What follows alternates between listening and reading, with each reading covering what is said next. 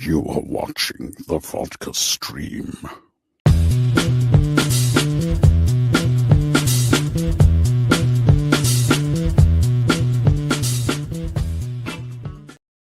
What is happening, ladies and gentlemen? How we doing? It is Friday night. Happy freaking Friday to everyone. How we doing out there? Hopefully you guys are doing good. Let's see, playback's looking good. It's looking fine.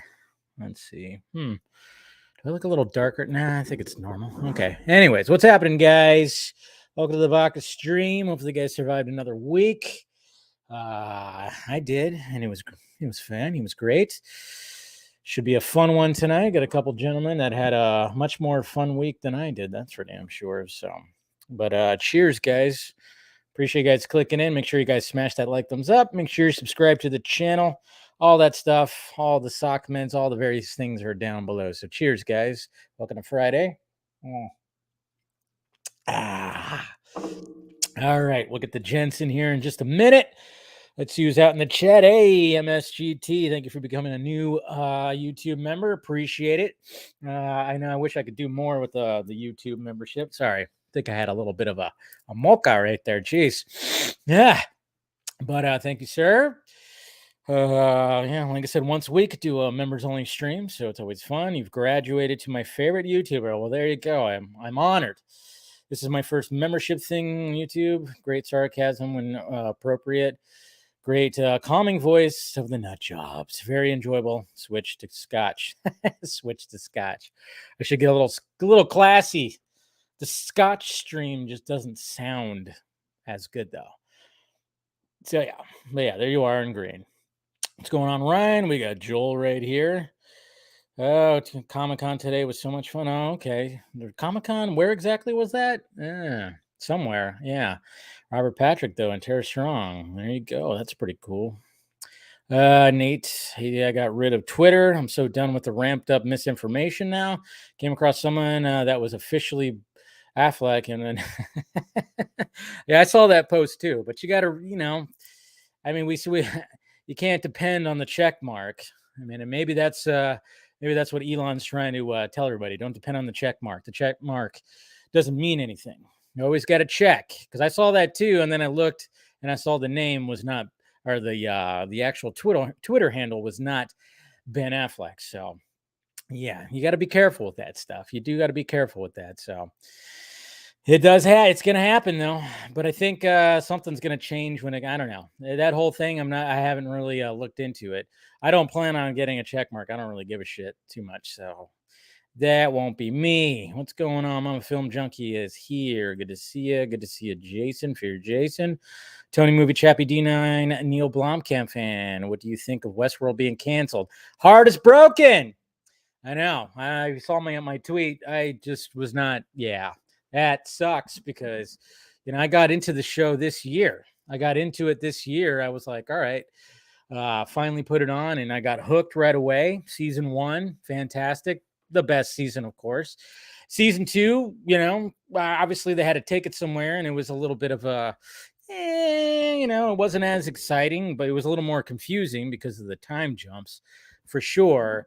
And then season 3 into 4, season 3 just changed it up, and then 4 even changed it up again.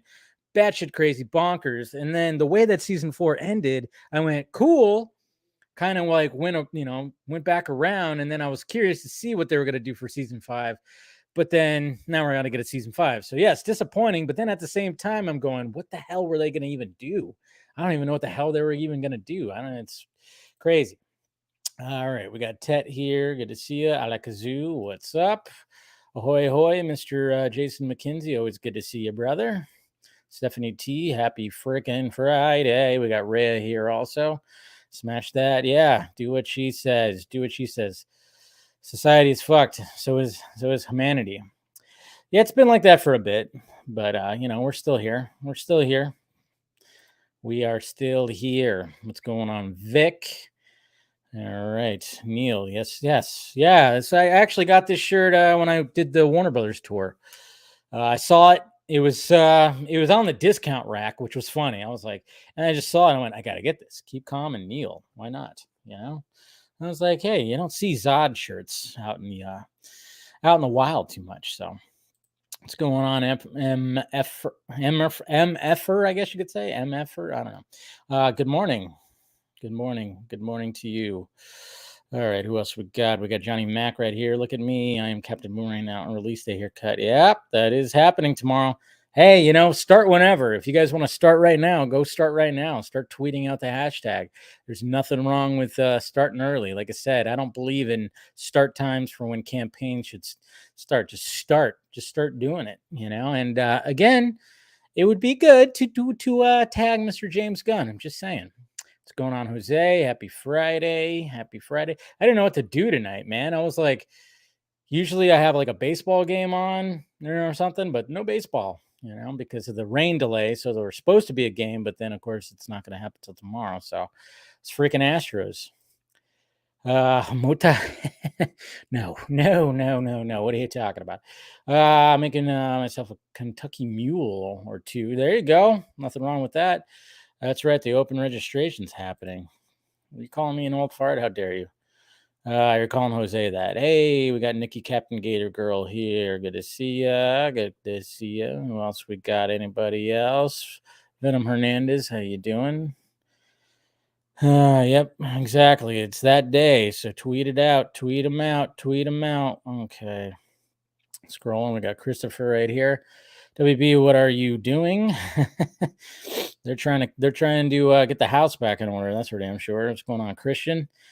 Good to see you, buddy. Hola, ¿cómo estás? How's everybody? Yeah, good to see you, bud.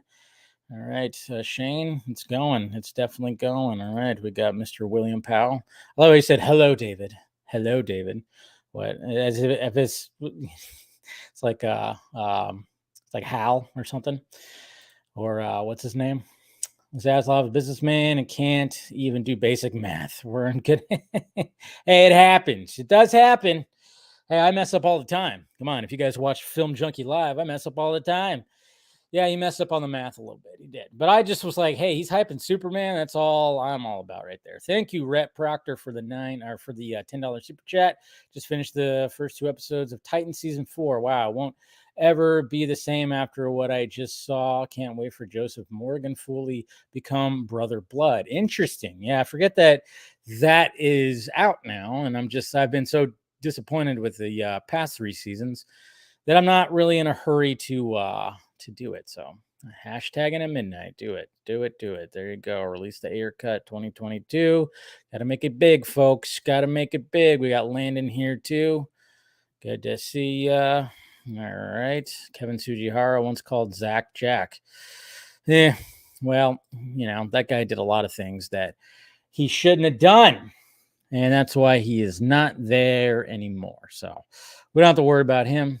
But, obviously we'll see what happens when it comes to things, when it comes to James Gunn and everybody like that. So, yeah. All right. Let's get the gents in here. And,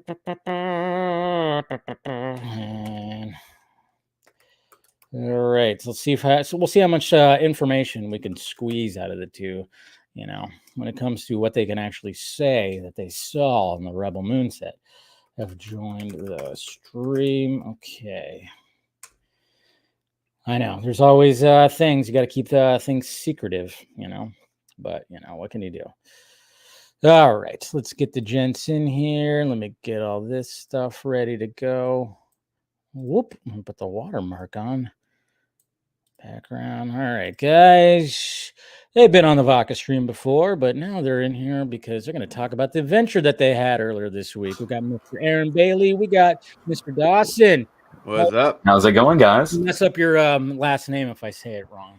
Everybody does. Yes, so, I figured. Yeah, I'm used to it at this point. I've been called Wiedrich, Wiedrich. I've been called Weirdrick before. Yeah. Intentionally.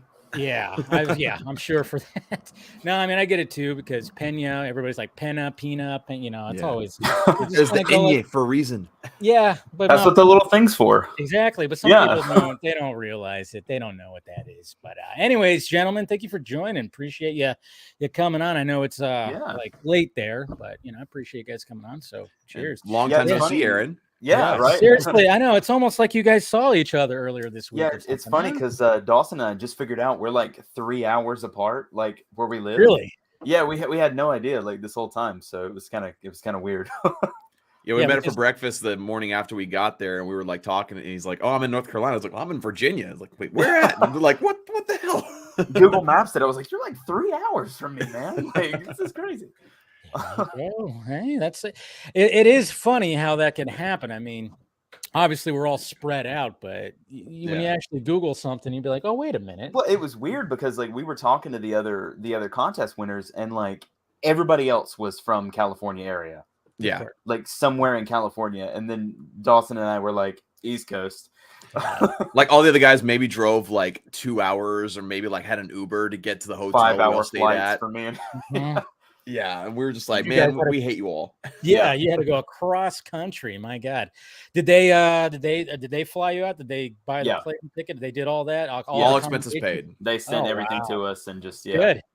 Yeah, because I mean, I figured that they would do that. I mean, obviously, they're inviting you on the set. I just wasn't sure if it was like every little thing, but yeah, that's good. Yeah, they had drivers for everything from our house to the airport. Too. Yeah. Wow. They had us picked up and everything. It was kind of crazy. Like I didn't expect it to be that elaborate. Like it was weird. Well, it was funny because like I told Aaron this. I live like off of gravel road in like a very small town, and at 2 a.m. when they picked me up, this fancy Cadillac pulls up to my driveway. A guy in a suit comes out, stands in my driveway waiting for me, and takes my bag. And in the car is like fancy orchestra, like low music playing, and I'm just like, I don't fit in here. Yeah. Like, what am I doing in this thing? This is not. Where are you taking me? Am I going to, try to help the government out to defeat the Decepticons? I'm sure my neighbor's looking out the window like, what's the CIA doing here? He already spoiled stuff about Rebel Moon. They're just coming to get him. It's like, totally. Yeah. You're right. So when was it? It was on Tuesday, right? That you guys, or Wednesday? Tuesday we flew out, and then Wednesday was the set visit. Yeah. Yeah, and I remember you hit me up too, Aaron, and it was just again during the week. Yeah. It's just hard. Well, and I don't have a good grasp of like where things are in California either. So like I just assume like I'm like, oh, LA, so you're like right there, like nope. I'm so used to the East Coast, man. Like, yeah, I'm not in LA County. I'm in the next county over that's east, southeast, something like that. Yeah. So yeah, you're like near Orange County then? No, I'm in Riverside County. So, Riverside, okay, gotcha. So you got Orange County that's more south, and then Riverside's more east, and then you got San Bernardino and stuff like that. So, so yeah, I know it was like the same thing happened because Steven was also in town for a work thing, and he was also in that area. And it was on a weekday, and then it was just like, yeah, I looked it up, Googled it, and it was at like 4 p.m. on a weekday. And I was like, yeah, it's 60 miles, but it's going to take me an hour and a half to probably an hour and 45 just to get there.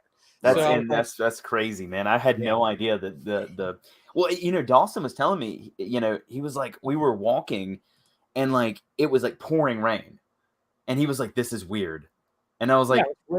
I was like, is it really weird? I'm used to rain all the time on the East Coast. Yeah. He's like, in California, this is weird. I lived in LA for 2 years and only rained twice for a total of 10 minutes the entire time I lived there. And then I show up and then it pours rain. Like, so thank you, Aaron. Yeah, God, I brought it with me. Yeah, you don't belong here. Yeah. they're sending me out already. Yeah, sending you a message. No, I mean, it is, you know, Dawson's right. I mean, and when it rains, it doesn't rain for long. Like I know you guys probably over there, you get some really, really cool, like thunderstorms, and it'll be like raining for days or something like that.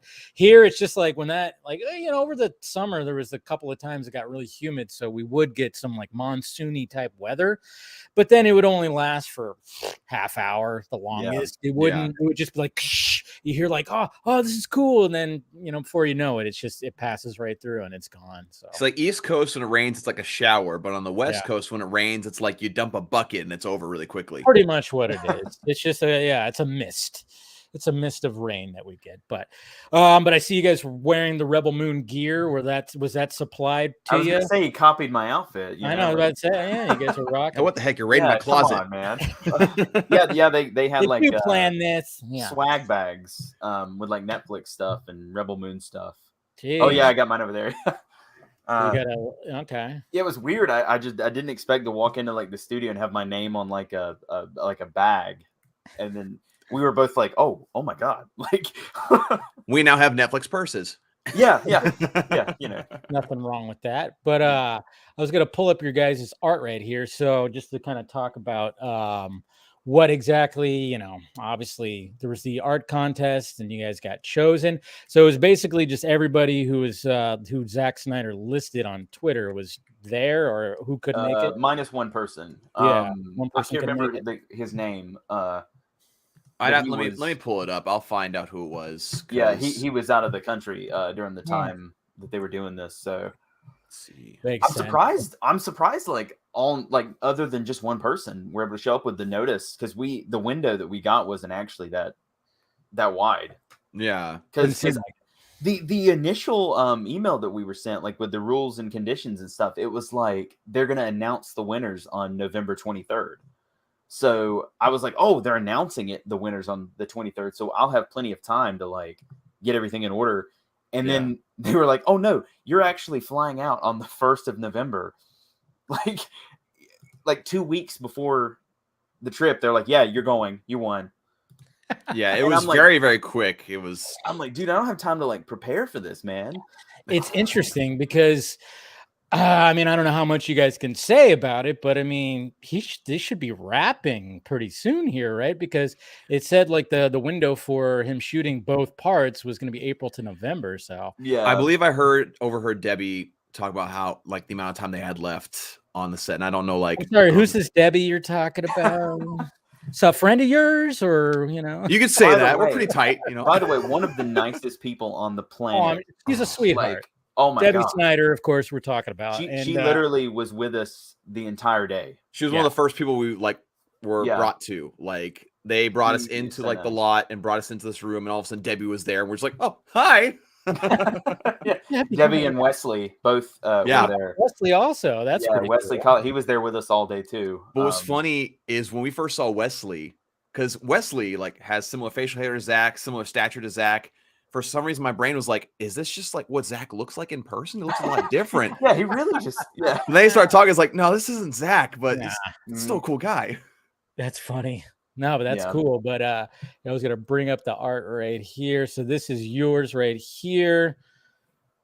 Aaron, so like what were you so what was the idea when it came to this piece of art? Because when I saw it, I was like, well, yeah, that looks beautiful. I love the blur. I Well, love how the face is like in focus and everything else is kind of I did that partially, and I forgot who brought it up. Somebody brought it up there at the day. But I purposely did it to be like Army of the Dead.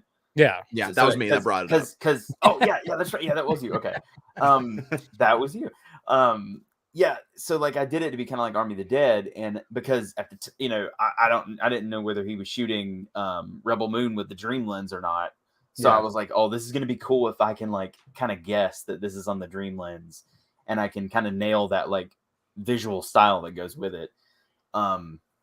So that I just kind of did that, and I thought it was cool, like because I did my initial one, which was the male version. Yeah. And weirdly, like I got the biggest reaction to the male version of this. So I was sure that one was going to be the one that would go through. And then I sent this one because I just did a second version. Mm-hmm. And then this one won. And I was like, oh, weird. Like, what? Yeah. And so like, but yeah, the idea was that like they wear the armor that catches the light of the sun in their system and everything. And they use it to power their like society. So they kind of worship the sun as like a deity. And I didn't get a chance to like fully explain it to Zach, but I did explain it to Wesley when he asked me about it. And I was just like, yeah, that was the idea. And he was like, oh, I like that. And I was like, oh, cool. Some kind of validation. Good. Somebody likes this. Somebody likes it. And in designing this, I mean, I know it's like some people were going like they're getting a little iffy about the whole like AI art. Oh, Did you use any AR? Is it just Photoshop? Yeah, and I explained that because the people that were like, oh, it's AR, and I'm like, no, dude, I've been doing art for like 6 years. Yeah, now. You've been doing it for a bit. And now I just recently in the last like year have moved into like using 3D models as part of my workflow because I'm not great at drawing faces. Yeah. So what I do is I have 3D models that I use as like a baseline for the face, and then I use assets and stuff and combine them to make stuff that I want to make.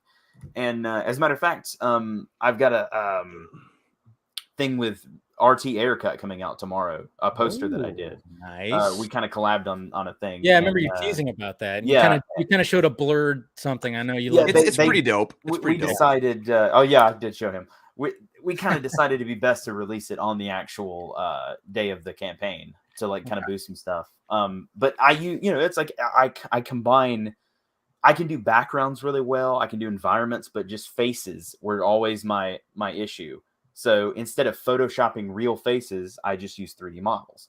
That's good. And I think that's why people were like, well, yeah, but your other stuff doesn't look like this. And I'm like, my recent stuff does. If you're going back and looking at stuff from like a year ago for me, no, because that's all like Photoshop faces and stuff.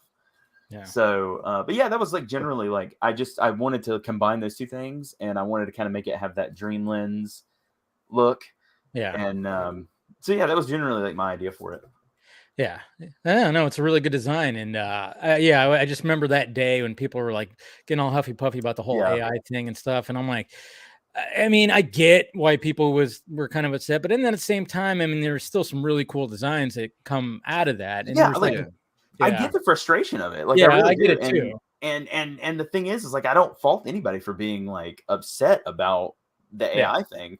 And I think it can be good as a tool in like moderation. If you use it for an idea or use it to conceptualize, especially for people that have a hard time like taking an idea in their head and like physically making that into then use that as a jump off point to finalize the design for like tone or style or something. But and I had several people, so I eventually got sick of it, and I was like, look, I'm going to post like an in progress photo of this. And I posted an in progress photo of my original one. This one I didn't think to take any, because I don't normally do that a lot. I don't take like in progress photos or videos or anything. But I posted it in progress on my first one, and then the guy was like, oh, that one's AI too. Oh, Jesus. I was like, bro, do you want me to go in Photoshop and turn off the layers individually on camera for like, and he was like, well, why didn't you record yourself doing it? And I was like, because I didn't think I would need to do that, I mean, if we did that with every project we ever did, we'd have thousands of hours My of video stored. my entire computer would be full of like videos of every single Yeah. thing I've ever done, you know. So Yeah. but yeah, that was like, you know, I mean, understood. if you're going to do that for like a video, cool, but not for every little piece of art. Yeah, and I didn't. If you're gonna think have I a was gonna video, get- and I know Dawson, you've done videos where you've drawn like on streams and stuff like that. Sure, I mean, like, yeah, do something like that. But if you did it for every little thing that you did, then get out of here. Well, and me and, you know, Dawson and I talked about this too, and I was like, dude, I really love the fact that you do your sketches, you know, in the TikTok videos and like the time lapse things. And so now I think I'm gonna try to like do something similar. Obviously, I don't like hand draw it, so it's not gonna be quite as cool. But you know, my process of like layers and things like that, I'm gonna. Well, the benefit of the program that I use is that it automatically takes a time lapse. Oh, seriously? So Yeah, that- and you can Okay. export a 30-second one or a longer one that goes more in depth into the process. All I have to do is just download it from the program, and it just stores in the cloud until I download it, and that's where I get it for the TikToks See, for. I'm lame. I just use Photoshop. Hey, I can't use Nothing Photoshop wrong. as well, so there Yeah. you go. yeah. So Dawson, this is yours right here. You went for the more samurai approach, which is awesome. I love the fact that you use blood in there and everything. So what was so when it came to the concept, what was the idea? Yeah, so you pointed out the samurai element. Obviously, this as well as many other sci-fi stuff, including Star Wars, inspired by Seven Samurai. And I saw a lot of the people were doing more sci-fi, you know, things, and that's cool, and they all looked great. But I thought if I'm gonna like do anything with this competition, I want to try to like make mine a little different, just because I do more 2D design rather than a lot of the other 3D stuff. So you got to do something to stand out. Yeah. And I've always liked the idea of sort of a loner type of Ronin type of character. And I've had the name Ruthar in my head for a character for years. And so I was like, well, I might as well just use this.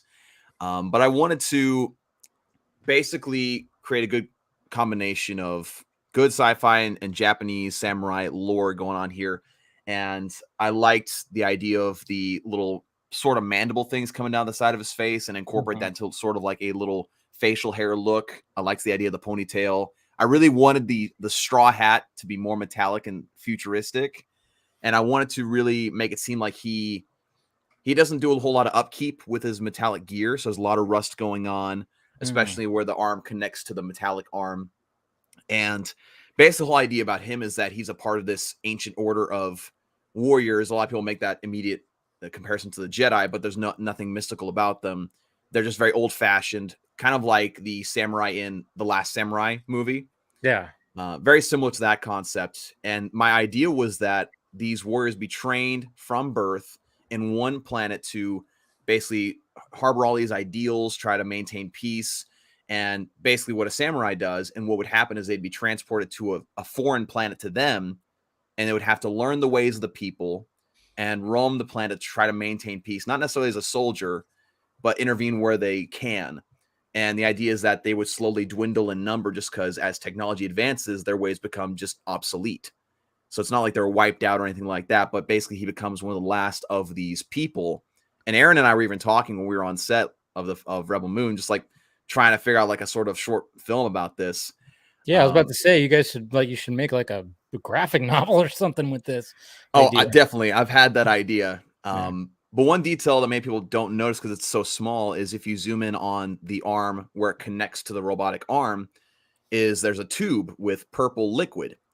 And zoom. Sorry, I can't. Yeah, it's all good. It's on Twitter. I know it doesn't have that, but but that liquid goes into the arm and it sort of shows in veins. And so the idea was that a lot of robotic arm technology in science fiction, as well as even in real life, has to do with nerve endings. It connects to the nerve endings to where they can control the arm. They don't feel it, but they can control how it moves. But this tube work of integrating it into the bloodstream will make it seem like it's more of a part of him. Yeah. Rather than just being an attachment. So that was just kind of an idea I had, because I always wanted it to be more like a thing where if he gets hit, he can feel it and he can feel the pain of it. And it's an intentional thing because he doesn't want to lose his, I guess he's an alien, so it doesn't really apply, but his sense of humanity, if you will, while having a robotic arm.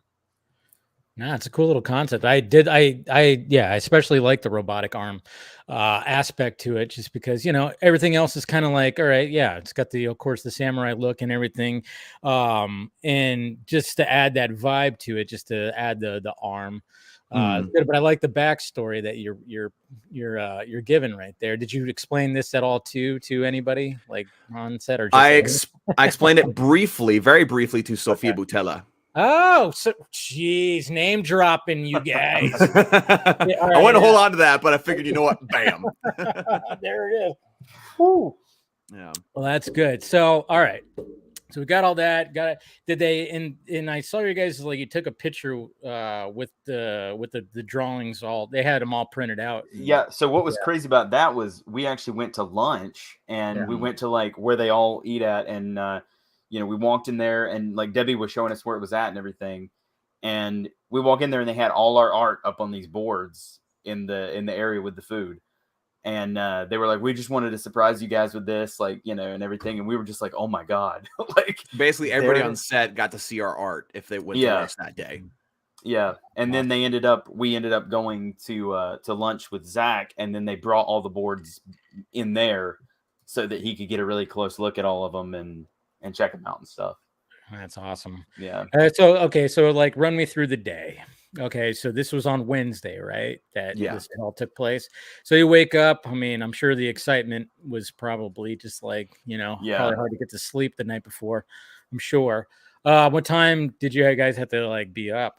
So we had to meet in the lobby of the hotel at 9:25 with all the other artists. Oh, that's not too bad. And Netflix had a big van that I could actually stand up in, which, if you know how tall I am, it's really difficult. You're a tall dude. Yeah. Didn't expect that, by the way. Very few. I'm like, oh, hey. Yeah.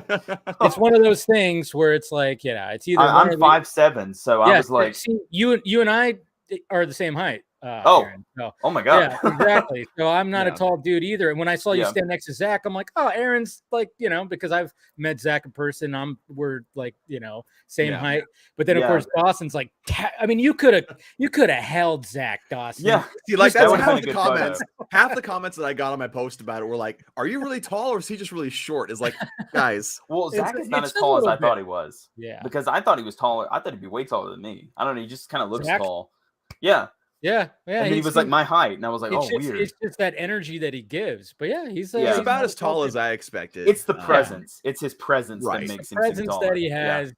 But then you go back and you look like him standing next to Ben Affleck and Henry. And it's like that. And it's just like you're like, oh yeah, he is even Gal. Yeah. Because Gal's like super tall. If I like 5'11", I think is what she is, or something. Yeah, like that. she's 5'11". She's pushing 6 feet tall. Yeah. Yeah, because I remember there's always that shot where like in BVS when she was doing that, and he's kind of like they look almost the same height, but then you got to realize she's kind of crouching as she's doing it. And I'm like, oh yeah, that's why. But I mean, it's just it is. Yeah, it's always funny when you meet people that you've talked to online, and then you just go, "Oh my God!" I mean, I always get "I thought you were taller" thing all the time, and I'm like, it's just the way I shoot my video. It's just it just looks weird on camera. Yeah, exactly. But the camera adds 5 inches. Exactly. They started doing interviews like immediately, which was kind of crazy. They started what? They started doing interviews like talking head kind of things with everybody. Wow. Dawson and I didn't do one until later, but they pulled in some of the artists and were doing like just stand-up interviews with some people. But I think we kind of lucked out with the interview thing because we it's not really spoiling anything, but we got to do ours on the set. Yeah. Everybody, some other people did some ones actually in the hotel. No, we were standing right in the set. This isn't a spoiler because you've seen it, but in the set that you have seen. Yeah. The recent one that he showed? Yeah, the one that we got to post. Yes. Yeah. Which is in the thumbnail. I did my interview in the same place that Zach filmed that question for Henry. Mm-hmm. No shit. Oh, yeah. You did it in a different wow. place than I did then. Yeah, you did it in the other place, the other set. In the hallway. Yeah, you're in the one that we watched. Yeah. So we had those interviews in the day, but we get to the set and they introduce us. We get all the swag and everything. They kind of tell us what's going on. We had to turn in our phones, of course. And they gave us these brand new like Samsung like flip phones to like use for the day. And so because they have like 8K cameras, and they're like, okay, we'll take footage of this and you'll hand them in by the end of the day, and we'll send you the footage from your specific phone when we deem it okay to like release the footage and release on your channels and such. Which is Yeah, really they were taking cool. that seriously though. Like they were like, look, like this phone, the phone we're giving you is not connected to any network. It cannot connect to Wi-Fi or anything. Yeah. So you Like, can't don't even send- try. Yeah, don't even attempt to send anything out. And I was like, yeah, I'm not going to, man. Yeah. No, I mean, you have to do that nowadays. I mean, that's smart. That's really smart. Yeah, that they do don't. that Yeah, they weren't because playing they around. want man. you to. No. They of course want you to like have some footage. I mean, obviously, just in case if you have a presence, you have a YouTube channel. Yeah. They want you guys to. They want the fans to post stuff, but they don't Not want you that to, kind of stuff. Yeah, they want you to Yeah. make sure like what it is and everything like that, and when you can post that stuff. So that's Right. that's pretty smart. But, I was like, wondering how they handled all that. Yeah, we got there and they took our phones and bagged and tagged those, and then waited around a little while, and then Debbie and Wesley or we started walking towards where they were at, which we found out was in a screening room. Yep. And we actually got to watch Some stuff. Yeah. Yeah. Hey, guys, and what'd you watch? Any? I don't know. Well, we can't say anything about it, but it's just stuff from the movie, and it's Well, you could say, was it awesome or not? God, yes. and like they said, you can't say specifics, but you can like describe how cool it was. Yeah. And I will the scope of what they're doing. Actually, I knew this was going to be big, but I didn't realize what they were like the actual scale of this thing. That's the same for me. Like we sat down and watched what they showed to us, and obviously I was totally excited about it before. But after seeing what they showed to us, I was like, man, this is, like Aaron said, this is so much bigger than I ever imagined that it was going to be. So much more complex, so much more depth to it. And it just got me that much more excited to the fact to the point where it's basically my most anticipated movie of this next year. Yeah, same. By far. Dawson and I both, I could hear us both like during the footage. We're both like, holy shit. like we're just like, whoa. In fact, I'm pretty sure the words, man, this is crazy, left both Aaron and I's mouth at least like 150 times during the day. Just kept turning around like, this is happening, dude. Like, what is going on? How long was the footage? Like just a couple minutes or? Well, 3 minutes, 4 minutes. Okay. Yeah, around 4 minutes, I'd say is like accurate. That. And it was actual like a scene, or was it just Some reel? Of it was, well, it was a combination of things. I'm trying to be really careful, man. Yeah. Gotta be careful. All I can really say is that it was footage mixed with descriptions of what was happening. Okay. Footage. Yeah. And we watched it with Debbie and Wesley. Yeah. Which was cool. And then she kind of she really went in depth talking about stuff and just explaining things to us after the stuff. And we got to ask questions of like how the idea of the movies came about, like the timeline of how things worked out, the experience they've had on it. And it was funny because you could tell some of us were a little like, we were excited to ask questions. We also didn't want to like overwhelm them with them. And so at some point, Debbie was just like, guys, we've been on this production for over a year. Okay. Like we've been working on this thing for a long time. We finally get to talk to somebody else about it. Yeah. Ask us questions.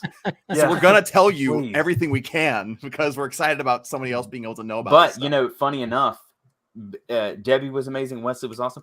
The most chatty person on that set is Clay Enos. Yes. Wow. Okay. That dude. Oh, I'm sure. Walking around all day. Like, dude, it's like he was like a fan also. Yeah. So he was like, y'all, check this out. Come here and check this out. He was like beside me and Aaron all day. It was awesome. Yeah, because I remember you said that the picture that he took of you and Zach was by Clay. Yeah, he took all those. He's there. Those pics, yeah. What's funny is that like we were walking across the lot and there was something there. I'm not going to say what it was, but we were going to see this one thing, and all of a sudden to our right, Aaron and I look and there's Clay. It's like holy crap, and he's wearing like these like 3 leather camera straps. Oh yeah, he's always loaded up, like just ready to shoot whatever. 5 cameras strapped onto him. Yeah. So we got a selfie with him with the phone. We don't have it, of course, because it's on the Samsung. So we can't have that for a long time. So we have no proof that it actually happened. I believe you. Don't worry. But no, like Aaron said, he was the most talkative, most awesome like person to talk to during a lot of the tour. Right? I mean, just because he explained so much stuff. He was like again, he was like giddy, like Aaron said, about like being a fan. Talking about, oh, this person does this person's great, this person has done this set used to be this, now it's he knows this. every single person on set too. Yeah, it's kind of crazy. Like he knows like even like production assistants and like yeah, he's like names. He's like, oh, that's Rick over there. He does this, and like he's a cool guy, and like, and even said a couple of times, he's like, you know what? There are some days where I don't even have to be here for longer than an hour. I just stay here just because it's fun. Why not? You're on a movie set, and you got He was talking about how like lately, like he's been able to get a lot more photos in, so he's been there a little bit more recently, and getting a lot more shots, and he's such a cool guy.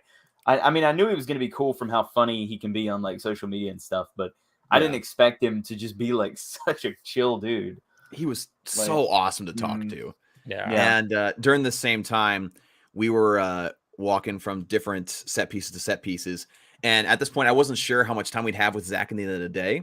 And so I had brought this like sticky note sketch that I did. And so I like went over to Debbie and was like, hey, I got some for you and Zach. I don't know how much time we have with Zach, so I want to give it to you just in case. And so she's really excited about it. It was the SnyderCon logo. It was like Dr. Manhattan, Zombie, and Batman. Yeah, I saw you post about that. You gave it to him. Yeah. Right? Yeah. So I gave it to her, and then she handed it to Zach out of her pocket when we had lunch with them. So that was really, really cool. Yeah, I bet. Jeez, to give your art to him and everything. How much time did you end up having with Zach? Any I know he's like an hour or so. Yeah. Yeah, if you combine parts of it, lunch was about like maybe 15 minutes. Because we kind of like he kind of came in a little later after we had eaten, and then we felt bad. We were talking about we felt bad because he was trying to eat lunch, and like so we kind of dialed it back on the questions because I was like, I'm not trying to bother him while he's eating. Like, we made sure to let him have like a bite or two in between questions. Yeah. And it's like, please eat.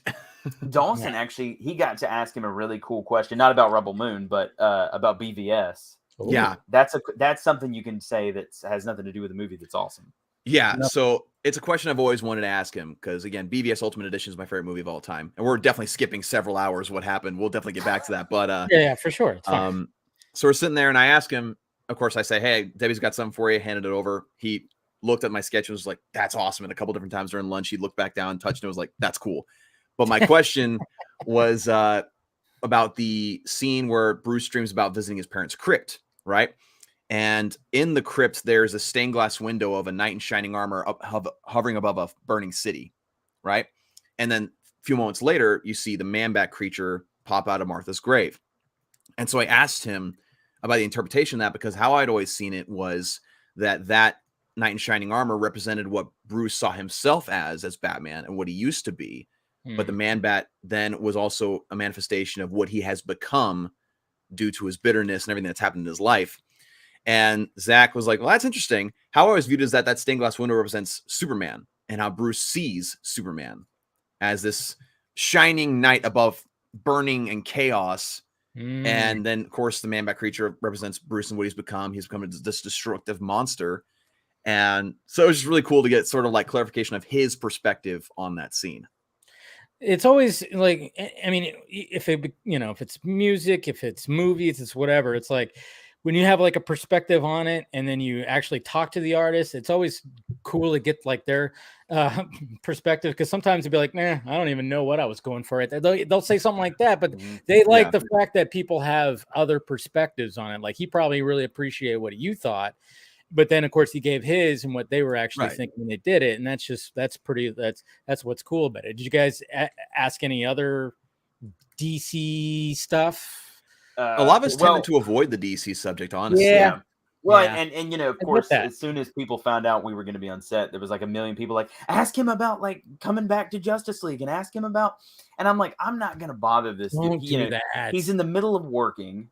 He's like, let's ask him about the movie he's working on and not about hypotheticals. The movies he's worked on are like stuff that he's done before, not like, hey, what's all this business stuff with WB and all. Do you believe Henry Cavill's back on? I just wanted to focus on what he was doing now because he's so passionate about it. And speaking of past stuff, we even asked Debbie. I can't remember if it was you, Aaron, or somebody else that asked Debbie what her favorite project has been to work on.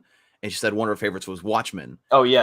All the stuff they delved into. And Wesley, we even talked about that too. And that was really cool to kind of hear what they thought about that whole experience. But that was definitely one of them for her. So that was pretty cool.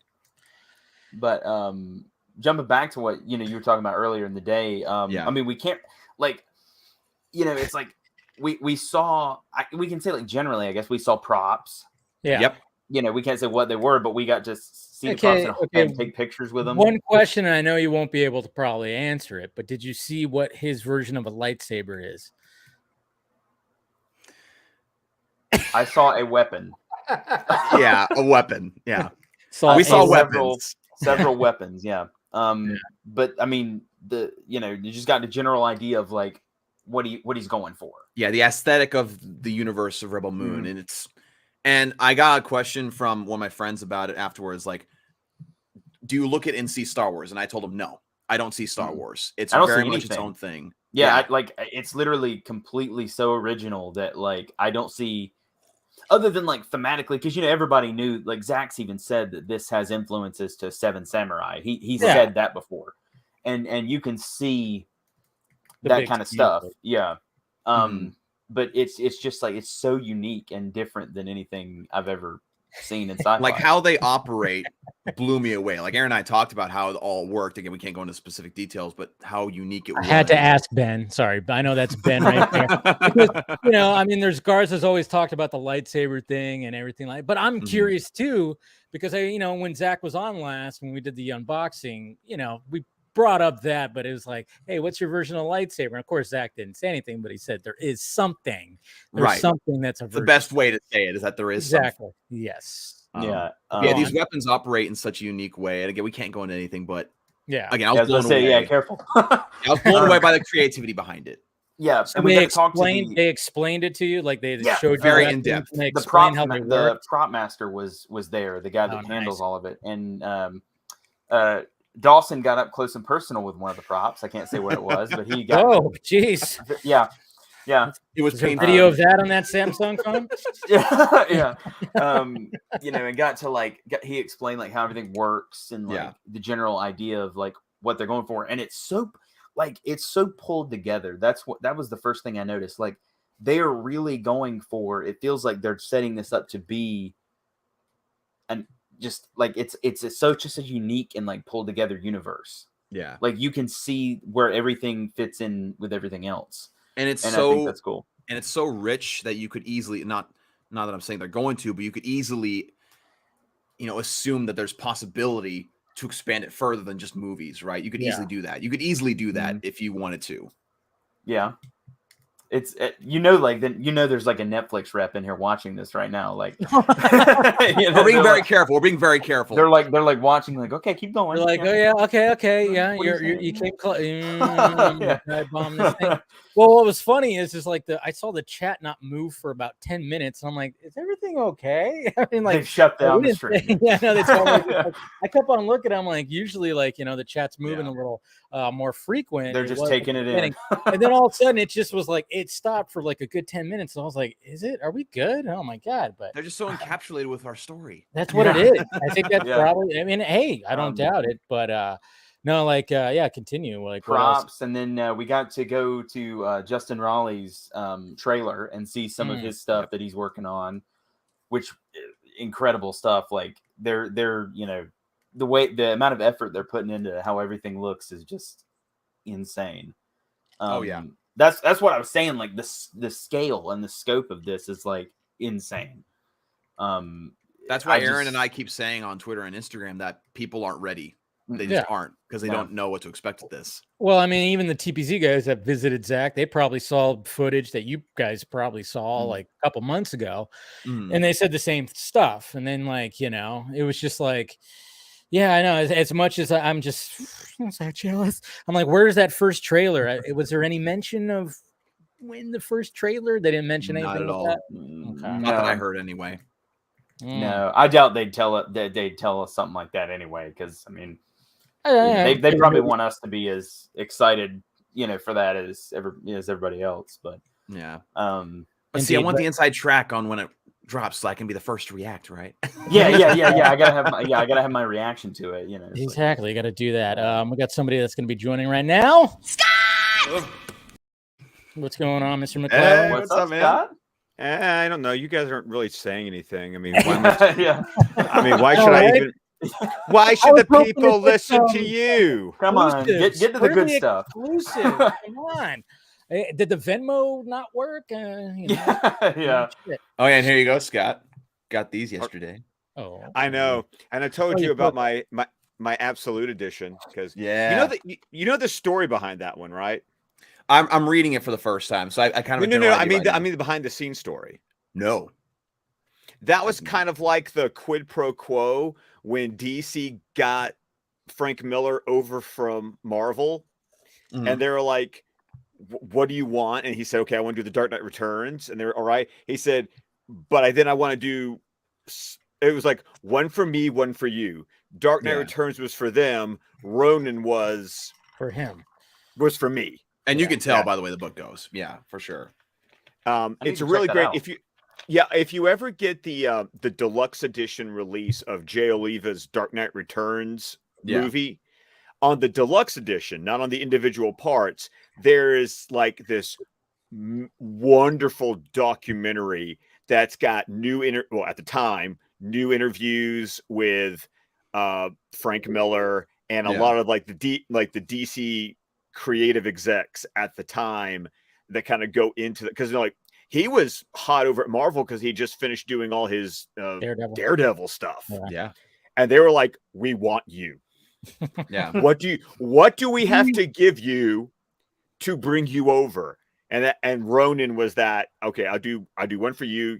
You let me do one for me. That's funny. It's like first I'm going to reinvent Batman that everybody's going to, Just well, real quick, that's what I'm going to do first, and then I'm going to do what I want to do. It's like Jesus Christ, that guy. Yeah. Sorry, I've also been sitting here the whole time that you guys have been talking, and I have been literally scheduling out all of my release the air cut tweets for like the entire day. Are you using Because- Hootsuite? Are you using Hootsuite? 30-day free subscription. So There you go, you know, buddy. I know, like Scott was like, "Hey, what should I, use for that?" I'm like, "I use Hootsuite. You can Yeah. schedule out. You could do all kinds of I stuff." didn't know what that was. I I've mean, seen like, everybody exactly. tweeting from that. It's like, hey, come on, Elon, let us schedule some stuff. If you're taking over, but like, yeah, I use Hootsuite if I want to schedule out tweets. Well, Not to so I mention- guess because with Twitter, like you can schedule them with Twitter, right? Like, no, it just- you can't. no, you can't. You can't. You can save Really? them in drafts, yeah, but you can't schedule them to be. You have to use a third party. unless you know a trick. Yeah. Literally, I just clicked on it and I've got a schedule thing. Well, on the computer you can do that. Oh, okay. I use Oh. Twitter on PC. Okay. Yeah. Yeah, you can like schedule tweets on PC. Yeah. Yeah, I've You done it have the before. app I'm just too downloaded? lazy to go in my office. Do you have the app downloaded onto your computer, or is it web based? No, it's on the my, website. I'm looking at it right now. Like, What the hell? yeah, That's you just weird. go to your tweet thing, and then right underneath it, there's a little calendar with a clock. Oh and you click wow! schedule. Oh The yeah, more there you is know. one. But I guess Hootsuite is easier because it There lets is. you do like a bunch at a time. Yeah. Probably. Oh yeah. Yeah. No, I'm literally scheduling out the entire day. Yeah, Yeah. it's probably a lot easier than using the Twitter one. Okay, I did not even notice that was there, but I don't know. I use Hootsuite because I liked how like organized it is more than everything you Yeah. have. all I your just stuff like in a row. recently I've kind of limited my Twitter to if I'm on my computer because like I just can't stand Twitter being on my phone all the time normally because of how Yeah. like awful it is a lot of the time. So I just like put my phone down and I'm like I'm gonna pretend it doesn't exist. Oh no. I don't. What I do on my phone is, I think it was like iOS 14 or iOS 15. They added in those focus filters. Oh yeah, yeah. So I have a work filter that literally blocks out everything except for certain phone numbers. So like if my wife is calling me or Yeah. if my parents are calling me, it'll let them through. Everything else, it's like unless I actually like unlock my phone screen, I don't see anything. And No. and my watch doesn't buzz because I need to be working. Yeah. So I need that on my phone, but I have a Google phone, so I don't have. I'm not. it's with the iPhone. really great. When I'm sitting in my cubicle for 8 hours a day, doing Yeah. doing work stuff, it's nice to not have Work my no shit. I know I'm Yeah. I'm doing lots of work stuff at this new job. There's a Okay. lot of work stuff. Yeah. So But I actually got to ask Zach about Ronin since we brought that up. Really? We talked about like Frank Miller briefly because he talked about, of course, loving his writing for comics and all that. And I asked him, would you ever be down to adapt Ronin? And he's just like, I like Ronin, but for me, the number one thing is the Dark Knight Returns that I want to do. If I by the end of my directing career that I've done Watchmen and the Dark Knight Returns, I can die a happy man. Well, that's what he said on here. Like, Right. like one of the questions was like, I think it was a fan question maybe or something like, what else would you want to do DC related? And he said he would like to do an actual full adaptation of the Dark Knight Returns. I mean, obviously, BVS was as close as we're gonna get. He said that exactly. Yeah. Yeah. So, but yeah, that was like his number one thing was like, man, if he actually, and hey, you know, maybe who knows what could happen in the next decade or so when it comes to all this. I mean, obviously we want him to come back and finish what he started, but you just never know in the course of things. And again, I'm glad you guys didn't bombard him with all that stuff. It's like, no, you're on the Rebel Moon set. You're going to, it's all Rebel Moon. I'm ready for some Rebel Moon stuff because I mean, Yes. ever since like 2 or 3 years ago, when I was in on what his Star Wars pitch was. So then when the Rebel Moon thing got announced, I was like, guys, do you know what this like it was fun being able to go, guys, you know what this is? You know what this is, right? This is Star Wars. Let me tell you what his original idea for Star Wars was. And it was like, so when I heard Rebel Moon, I was like, yeah. And the thing was, like, we had just been shown all this stuff throughout the day, and so when we had lunch with him, we had all this stuff that was put in our minds. We had questions about, so like we had all these things to ask him in regards to something he's actively working on, right, and very excited about. So it was very easy to just ask questions just about Rebel Moon and talk to him about that. That's why I'm glad that they did that when they did. Like it was at the end of the day because we actually had things to like bring up about because before we had like no idea. Yeah. So we didn't have that many questions. So it was like, but going into it and seeing things, we're able to be like, yeah, so what's this about? Like, you know, it was kind of cool.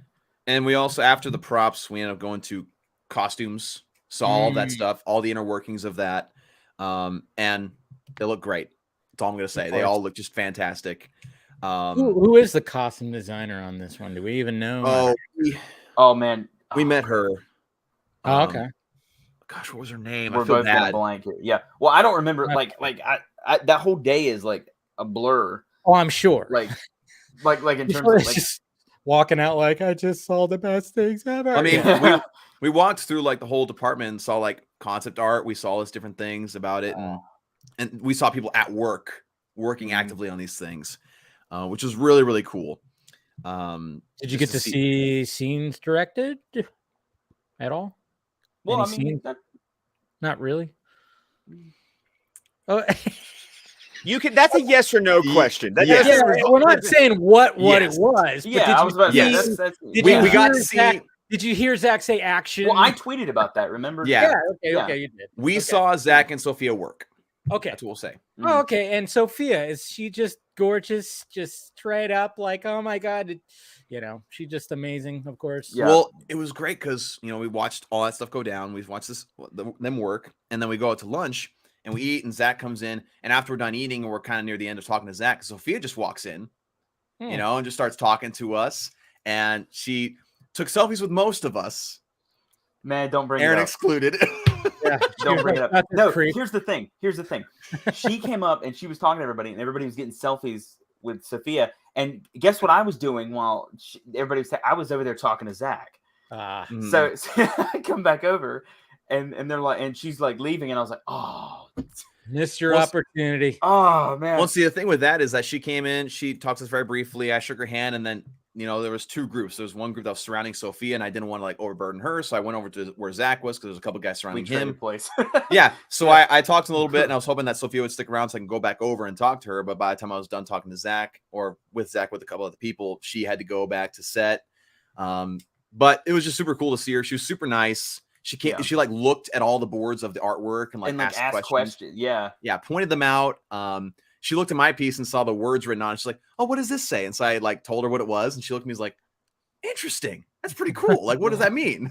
Nice. I was like, yeah, here you go. Brief little description. I did think it was funny because I'm like such a camera nerd. And I was like asking Zach about his lenses and stuff. Yeah, and hilarious. Yeah. And so I was asking him about his lenses and like how he, his depth of field and all this stuff. And he goes, he was like, "Oh, like you got to see the lenses I'm using, for this." So one of the assistants went and brought the lens off the camera to where we were having lunch, which was a good ways away. I felt bad for her, but she just did it on her own. She did it on her own, like, accord. He didn't make any motions or anything. She just brought it. He's like, "Oh, thank you." Yeah, and he was like, "Oh, thank you." And he puts this, he's describing it and all this stuff, and he like picks it up and it starts to like slip out of his hands. Oh shit! And Debbie goes, "Zach." She's like, "Goodness gracious, Zach." Yeah, he goes, of course. It's cool. And so as he was leaving, he like grabs it. And I was like, "Hey, Zach, high and tight. Keep it yeah. Hang on to that thing." There's only hilarious. so many of those. Yeah, we got somebody else who also loves cameras is joining in. Throw a knife at Steven. There we go. To say, you're like at Zach dropping a lens. Come on. I know. No. I was like looking backstage. Like Steven's going, "Oh my god!" Ah. we all sat there like, "Oh no!" And Debbie's I just just told on him. Whoops. Kidding me? No, you were speaking Steven's language, like he was going all hot and bothered backstage, so he just had to come on right now. I love the drop of throw a knife at Steven. I always know who's about to come in from the drops. I'm like, "Yep, here it is." Yeah. Well, I mean, it says their name. Yeah. So like, Well, not always. You've got KC when you get Yeah. that's the sexiest thing I've ever seen. Exactly. Yeah, because I'm like, what could be for Casey? I mean, it was perfect for the Scott one and then the Steven one. Zack Snyder saying that, so perfect drops. But yeah, thank God he didn't drop that that lens. That's funny. I just love how like Debbie was already right there. Like, and I felt bad because he literally, the lens was there because I was asking about it, and I was like, if he drops this because of me, oh God, I've halted production. Oh geez, and it's funny because because everyone was not everyone, but there's all the controversy from Army of the Dead about the dream lens because how shallow depth of field that is. Mm-hmm. And he's got, I think he posted like 3 different 75, a 50, and a 120, something like that. But the one of them actually ends up having it's actually even shallower than the dream lens was. Mm-hmm. So is how it works out if he shoots wide open with it. So I was like, oh yeah, there we go. Yeah.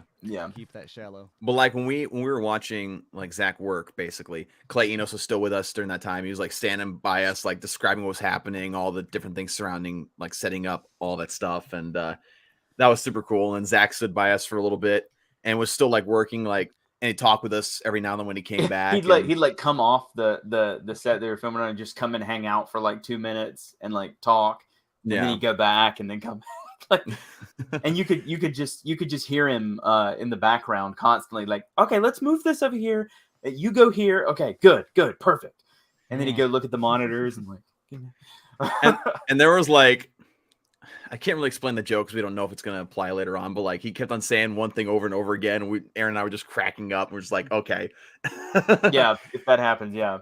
He was just joking around the entire time. It was just so fun because he clearly just loves what he does. Oh, of course. I mean, obviously, he's been doing it forever. And you just kind of see that firsthand. It was just super cool. And then when we saw Sophia come on the set, we're just all like standing up and looking over like, there she is. Well, like I saw everybody else stand up and I was like, why is everybody, where are we all, what's everybody standing up for? Because I'm short and I can't see over anything. So I just leaned over. I was like, oh yeah. Sophia. And then again, he said Sophia, and I was like, oh, that's why everybody's standing up. Okay, gotcha. Cool. What's really cool about Zach's sets too is like so many of those people have done so many movies with them. Like that's just what it's like. Like that's not like they were on their best behavior when you guys were there. That's not like that's just everybody's got they've got a workflow, but also they've got a play flow. like the amount of like goofing around basically they do. I'm not, like when I was at Army of the Dead, it's like, are you guys? Yeah, I was about to say you've been on the set. Are you? Yeah. Like even at one point, Steven, your mic is low. Yeah. But even at one point, like when we were watching it, like again, everybody there just so casual and like used to each other, like they're all family. We even got to the point where we started talking football on the set. It's like just going to that kind of conversation. Because last week when I turned it up, it was like blowing out. Then once I got there we go. It actually doesn't sound as bad this week. I know. It's so weird with I don't StreamYard. know. I get it. I gotta write them a nasty email or something to fix See, it. right now it's not too bad. It's like there's like a little bit of blow up, but not like how it has been before. It's better than not hearing him. So Yeah. you know, I cranked it way up in StreamYard's backend and then lowered it on my interface. Anyway. StreamYard's backend. Anyways. I know, right? Thank you, Dave. I know. I've been streaming My with you mind- for too long that we just we both into the same place. You know, it's either that or all those years of teaching middle school. It's one or the other. I'm just like, I'm done. It done. makes sense. Okay, Aaron Dawson, go I have a question for you guys because it might be 2 or 3 parts. Just be prepared. You know, follow the word. I love a problem. 2-part question. I know. Okay, so when I was watching you guys on Twitter, because it was like, oh, it's happening. Like, once again, you know, it's not like I'm like I'm not glued to my phone all the time. So shit happens and I'm like, oh, that's going on right now. Okay, cool. Were you guys, did you guys fly in? Were you there for like a day and then you had to fly back home? So how it went down was I flew in before everybody else. I was the early bird. I actually left my home at like 2 a.m. to get driven by a chauffeur to the Richmond airport to fly out at like 7 a.m. But I got to LA at around noon and I was in the hotel for like the whole day, just kind of relaxing, which by the way, the hotel they put us in was awesome. It's called the London. It actually has a bathtub that I can fit in, which I loved and definitely took advantage of. Yeah. And so I was there before anybody. Aaron didn't get to the hotel until like 9 p.m. Yeah, that's right. You were at the London, huh? Yeah. Because you sent me the address. Yeah. Sorry, I was talking to Steven. Yeah. He was out here for something else. The bathtub took forever to fill, though. Totally worth it. Okay. So you were just saying it was a swimming pool for Aaron. Yeah. Essentially, yes. Yeah. But yeah, we got there one night. Then the next morning, we all met in the lobby, did the whole thing, then stayed the night that night, and then flew out the next morning. Okay, so very very quick trip. Okay, that was the thing I was trying to wrap my head around. I was like, you're there, and you're done, and it was just kind of like, oh, yeah, okay, cool. So I mean, just a day. I know, just a day, and you're out. Like only one full actual day. Yeah. So was it still? I mean, because y'all are adults, you have real world lives. I mean, what was that like? I mean, I can imagine that one day was just like awesome, exciting, but did you have like some massive withdrawals because it was only like a day? Yeah. Like what's the dark side of this awesomeness that you had? Yeah, were you crying on the plane ride home? Just like, yeah. See, for me, it was weird because I've never been to the West Coast. I've never been out there. So I was like, man. And then he shows up and it's raining. Yeah. Right. Yeah. And like it was literally raining on the East Coast and then raining in LA.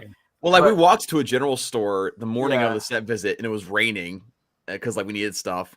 And Aaron was just like, is it like this? Like, no. Anyway. Yeah. Yeah. But I'd never been to LA or the West Coast or anything. So I was like, oh man, I'm going to try to like, if I have time in the evening, I'm going to go like down to the Walk of Fame and see that and the Grauman's Chinese Theater. And there literally was not enough time. And I found out how useless Uber is in LA. Jesus Christ. We literally ordered an Uber and it was a 7-minute walk back to where we had to go. And by the time we ordered my payment went through for the Uber, it was literally going to take them like 13 minutes. Traffic it was literally faster to walk. Traffic is horrible. Traffic is so bad. It was just so much faster to just walk back in the rain. So I was like, okay, whatever. So canceled the Uber. But like, what I want to know, have you ever seen the rain? No. Have you ever seen the rain? Coming down on a sunny day, man. Drop the track. Hey, I'm just glad you guys actually got the reference. That's the thing that makes me happy. Hey, I'm cultured when it comes to music. I know my stuff. You're John Fogerty. I appreciate that so much. Oh man. And then for me, like it kind of going to be in my head forever now. Sorry. I actually ended up the day coming back, and I told Dawson this. I actually ended up getting food poisoning yesterday. Oh shit! Yeah, so that was an absolute nightmare. So that wasn't great. and I you just shouldn't have eaten the fish. Yeah, that was literally what it was. Yeah, because I'm like uncultured and didn't know that they wanted me to like cook my own fish. What? Yeah, they had like this fish out, and then they had like a burner thing over on the other side of the breakfast area, and you're supposed to take the pieces of fish and like cook them. Wait, the fish that you ate for breakfast? Yeah. I was wondering about that. I was like, there's no way. Like, they had that's why I like a didn't touch burner it. over there, and then they had like a little tray, and you were supposed to take it, put it on your plate, and then like actually like cook it. And I guess I just don't go to enough like 5-star restaurants or something. We were probably supposed to cook everything that was on that table that we got breakfast from. If I'm being honest, because but I just hate, like why is the egg so liquidy? Yeah, this is like garnishes. None of that was actually supposed to be. That was just. I wondered why it was. I was like, man, this is a lot of food for free. Like, this is great. And I had been there for 3 days. They just shellacked it. Like, yeah, it was... but I ate that, and then like on the plane, I was like, oh god, I feel absolutely terrible. Oh no. Yeah, that wasn't a great way to end it, but I had fun the whole rest of the time. Yeah. So. And for me, like on the plane ride home, I was just still kind of on cloud 9. I was just like still excited that was happening. I was just kind of telling everybody that I could about the fact, like, hey, I just met like my favorite director of all time. Travel was like, honestly, plane rides for me are just gonna suck in general, just because tall people on planes never works out well. Your legs kind of lose in economy too. Like that's and people lean back like in the seat in front of you and crush your knees into your chest. People are weird on planes. Yeah. Always a lot of people are okay, but some people on planes are like, what the fuck? It's like their chemistry. When they take their shoes off and their socks. Oh, their bare feet are out. They're clipping their nails. Like, yeah. What are you doing? I didn't really have anything like that. Like I had a steak dinner 2 nights in a row paid for by Netflix. So like I was fine. Makes it taste so much better, right? When you're not paying for it, yeah. Yes, paid for by a streaming service. The bill comes in, the dinner's like $100. It's like, I'm not even breaking a sweat. This is the only time I ever be able to do this. That's awesome. We got somebody else joining. That is the sexiest thing I have ever seen. And now Aaron Dawson, who to expect? We already filled them in. I bet it's KC. Of course, it's KC. What's going on? How you guys doing? Good. We're just jealous of these two right here. Especially them flaunting the merch. I know, right? They got all this merch and everything like that. Like, yeah. I mean, here's the thing that I still have always criticized Netflix about is they have merch like this. Why don't they actually sell this shit? Oh, we screwed up though. We did screw up a little bit. Because they basically, when we first got this, they were like, I was like, hey, I took a picture of myself in this. Can I post it? And our Netflix rep that was with us was like, I don't know. Hold off on that. Yeah. Yeah. And then so like she finally gave us an email with the go ahead. She gave Dawson an email with the go ahead. And who's the rep? Jennifer McCann. Yeah. She's awesome. Yeah. Yeah. She's fantastic. I mean, she was amazing. But she was like, you can post the merch. We literally had the merch posted for what, like an hour? Yeah. And then people already had copied the stuff off our shirts and were selling it on like scam websites. Oh, Jesus Christ. Yeah, that pissed me off. And so I text Dawson and I was like, dude, like delete the and then I reached out to Jennifer and I told her what was happening. She's like, oh, don't worry about the tweet. Like, don't worry about it. Like, we'll figure it out, but you're fine. And I was like, okay, cool. But hey, at least they didn't get the back of the how shirts. Quick they are. They didn't get the back, so that's good. Yeah. Oh, it has something on the back too. There's a back. Yeah. We can show it, right? Yeah, you can show it. You're wearing it, so. It's on Teespring now. It's on Teespring. I'm gonna our guardian wolf. What? Something. Oh, my bad.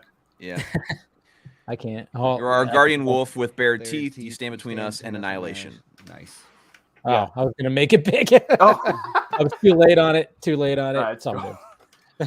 Yeah, super cool. So at least they didn't get that in the clear picture. Yeah. Until now. Cool. Yeah. No, it wasn't that clear. Don't worry. Okay, good. No t-shirts. Good. We're fine. Yeah. Rewind My it. webcam quality is safe. That is probably a line from the movie, right? I have no idea. or at least hints at the theme of it, you know, something like that. Because it's just like the Justice Maybe. League shirts when we got that, you know, he's never Exactly. faced us, not us united. Yeah. All of existence shall be mine. That's what they've been doing lately with the shirts, because it's even that Right. same box, Yeah. unbox. That's what I noticed font. too. Kind of wondering if like this shirt will end up on an Ink to the People, maybe, or I'd imagine so, That'd be or cool. something like it. yeah. Yeah, But yeah, he's you're got right the- though. When it Amazing comes to that, like- Netflix, when it comes You've to got Netflix, the front side of the hat on, and then the back side of the hat has this on it. It says 2022. Oh, nice. what's that symbol? Oh, It's like a flag. Yeah. Mm. I'm not entirely sure. Probably like the Imperium, whatever. Yeah, or that. What's the no? It looks like the red from the what are the bad I'm guys letting called in you the talk, synopsis? Steven, because I'm not going to say anything. Well, Steven hasn't been to the set. He doesn't. Like, he doesn't. Know. I'm letting him guess. We're I'm not guessing live. based on what it looks like, based on what was announced. It looks like the same design as like the concept art of the Imperial dudes. Okay. The concept there. Mm. the First Order or something. The first order. Yeah. Oh, gosh. Yeah. No, it's some kind of Imperial thing. Belisarius. Oh man.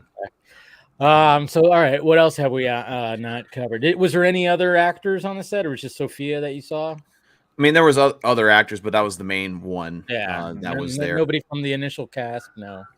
No, Okay. we were hoping some other people would be there, but there was like different things happening. So It was a really specific kind of day. So it was Yeah. like, Yeah, of course. Yeah. They probably purposely brought us in on a day where they're like, what can we show them that they will talk they can't over talk about the story or something. what was funny is one of the Netflix guys was telling me at the end of the day, he's like, yeah, we had some people tour the set like a month back, and there wasn't really much happening that day, so it was like a really quick day. And that's the thing too that Aaron and I were shocked by is that when we first got invited there, we figured we'd be there for like a couple hours tops, you know, and be shown very, very little. We were there from 10 in the morning till 5 in the afternoon. Yeah. We were there for almost a full like regular work day. Mm. And they just showed us as much as they could, which was just really surprising and really cool. Yeah, it was actually did they know how much they're like giving, like telling us right now? Like, Yeah. like I kept looking at him like what?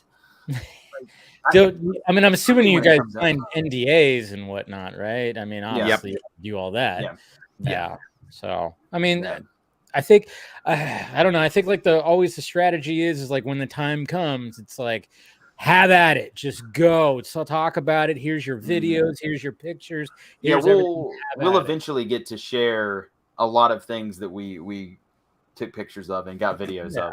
8K videos of. Yeah. But also, I think we Right. can mention this because it's not spoiling anything, but they also had a camera guy follow us around the whole day and getting Yeah. extra footage. Be a of behind the us. scenes video about Well, it. and They're going to give us some of that too. That's cool. Yeah. Mm-hmm. Damn. Yeah. Yeah. It's interesting. Anyways. I mean, Yeah, I'm yeah, not they, sure. Dave, They were you specifically- literally live there, Dave. Just walk. I know. Just drive I up the road. Yeah, should have just like showed up. I'm like, hey, Aaron Dawson, just I'll hide behind Dawson because give me a rebel moon hat. I'll Well, see you we'll later. see. hat on, Like one of the artists wasn't able to come. You could have just said you're one of the artists. Oh, But of course, you've met them all, so like, Yeah. it wouldn't have worked out very well. that's me. What do you? That's me. Well, Zach could cover for you, right? He'd be like, "Oh, hey." that's the thing, though. Is he'd probably be like, this fucking guy. Also, I found Like- out how excited Zach gets about churros. Yeah, Yes. He loves churros. That's something that I did not know. he loves churros. They huh? brought Yep. churros in, and he was like, "Guys, come get a churro, quick!" And then Churros are awesome. they were like, "Zach, we're gonna get a picture with everybody," and he's like, "Hold on, churros first." Oh wow. Well, like, Churro funny. pics. Another thing was like just super cool, just random, was just the lunch. Like they had these Yeah. like 5 different tables there serving different stuff. And I came out with like these animal fries, and Debbie looks and is like, okay, I got to get those. And she walked back and got some animal fries. Yeah, She was awesome. Loved talking with her. Yeah. She was just fantastic. She was sweetheart. with us the entire day too. Her and Clay and Wesley. Who else? Those are the main ones that were with us the whole day. yeah. And like, Netflix Tell her people she should have also. sent you my batteries with you guys. Just saying. But I'm really pissed at myself because the entire time leading up to this, I was planning on taking one of the like Justice League member pictures from the box set of Zack Snyder's Justice League and getting Zack to sign it. But on the morning of, I was leaving at like 2 a.m. and I completely forgot. That was what happened to me too. I was actually going to take my Blu-ray of Zack Snyder's Justice League and get him to sign it. Well, I was gonna get like the Completely black forgot. and white Superman picture Yeah, with that yeah. signed and just frame that, but freaking bonehead that I am. Yeah, I forgot it too. And I was all like sketched out because I haven't flown in forever, and I was like, I don't know what I'm allowed to take. Like, Yeah. which I found out very quickly that like my local North Carolina airport, I went through the TSA in like 2 seconds, and then I got to the LAX TSA, and it was like I was like immediately a criminal. Like they were like, "What do you have?" Like I was like, "I don't have anything." Oh yeah. You get over here, it's like, what do you? Which is Yeah. why I'm so happy that this week I got TSA pre-checked. Nice. Oh man. Yes. Oh, Yeah, you're we gotta going remember- to be traveling. Yeah. I'm gonna be flying like 2 weeks out of the month. It's pretty soon. So, Wow. and the company paid for my TSA pre-check.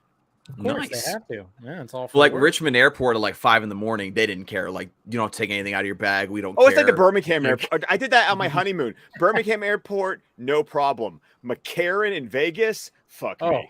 Yeah. Yeah. It's a struggle. It's a Vegas struggle. gets ridiculous. Did You're they trying to did get they out- get did they get you for your water bottle, Dawson? No. They questioned me about mine. Like, was it in carry-on? What is It was in my bag, but they I took it out Was of my it bag. empty or was it? It was empty, but I guess it was showing up as like a large cylindrical like metal thing on the scanner. So they were like, "Is there anything in this? Like, what is this?" And I was like, "It's just a water bottle." And they were like, "Well, we're gonna I have had to no look issues at it." with that. So I guess don't they know. were like, "I don't know about this guy. Like this guy." Even though I'm a bigger person, apparently I'm less menacing. So It's the beard. It's the beard. fair Yeah. enough. Yeah. I guess then they we think look I'm at like Steve- 18 or something. Yeah, so. you got that baby face. Well, Dawson. and I was already like feeling sick because I could already tell I like had eaten something wrong, and so they were probably just looking at me. I'm like, Yeah. and they're like, "This guy's shady." Something Like, about I this. just want to get Yeah. home. Yeah. Yeah. But It's you know, nice. the night after, I guess a little after the set tour, if I can even freaking speak, all of us artists got down together in the restaurant, the lobby of the hotel, and had dinner together. And it was actually kind of funny because a couple of guys drank a little bit, and one of the artists, I can't remember his name, he was the bigger guy who was bald, Yeah. who had worked in video games. He, in the middle of dinner, all of a sudden he's just like, "Tomorrow's Dia de los Muertos. So here's to all those who've lost somebody. And cheers." Yeah. Cheers. Yeah. And it was just like out of nowhere, like, all right, fair enough. Yeah, He's like, Yeah, cheers. like, everybody's lost somebody. It's like, okay, Yeah. cool. It's all right, man. We love you. We're good. He reached that he got over that hump of the of drinking where it's like, yeah. And then the I'm- other guy. Let me get Well, there. go ahead. Oh, go ahead, Aaron. Sorry. I was gonna say I'm glad I didn't actually drink that much because if I had combined that, if I was hungover with the with food poisoning. yeah, that would have been a Ow. nightmare. So I'm glad I had like 2 drinks and that was it. I was like, That okay, was I'm it. good. Yeah, that would not be good. No. And then the other artist that was drinking, I can't remember his name either, but one of the guys, I don't remember. Dan Wolf, I think is the other guy. He was talking about like meeting Sophia Boutella, and the other artist just like, "Well, F you, I had lunch with Zack Snyder." So yeah. That's all that matters. We had churros. Yeah. Yeah. fun group of guys, to Yeah. say the least. Yeah, they were all really cool. It looked like a fun group of dudes. Yeah. But it's just funny how you said most from California. Yeah. Yeah, I think we were the only 2 from the East Coast, I think. That's crazy. Yeah. Well, the one guy was from Minnesota, so I guess not East Coast, but we were definitely the okay. first ones that traveled. Yeah.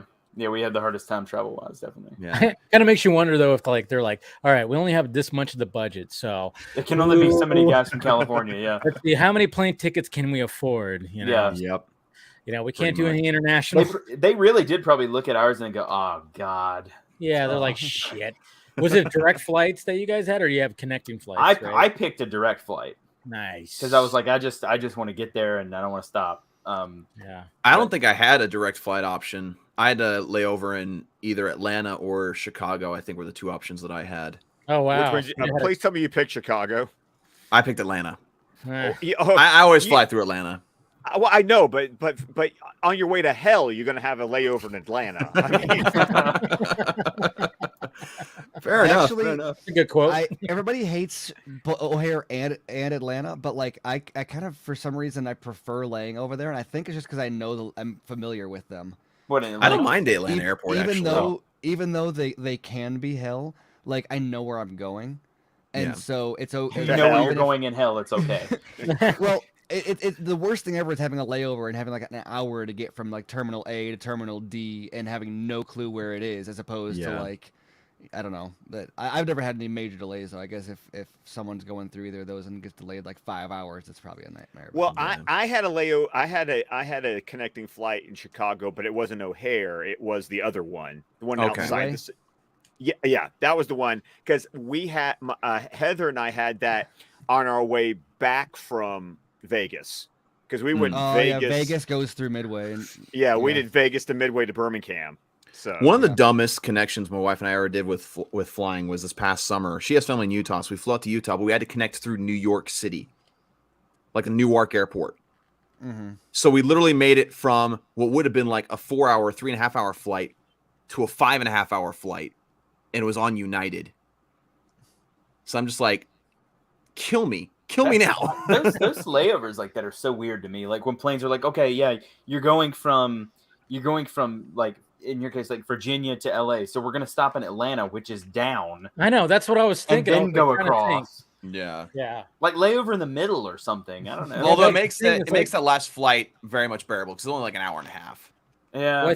It's just interesting because, I mean, you think about the middle, like what international airports in those states, and like Kansas or something. I mean, Denver has a pretty good airport that you can fly. Yeah, Denver does have. I've been. Although if you look at the murals, I laid over in Denver last week. What, the Denver? Other really? Yeah, have you ever seen the murals in No. there? Like the weird murals. It's like you look at you could actually look it up. There's like conspiracy theories and all that's about crazy. it. I remember when I came back from New York, this was like a decade ago. We had a layover in there too, and we walked through and we're like, what the hell? Like, it is weird.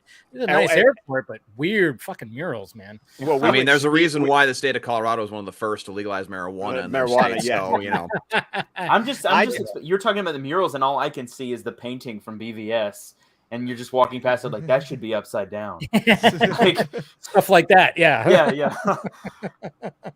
I still remember going through the Denver airport when the last time my family went skiing, and on the first day of the skiing, they didn't adjust the boots and the ski properly. So it's when it hits a certain amount of pressure, your boot's supposed to automatically pop out of the ski. Yeah. Well, they didn't adjust it correctly. My dad's boot didn't pop out of the ski. He twisted, dislocated, and broke his ankle all at the same time.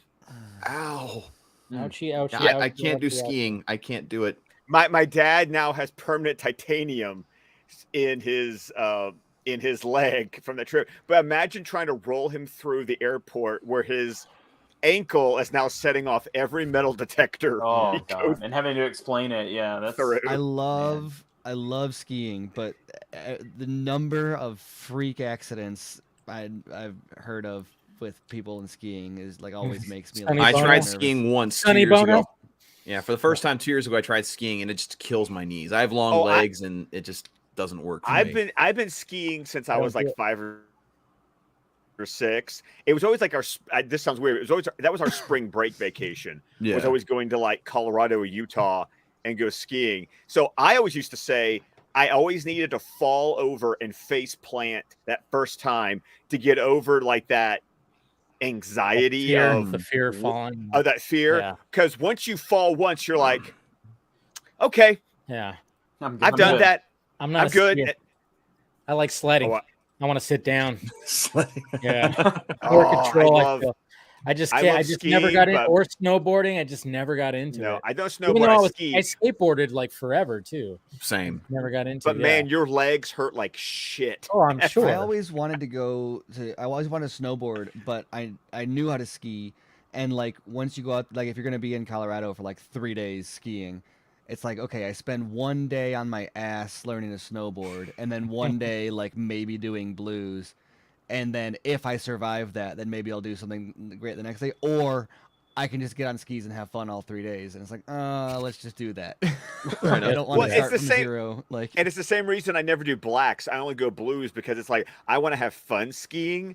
I don't want I don't want skiing to be a chore. No. Correction. You don't do blacks because you're not psychotic and you don't want to die. Well, no, depending on where you are, like if it's a bigger hill in like Colorado or places that are that have like a lot of intersecting slopes. If you've got like a blue with like a black interconnecting, like that's fun where you can do a black for like 100 yards and then back onto another blue. But here's like, the thing is like the idea of interconnecting slopes to me just sounds crazy. Because what if someone's like flying down a black diamond and they're intersecting and some like person on the blue just gets rammed and just destroyed. Golly, that would just run through my mind the entire time. I would never be able to have fun. I don't know. And I just totally realized we're having this colors. Okay, I don't know. green is beginner, blue Black is and blue intermediate. because they're gonna fall. Black and blue. Yeah. Oh, okay. Yeah. That's the black best diamond is stuff, for the professionals that like know what they're doing and won't. Well, then double black is like, this technically exists, but we don't really recommend it.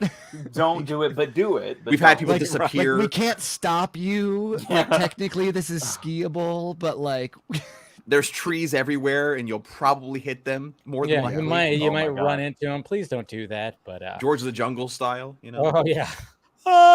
Anyways, we got somebody else joining. Oh, crap. Ray. What's up? How's it going, man? Ray? Yeah, over there. I don't ski. Yeah. Thank you. I'm But right there with you, Ray. I do have a layover story though. Uh-oh. I don't know how that came up, but Ron Jeremy was at like one of my layovers.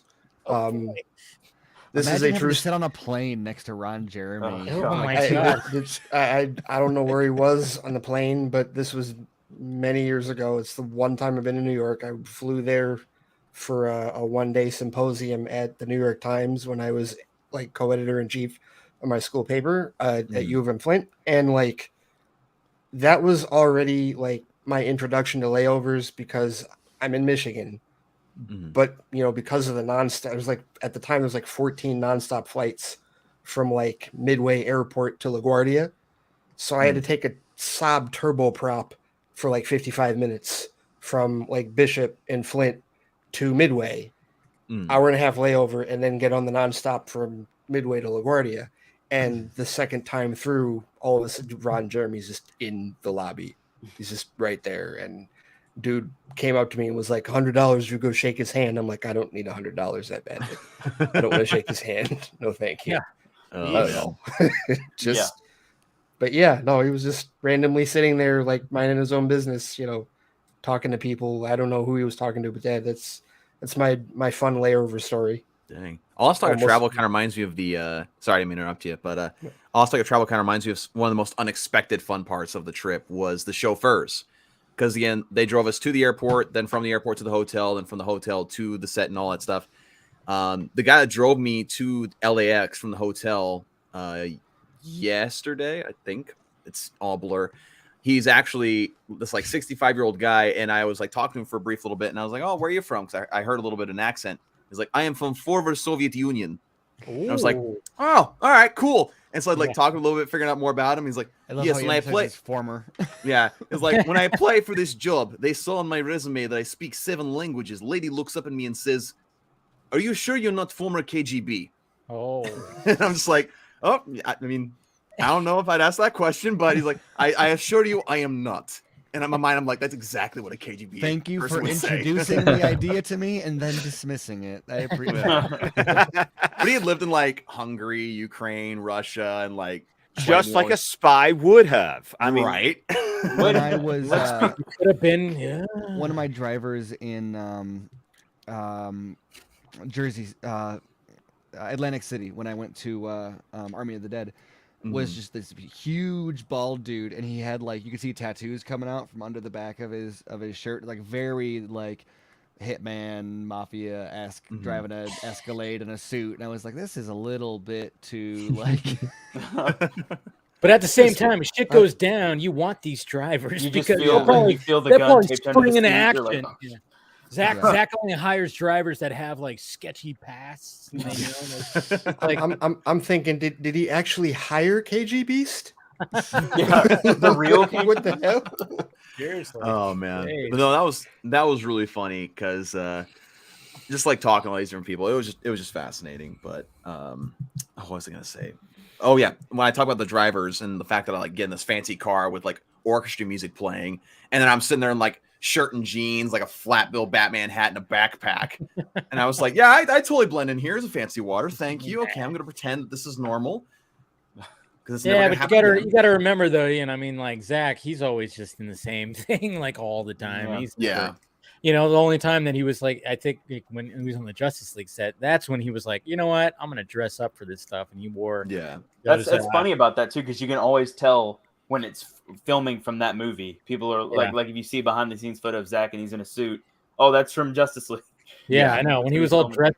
Right, we just know. It's like, it reminds me of Raimi, because he like I think he still does the Hitchcock thing, like, and that's why like he wears a suit and tie. Right, he does. That's what Hitchcock did, like his whole career. So a suit and tie, and then he wears like sneakers.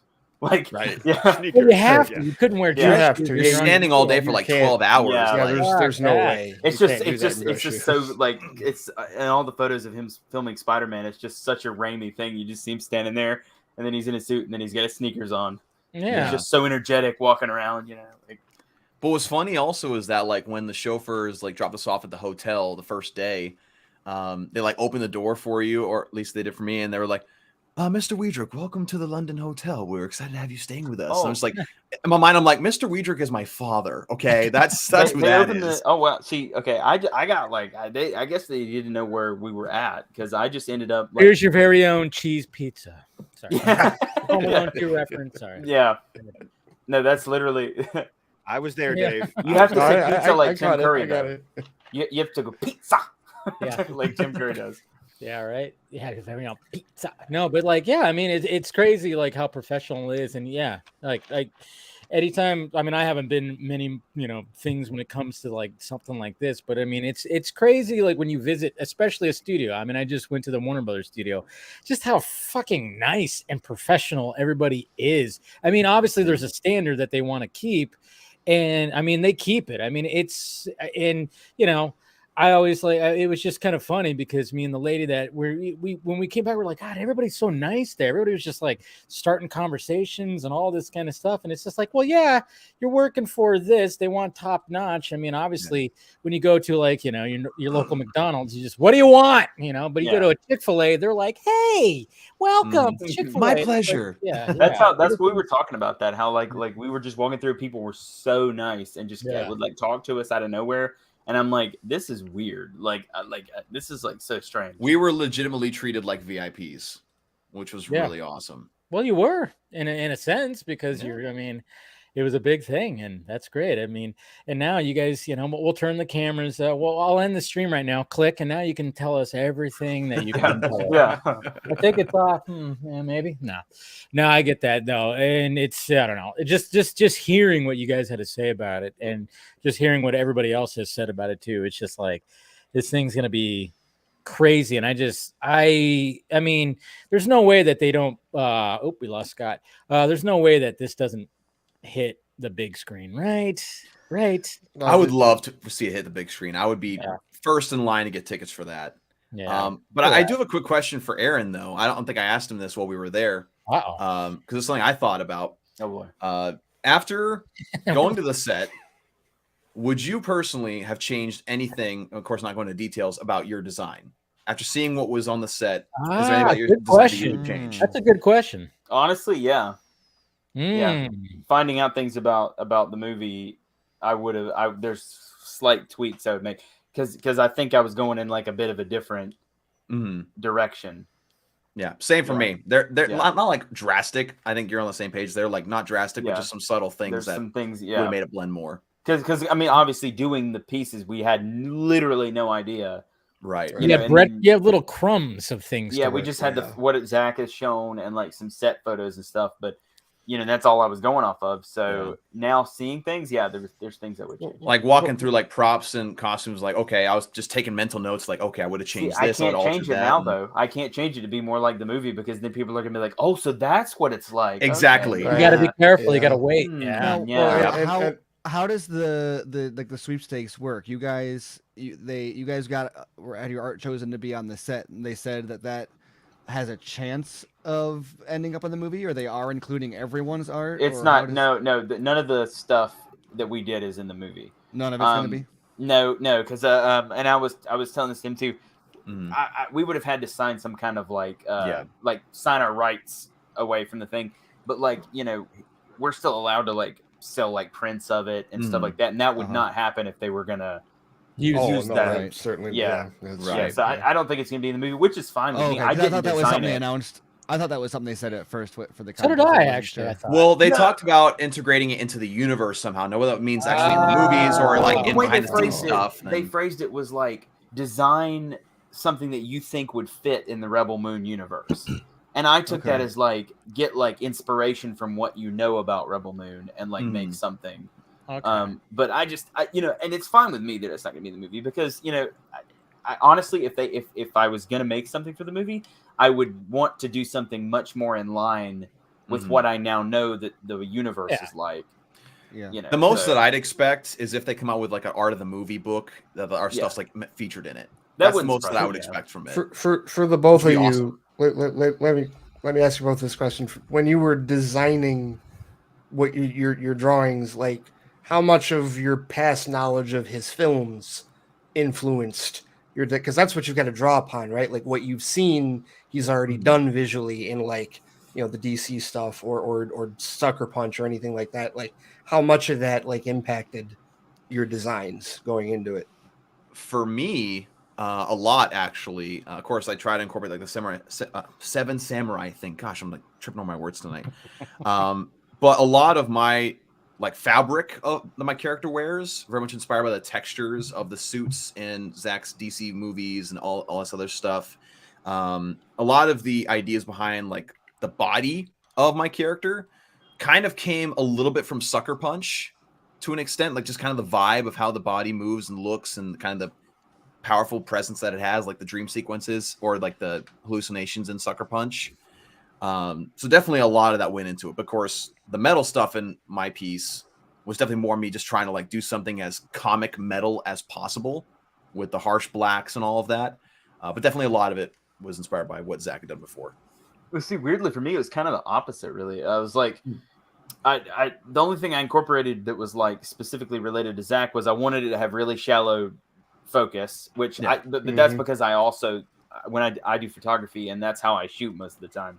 And that's actually something that I brought up to Zack and we were talking about was like shooting with a really shallow depth of field.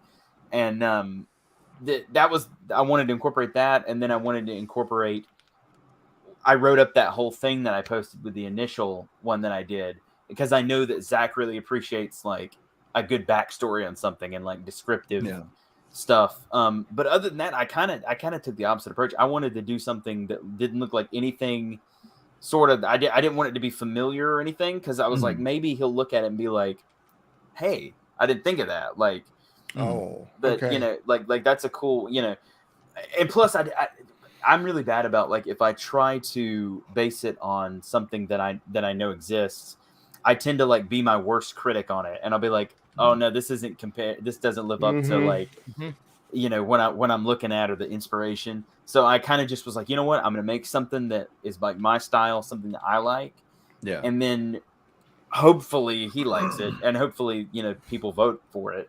So did you kind of feel a little bit of the worst critic even still? Because that's a cool idea that like you're thinking like, if you go as far off the grain as possible, maybe you thought of something he didn't think of. And maybe that gives you a better shot of it being used potentially. But does the self-doubt creep in there? Like, do I really have a shot at impressing him to be that able that was literally to do that? When I found out I won, I was like, oh crap. Like immediately, it wasn't even like excitement at first. I was like, oh man. I was like, dude, I gotta pressure, right? Yeah, and then I was like, I looked at the other winners and I was like, oh man, this is all so good. And he's gonna like look at mine and he's gonna be like, dude, what is this? Like, of course, that's an omnipresent thought in an artist's mind at all times. And I was worried. I was worried that I went too different than what he was looking for or something. And then I thought my plan like would backfire.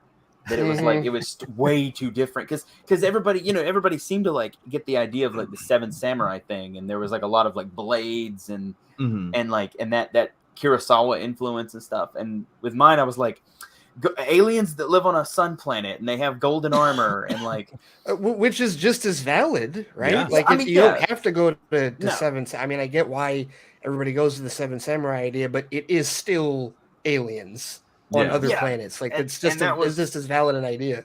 That was my thought. Like, that's why with what Dawson asked is like, I think now, knowing what I know, I would keep my general idea because I like my idea, even if it wouldn't be in Rebel Moon. I like my concept, but if it was going to be in Rebel Moon, I would there's a couple little things that I would tweak to make it really like fit in that universe now.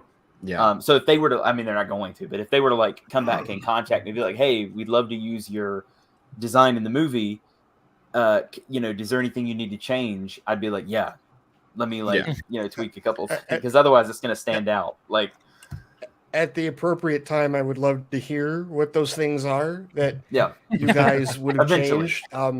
Because I'll come on the Vodka stream. Dawson and I can come back on here once we're allowed to talk, and we can go through and be like this. We just wonder when is that going to be? Like, it's like there's no time. We don't know. No one's more tortured about that than us, Dave. Like, I'm sure. But like you were saying earlier, I've said this before about Netflix. Netflix is not anti-theatrical. They're anti-home release, but they're not anti-theatrical. So I would be stunned if this isn't in theaters. If Army of the Dead was there, it'll get at least a limited release, but I suspect you're going to see, in the same way that they're doing the ad model, I think you're going to see an overall flattening of the industry on all ends, in the same way that you see stuff leaving theaters earlier for streaming and stuff like that. I think that you're going to see Netflix leaning into theatrical also, because they're finding that like you see stuff like Seinfeld is a huge subscription driver, right? It's not. I've been rewatching Seinfeld. And so it's not all just like only the new stuff being exclusive is what drives it. If you can double dip, and like Rebel Moon is a good example of that. That's a Seinfeld reference. You can, with a good marketing campaign, you can get like $100 million opening week or $50 million opening weekend from Rebel Moon, even conservatively. If you give it a full 4,000 screen release with a $100 million marketing budget. And then after that, after a few weeks, then you release it on Netflix exclusively there. It's still going to be the #1 title on the platform.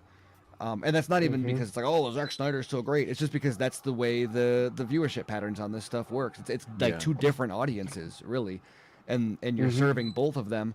And it's $50 million. It's not, you're not cannibalizing anything. It's just money on the table right now. I can't imagine somebody like Zach who loves watching movies on the big screen not have a release. It's got to happen. I think, I would just like to not have to drive 2.5 hours to go see it on the big. Like, is that what I had to do for Army of the Dead? I had to do that. I think seeing Army of the Dead. I had to drive up to Huntsville for Army of the Dead. Like, I think seeing Army of the Dead in the theater, like, I'm glad that's how I first saw it because it actually changed my perspective. Same here. I'm with you on that. It would have been different if I was sitting at home watching it on my TV. But I got to go see it. And like on the big screen, and it kind of like it changed because and what was weird is like when I watched it again at home later, I was like, he shot this for a big screen. Absolutely, the way this movie looks is it almost like I was like, man, I can't believe people's first watch of this is going to be on like a normal TV in like their house. Like it was weird to me. And I I'm saw sure a screener like a week. A few days before, and then I saw it on the big screen. I was like, man, I wish I'd seen this on the big screen first. And I think Rebel Moon's going to be... That Dream Lens looks so much better on it. Yeah, Rebel Moon's going to be a great example of that, where, like, I cannot... Like, I've got to see that in a theater. When you saw the footage, did you see it on a projected screen? Yeah. Okay. You could say that. Okay. Yeah. Yeah, you could say that. Yeah. Well, and also the lenses. What was in the footage? I'm sorry. What did you lenses see? That he posted? The lenses that he posted about on Vero, I think that he had like custom built. They're anamorphic this time. Yeah. And so, whereas the Dream Lens is just a standard like DSLR housing, basically.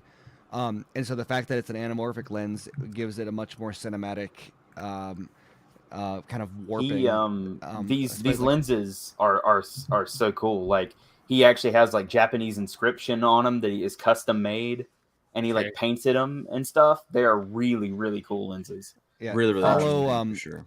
Zero Optic on Instagram.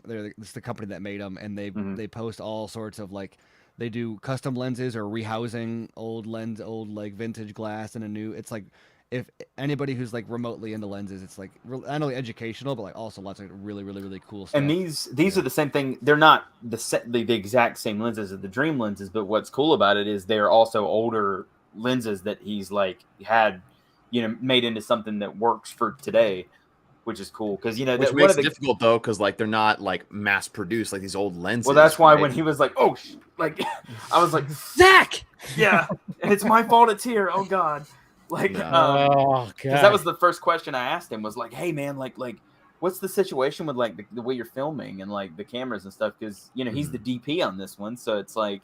So cool. Did you guys see the red camera that he used? Did he show you that at all? That one that he got? I saw the ones that he's posted. Yeah. We didn't get to see him up close, but yeah. Is he going all digital for this, or is he using any film at all? I'm pretty sure. Like, are they all look digital to me? They're all digital. Okay. See, and I love that because I know he's never been like I love like he's not for or against either side. I just like that he appreciates both. Which is, same with Fincher, same with Danny Boyle, and a lot of the other and I think, awesome directors, is that like they know they've integrated the red cameras and like the Aries and like the digital stuff into what they do. I talked to him about that on the set of Army of the Dead because that was his first digital. Because he was I wouldn't say like exclusive. He was a big proponent of film prior to that.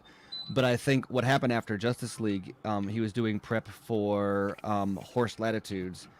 And his whole concept for that is like, how do I pare down my necessary equipment so that I can just like go into the woods with a camera rig and like two guys and shoot something that looks cinematic. Because he's like, the studio system killed me. Where he's like having to have the funding for all of these people and be in the studio, it like chewed me up and spit me out. So what can I do to like not need them? And then that obviously Netflix changed a lot of that, but he was still all natural lighting, doing DP himself, digital camera. That also saves time in between. Like there's all sorts of things there where you're like fewer people, more efficient.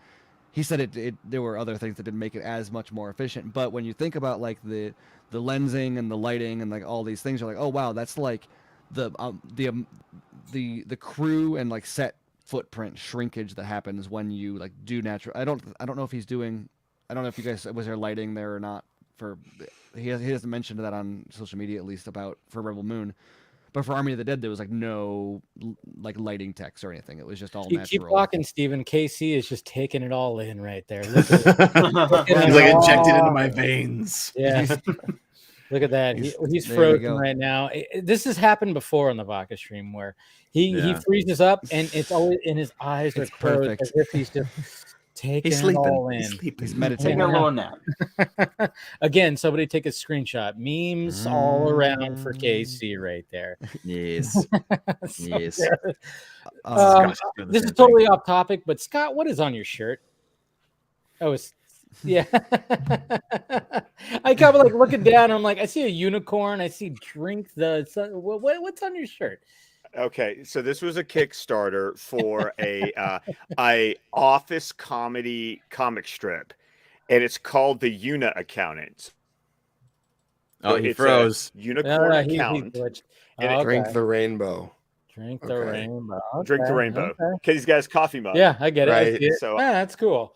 No, it's just like I saw it when he showed up, and I was like, "That's an interesting." I was wondering that too. I was looking. I was like, "Man, what is that?" Like, yeah, and then it's just like for some reason, like after going on a tangent of KC, I was like, "Hey, let's ask Scott about your shirt." It's fine. I wore it to work. I mean, I get to wear casual on Friday, so I just thought this would be fun for the office on Friday. Oh, you got casual Fridays too. Look at you. You're like in that legit like. Oh man, corporate world. corporate world. Every time I think of Casual Fridays, I think of Office Space when he comes in with shorts and flip flops with the fish, and he just starts like butting it at his desk. I'm almost like that's got to be what Casual Fridays. Oh no! Right? Like, oh no! I can't tell you how many people actually have TPS reports stapled on their cubicles. Mondays. Yeah. Oh yeah. It's you work in an office, you watch Office Space, you go, Jesus Christ. Yes. Anytime I touch that fucking doorknob, I get zapped. No, the most relatable part of that movie is being stuck in traffic. Yes. And then you switch lanes to be in the faster lane, and then that lane stops. The other lane you were in keeps going.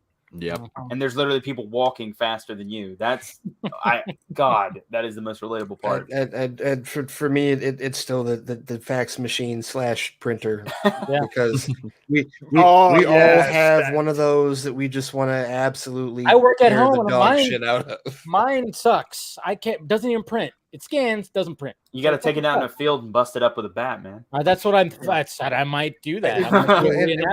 I never understood. That was one part of the movie where, like, to this day, I'm still like, how is Michael Bolton's hands not like cut up? Because he's punching it with his bare fist. Yeah, like in the field. It's like, no, you. That's still plastic and metal, dude. You're gonna cut. He's straight up. Yeah. Yeah, he was punching it. Yeah, he just came. Right, he just came down with no gloves, no nothing. It's like, no, dude, that's no. What's his name? Oh man, the actor that plays his neighbor, the guy. He's my favorite character in that movie. Oh, Diedrich. Diedrich Bader. Yeah. He's like, hell no, man! You get punched in the face or saying something like that. Something like that. I love that guy. Oh my god! You ever had somebody say, "You ever a case of the Mondays"? I used to work with a guy that was exactly like that, and I told him he was like that guy. And he said, "I was like, have you seen that movie?" And he's like, "Nah, man."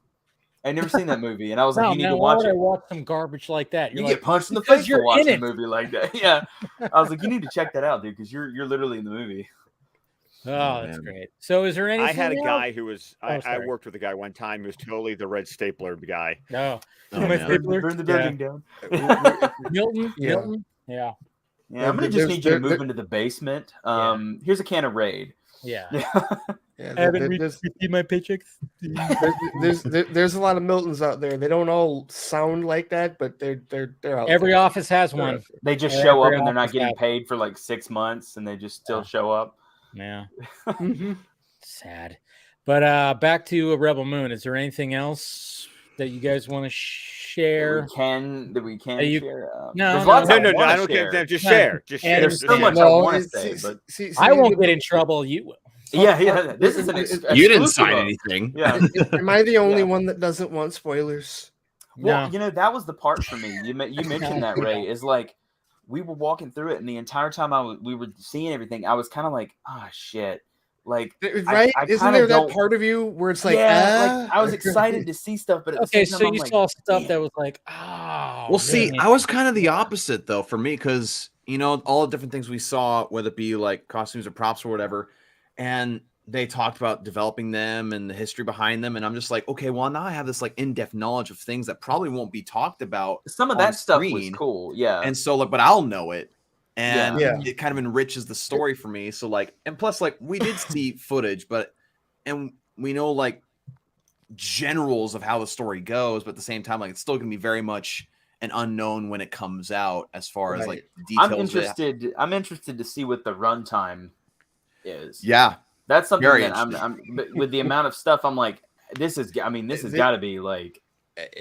Zack Snyder's Justice League levels of length here. Like, I mean, the way they talked about the length of production, like, it makes me wonder too.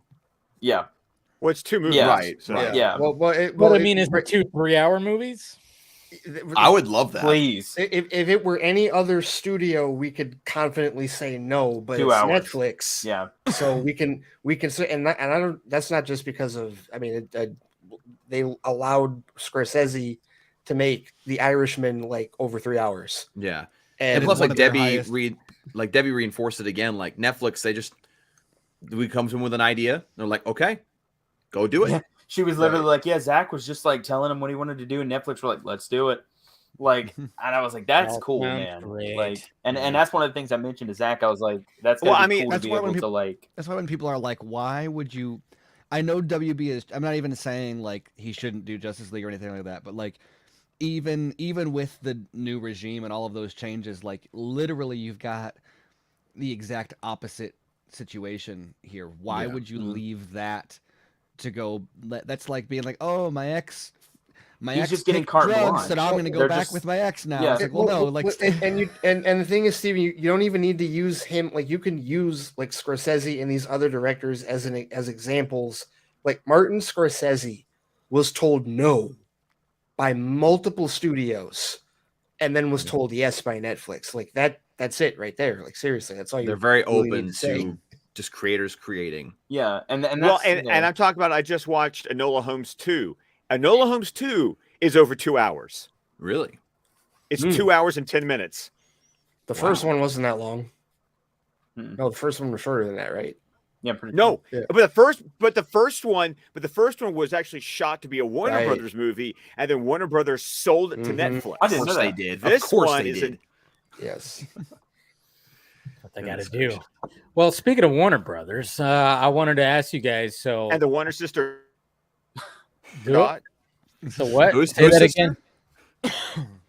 He was making an Animaniacs reference. And the Warner sister dots. Oh, you. So cute. They actually make those jokes on the Warner Brothers tour. They talk about the water tower and like, tower, the Animaniacs are in there and all that stuff. But it's like, they lock them in the tower whenever they get there. They talk about that. My tour guide though was hilarious though. He was funny as hell. I got one of those good ones where he just like he said things under his breath that only I heard, and then I related back, and we were like going back. I was like, that's great. But no, I wanted to ask you guys. So now we can like move from the RMU to the DCU. How are we feeling about DCU? Is that official? Who did Gunn say that? Like, where Gunn is that did at? Say DCU. He said DCU in that post he made. Oddly enough, about that squirrel. About squirrels. Yeah. Okay. He said the squirrel was asking about the DCU. So that's what that's been used a couple times now. It makes sense to but me. never as an announcement. Well, I'm saying outside of the memo, outside of the internal memo, it's been used by like Gunn. Used it in a tweet. Yeah. Okay. All right. It makes more sense to me because I never understood the extended part. Like, what is extended? It's just the DC universe. If they were going to include, like, I always thought, like, if they were going to like put Joker and like the Batman underneath that, then I can understand. Like, if they were going to do full multiverse, then I can understand it being extended. But I'm at that point now where it's like, okay, great. I'm glad you used it in tweets. Can you put it in like official branding now, please? Probably will be. I'm still one of the people that think they should do the Black Label stuff. Like, just have like Joker and like the Batman be DC Black Label, and then have DCU be like the connected stuff. So that way people would quit, because I'm so sick of seeing like oh my God, Pattinson's going to be the new main universe Batman, and Joaquin Phoenix is going to replace Jared Leto, and I'm like, okay, I haven't seen a lot of the Phoenix stuff, but Pattinson being the DC, I've seen that. It's not going to happen. Yeah. And Matt Reeves, that's his own universe. I'm so sick and tired of seeing these tweets where do you guys go to see this stuff? The worst parts of Twitter. Yeah. But like, I'm sick and tired of seeing these tweets where people Photoshop Henry Cavill and Robert Pattinson Sort in a your scene timeline by new. Sort your timeline by new. Latest, and it's just bloop. Yeah, like latest. And Scott, the regurgitators do it too. Like they'll put out an article, or they'll ask the question. Like, what you were saying, Dawson. Oh, sorry to interrupt, Ray. What you were saying when they were like photoshopping Pattinson and Cavill. They were also doing the opposite too. They were putting Tyler Hoechlin. I saw that too. Like Ben Affleck's Batman and with Robert Pattinson's Batman, and I'm like, this. Yeah.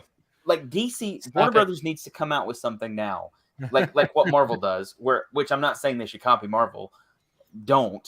But as someone that's not super happy with the MCU in a lot of times, but in a way of like where Marvel clearly distinguishes, like this is this, you know. Well, not even that. It's just like I feel like a lot of viewers, and I hate to sound mean because I try not to be, but some of these viewers just need to grow a brain when it comes to stuff. Like, if you're saying, "Oh, I want Hoechlin with Pattinson," it doesn't work. Tones aren't the same. Costumes do not work together. Different budget. Henry Cavill with Rob Pattinson doesn't make any sense. Matt Reeves wants to do his own thing. Well, it's like back in the day when people like wanted Affleck to like show up on a CW show or something like that, and it's just like, Well, they screwed themselves up with the Flash thing. Was part of the. But it actually works though with the Flash, just because the Flash thing did work. Yeah, it did work. In that moment, it did. But then they were like, "Oh, now everything can just like." Oh yeah, Grant Gustin. Yeah, honestly, for me, it's like CW just die already.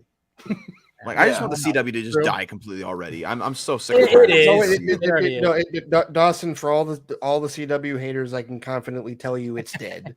and it's not even because of like the shows themselves. It's because of Nexstar. It's because of the buying and selling. Well, I think it's a combination of the two, though, because like CW hasn't made money since like what 2007 or something. Well, no, that's such a like the. I hated when those stories came out, Aaron, because they were ignoring what they were doing. Like the real thing that changed was like the selling of the streaming rights to Netflix. Like that's what's changed in the last couple of years, and that's why the whole profitability model is like different now. Hey, Casey, but like that's it. It wasn't like, I mean, you're not going to stay existing for like over a decade and a half and not make any money. It's just that their model was different because streaming rules were different, and now things have changed. It's not even exactly about the money. It's the cash flow. It's the cash flow of like, that's the thing that people need to realize. That's why when like people are like, when they hear about Netflix or any of these going like, no, there's no way that it's like, okay, no, they're making money. They are. Yes. It's cash flow. It's producing and revenue that's the problem.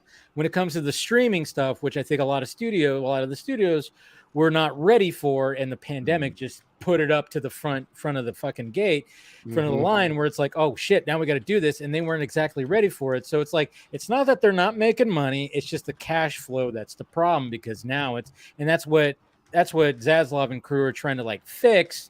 Is like, all right, we have a cash flow problem that we need to remedy right now, and that's why we're shutting things down, cutting, and doing all this stuff. And it's just, and yes, Zaslav said the wrong numbers when he was hyping up Superman and Harry Potter. Yes, we get it, guys. Everyone made such a, surprise. Everybody making a big deal out of it. I just feel so weird about the whole thing, because like I feel like I'm in between. Weirdly, like all I ever see is like people 100% with the Gunn Zaslav thing, or people that are 100% against it. And I'm just kind of like in the middle. I'm like, I'm right there with you. Zaslav and Gunn are doing, I'm like, eh. And there's then nothing wrong with that at all, Aaron. Yeah. There's nothing wrong with being in the middle. Trust me, of it at all. Because it's like, not even the DCU. Like you guys were talking about Westworld earlier, and I'm like, one more fucking season. They were literally one season away from finishing the show. Yeah, just let them finish it. And I'm just like, well, same thing. They're still gonna pay the cast. They're still paying the cast. They're gonna pay the same cast. Thing with Batgirl too. Is it's like, look, the movie was like shot. Right. Just try to make some money on it. Yeah, even if you just go the bare minimum on visual effects and just kind of cheap out on it, at least let the performances be seen. You know, it's like you've shot the whole thing. It's done. Like Brendan Fraser was in a DC movie, and you're telling me I'm not going to be able to see this? I know. Like, come on. I know. I'm kind of wondering after The Whale comes out, maybe they'll be like, "Hey, maybe we should capitalize on this." Brendan hopefully, but at that point they haven't already done the deal with like completely. Because once they go through with the thing, I don't think they have. To be honest, I don't. But once they do, they would not be legally able to release it. I mean, he is still in Doom Patrol. So there is something. Yeah, but I wanted to see like I wanted to see it too. Yeah, I to see physically. I mean, I know he's in the suit, but like, Brendan Fraser's such a good like physical actor. From like Mummy and George of the Jungle, and he's physically been in Doom Patrol, but not as like there was a cool scene last season where he was like talking to his conscious self. Yeah, it was like real him versus Robot Man. So, but that was so cool of them. Yeah. Yeah, that was really neat. I loved that. Yeah.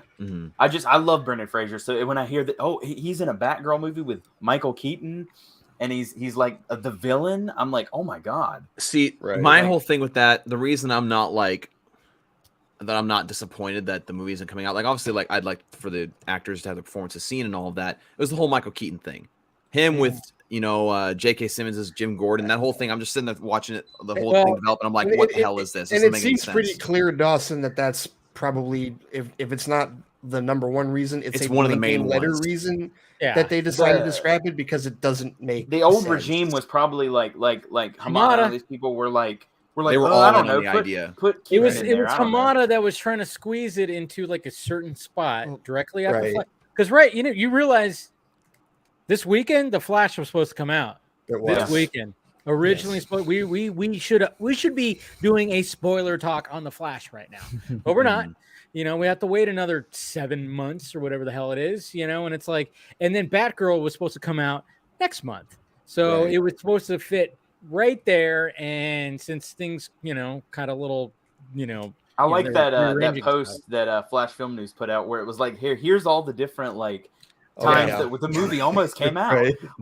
But Ray, I think you're absolutely right about it. I think one of the main reasons, not the main reason, but one of the main ones is that what they were trying to do before isn't what they're doing now. And so, this Batgirl movie just doesn't make any sense anymore whatsoever. So why release it? Well, their entire slate was basically engineered around it was like if you've ever driven on a road where there's been a bunch of potholes and they just kind of covered it up with tar. And asphalt. When you always see the gravel. In Michigan, yeah, exactly. Especially in a state where you get where you get all 4 seasons, and so it Come to a few California, they don't fucking even tires build as a potholes. result of that. God. And eventually it's just it's undrivable. It's like when your solution to everything is, well, we'll just fill that in, and then you get stuff like Batgirl where it's like there's so many things about that movie that I wanted to see, but also fundamentally I look at it and I'm like, this movie was killed by we need this to fit into our cobble broken street, and so they screwed up the movie turning it into that, when just going with it as Adil and Bilal, kind of the vision they seem to have for it, instead of the spaghetti multiverse, whatever they called it. Well, see, it seemed like to me that their kind of thing that they want to do was a really street level story about Batgirl, just with Firefly, Batgirl. She's dealing with this stuff, and then it seemed like the old regime of Warner Brothers was like, no, we got to have Michael Keaton in it. Yeah, and there's going to be cameos and well, because we have to cover our ass for the fact that we screwed up our relationship with the other Batman actor, so we need to shoehorn this new Batman in there so people don't feel like Batman is missing. And it's and that's why I hate shared universes more and more, just as a concept, because if it works, it works, but when it stops working, all of a sudden you get these decisions like this where it's just make a Batgirl movie that's not impacted by all these other dominoes. It's just tell me a good story. Tell me a good story that's cohesive and makes sense. And if it needs to be, make it self-contained. The Batman, perfect example of that. You had a good story. You didn't have to connect it to anything. You do your own little offshoot, and it was well received. The Joker, another example of that. A good solo story. You didn't have to connect it to anything, and it was entertaining, and it shocked the freaking world, right? So if you don't have anything if you don't have a universe that's working cohesively and it's actually going along nicely, just tell good stories. And that's why I think bringing on James Gunn, even though I'm not a huge fan of everything that he's done, especially with movies, I at least appreciate the fact that him as a director, he's experienced the pressures from studios his entire career and knows what it's like to get creative freedom and how amazing that is. So he probably wants to give that same thing to other directors. So that's one reason why I think it's a good thing. And that's the bigger thing, Dawson. When people, because I feel like the people that are staunchly against it or even on the fence, there's a tendency with fans to equate James Gunn purely with how you feel about his films, not realizing that, one, he's also been a producer, two, he's already in that creative fraternity with Snyder and all these other directors, so he understands that aspect. He's part of that group already, whereas producers like Hamada and Emmerich were never part of that group. And third, he is not going to be directing everything that's out there. It's not that's and he's not going to be an overbearing producer either. So he's not going to tell whoever the Superman director is, he's not going to be like, all right, do it like Suicide Squad. No, he's not going to do that. Well, that's why I put out that credited on as a producer that he didn't also direct are not wildly different, but pretty significantly different from his own directing style. Producing Brightburn, for instance. Yeah, Brightburn, Experiment. Well, that's why I put out that tweet that was that moment when Restore to Snyderverse happens because of James Gunn, and I'm sitting there thinking the old regime was not going to happen. No. There wasn't even a chance that could even happen because of the broken relationship with all the actors and Zack. Whereas, funny enough, it's like more likely. I'm not saying it's happening, but it's more likely to happen under Gunn because at least with Gunn, he could be like, I want people to have creative freedom. I'm a director. And even if it doesn't happen, I wrote a piece on ScreenRant.com about this last weekend. But even if it doesn't happen, you still get that original vision for the DCU, not in terms of like the roadmap, but that the director-driven movies was what. And literally, you have a director, a filmmaker, as one of the studio heads. That's a rare. It's very rare for and not to mention it's very very close to the 2016 thing.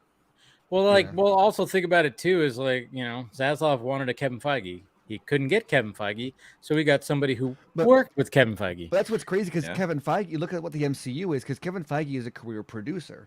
He's his entire career he's been behind the scenes, at like managing stuff like being puppet master, not behind the camera making story decisions.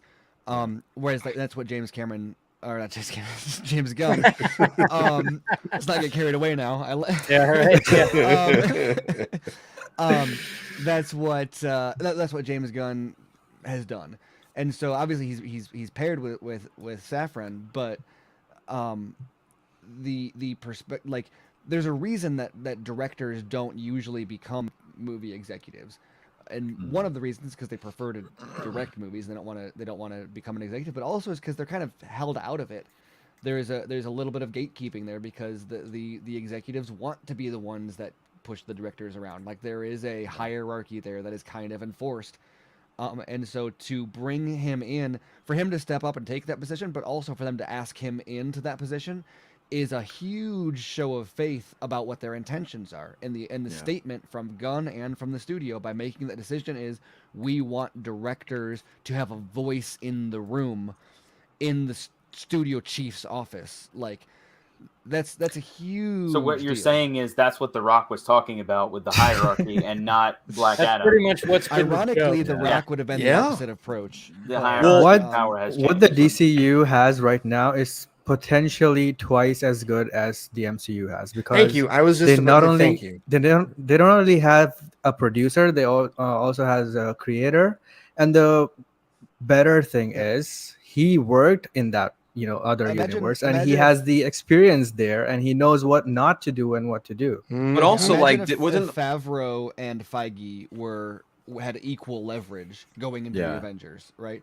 And you didn't have, I don't know exactly what the drama was there or why Favreau left, but Favreau was a inferior and it didn't have the same leverage. But if you have a situation where you actually have a filmmaker like stepping up there, that's a really, really, really big, that's like a historical thing that is just doesn't happen here. So, and wasn't there also a piece that came out today talking about the fact that James Gunn and Peter Safran had actually had eaten lunch and met with Christopher Nolan? There was a whole thing. Yeah, I saw that. I don't think so. Gunn At was- least that shows there's some. I think it was Zaslav. Goodwill happening there. Yeah, Zaslav was having lunch with Spielberg and Nolan came over, and then Safran showed up apparently. Yeah. And That was I don't in wanna, Heat Vision. I don't want to get THR blog. too Where far was over this my happening skis when on that. randomly they came in? Well, I don't. My when I hear that, my assumption is at a commissary on the set, on a Right. studio. Yeah. I don't want to be too far over my skis with theorizing on that, but I'm pretty sure. To me, that sounds like that's Zaslav saying, "How do I do Superman right?" Or just trying to mend that relationship with Christopher Nolan. Well, that also, And but, trying to it's get very Steven much Spielberg to be like, hey.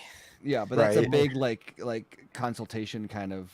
Like if it's a lunch thing to me, if it's not like a boardroom meet, right? And he's not having a behind the scenes. It's a chat. It's a lunch chat. Well, I think to me that's like he was just talking about for big franchises, Harry Potter, Superman, and you're talking to Nolan and Spielberg. Literally, you're saying like, how do I get these? Because what is WB failed at? The type of thing that Nolan and Spielberg win at every time. So Zaslav, after making a big deal out of those specific movies and then talking to those specific guys, is like, oh, that's got to be what they're talking about because. Oh yeah, there's no. I mean, I'm sure they're bullshitting about whatever the hell, but you better believe that there's hey, there's some things, and the fact that Spielberg is there, Nolan's there, being veterans in the fucking game, it's like, hey, let me pick your brain a little bit. I'm not saying like, hey, Spielberg, come direct Superman, which would be crazy if that were to happen. But you also know that like Nolan is gonna. What you love about that, knowing that Nolan is one of the guys in his ear, is that Nolan. And I'm gonna say this every single time just because I do hate doing it, not to like stoke the flames, but Nolan is one of those guys who's gonna be like, Zack had it right the first time. Like with Man of Steel, like Zack, he stood by everything that Zack did with Man of Steel. So. Yeah, and so he's gonna be like, look at like he's like, don't shy away from Man of Steel. Nolan's someone who would say that movie will stand the test of time. The problem is the studio went for the current pop culture instead of doing something that would last. And Zack was making lasting movies, and you see that those have lasted, whereas all this other stuff hasn't. Right. And that's not just me being like, oh, Nolan would, but we literally know this because Nolan was the one that walked out of that Justice League screening and said Zack can never see this. Like, right. So that's still that's still a story I love from that Vanity Fair article. That's I like, love that so much. Damn it, Nolan, I loved you before. Yeah, but like props. Yeah. It was like you're a friend. You're a friend. Mm-hmm. Like you're not just an amazing filmmaker. I you're can't a not friend. think of that too when he goes to Universal for Oppenheimer. Is obviously WB screwed him over in their own way, but I can't rule out because he was a producer on those too, right? So like, yeah, I can't rule out his what he saw them do to his friends who are directors like Zack to make him say that, what, fuck you guys, like I'm gonna go make fucking nuclear bomb movie. Oh sure, no, yeah. By the way, that teaser for Oppenheimer was like, what is that? This is just about a dude who created the bomb, and it's like, though you saw that fucking teaser, it was right before Nope. And I remember just like when it came on and it was showing like this, and it was so unique. It seemed like, I'm like, wait, this is supposed to be about an actual person. This seems like this is like some crazy apocalyptic fucking crazy still movie. Counting down too. They did that thing. Yes, it's still counting down. Every time they play it now, it's farther. But it was like, yeah, it was so good. But I'm like, this is like a biopic from Christopher Nolan, and it played out like an apocalyptic, crazy blockbuster. And it also leaned in. I mean, it was it could have been a 50s, 40s noir, like. Yeah, like what Fincher did with, make it black and white or something, like make it very. Right, yeah. And I think it was 4:3, right? It would yeah. Was it? Yeah. Have you noticed how many Christopher Nolan trailers have the ticking clock in it? Like Dunkirk, Interstellar. The teaser for it had like time. It's like he like all of his teasers are kind of similar. But he has rhythms like that in a lot of his scores, like even the Dark Knight movies. Yeah. Yeah. Oh yes. Oh yeah. It had that very the Joker stuff, especially, it had that little like pulsing thing. And as the action got crazier and as Joker started revealing more about what his plan was, it sped up. Well, that's all of his movies have a strong sense of a crescendo. Yeah. Where it builds throughout. I mean, sometimes it's a literal time mechanism, and then other times it's. I mean, even in something like. What's the fucking Pacino movie that he did? Insomnia. Oh, Insomnia. Fucking love hey, Insomnia. not just Pacino, Robin Williams. Yeah. Rest in peace. But like that's another one where like it ratchets up as it goes on. I don't know if he's got like a clock theme, but you can feel the plot. I think he tighter does. And tighter and more. Well, especially in that movie because that's like literally baked into the plot. Right. But I love how time screwing you up in a place like Alaska. Yeah, I love that Aaron Bailey brought up the Joker, or whoever brought up Joker. Just a little side note: anybody seen Kid Joker on TikTok? Anyone seen what I'm talking about? No. This guy who does like a Joker impression of like Heath Ledger pretends he's like a kid version of that Joker, and he's like on a playground set with a kid, and he's like, your mother doesn't care about you. If she did, she'd be up here with you. Not to help you go down the scary slide. See, you need a better class of friend like me. And he like shoves a kid down the slide, and it's this little kid just tumbling down and crying. Oh wow! Don't give now we know what WB any ideas said on TikTok. Don't give WB any ideas because they'll greenlight that movie. Because Marvel, James Gunn's like yes, because Marvel is basing everything off. Is going to start. I mean, Disney's going to start basing movies off TikTok now. So everybody now we can read? get- Did we did we read the article? Yes, Did yes, we read I what read Joe the Russo article, actually yes. said? Yeah. Okay. I mean, obviously, it's going to be experimental. It's going it to be. was a but I mean, bullshit headline.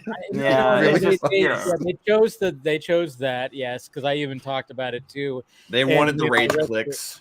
Yeah, it was just Yes, one they of those did. things where it's like all right. mean, He mentioned TikTok. That doesn't mean that doesn't mean the idea is going to work. Yeah, Still Well, and skeptical for of me, it. it's not but that I'm our against. idea is going to be The horrible. Russo Yeah, right. brothers Asked. doing anything experiment. Like still think I'm it's gonna be hardly good. like, hold on, guys, let's give them the benefit of the doubt. Well, and for me, it's just a general thing where I'm just sick of like we don't literally need a live action version of every single Disney movie ever made. Like, I'm let's just make they're going new, to do it. I Let's still go- like The Rock's version of Hercules. We talked about this. Oh, a couple yeah. Rock Yeah. Tunes That was ago. actually a It's pretty cool movie. That was a good movie, but I it didn't- can't get over the fact that the tattoo covering paint didn't work, and I can't get over the fact that his chest plate armor totally did not line up with his pecs at all. Like his pecs were up here on the See, plate what happened armor. about Disney with like live action stuff? Can we get another John Carter? Because I thought that movie was awesome. No, John well, yes. Carter was but no, awesome. John yes. Carter John is Carter the was reason- phenomenal. John Literally Carter is literally the incredible. reason that we're getting all of these because it flopped and they were like, never mind. Can't Well, do that. the reason for that is Yeah. because it was the worst marketing campaign of all time. And then when I saw it in the theater and they showed the logo for John Carter of Mars, I was like, this is like a trilogy I can get into. And then nothing. Yeah. Hey, well, Right. we got Rebel Moon coming up, so Yeah, that's True. there we It- go. That's a good But space. thing. Aaron, Oh, I've brought this up before though about like all the Disney live act because I remember like the Lion King, which I did not care for, but I remember I've said this before. 2 girls, like 5-6 seats down from me, that are in like their early or like mid to late teens, that were just shocked that, you know, after Scar is like, run away, Simba, run away and never return. And then he tells the hyenas to go kill him. And they're just like, oh my God. And I'm like, they've never seen the original. true. And Yeah. there's a whole generation of kids That's that true. have horrible parents that Yeah, did not show them the But I feel original like animated failed them. version. do a They failed them. resurgence of the movies, like have them come back out. But the thing with me with like the Lion King especially is like a lot of these live action versions are taking away, you know, that little thing about animation that The makes the movies- anthropomorphization Well, is gone. like Yeah, the the- lions. You You can't have Literally, any Simba's- expression in a realistic when- lion's when- face. when- James. Exactly. Jungle Book was good though, and Mowgli was also good. So it's See, I I need think to it's see just those. the Those live are action. good. Those are Andy cool. Those are Serkis did exceptions. some fucking good shit. Yeah. I with like it. that. I think it's because that just was a Lion King. different kind of. He did different stuff with it. Yeah. You know, I don't mind if you take it and like change it and like make it like your own kind of thing. But like, you've got these movies that are literally 1-to-1.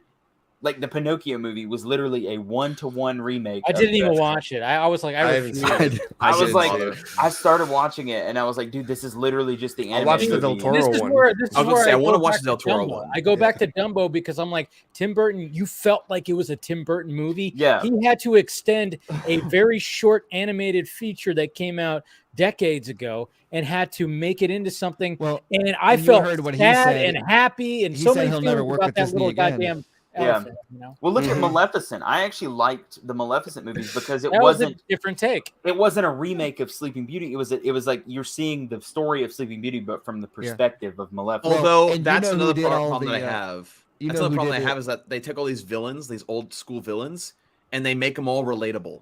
And it's like, let some villains be evil. Yeah. Let them be evil, not make it to where we like feel Yeah. bad for them. Although, But I'll take that over a Patrick- 1-to-1. Like Fair. Patrick That's fair. Tatopoulos did all the design for the bird people, the bird dudes in the Maleficent movies. Mhm. I didn't even watch them. Oh man, didn't even watch I watched the watched first them one. because I only saw the that- first one.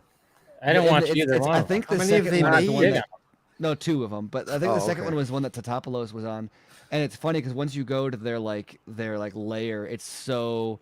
It's kind of wild that it's like even a Disney thing because it's so Tatopoulos. It's like very like I mean it feels like something like the kind of set design that like Zach would have in one of his movies. Like, whoa, what is this? And like Maleficent? Tatopoulos was that. So he worked with Emmerich a lot, right? Like Independence Day Yeah, I and think Godzilla. And, yeah. Right. Yeah. that was like telling people like they were talking about Zach's movies, and then I was like, oh yeah, have you guys seen like Legends of Ga'Hoole, the Guardians of Ga'Hoole?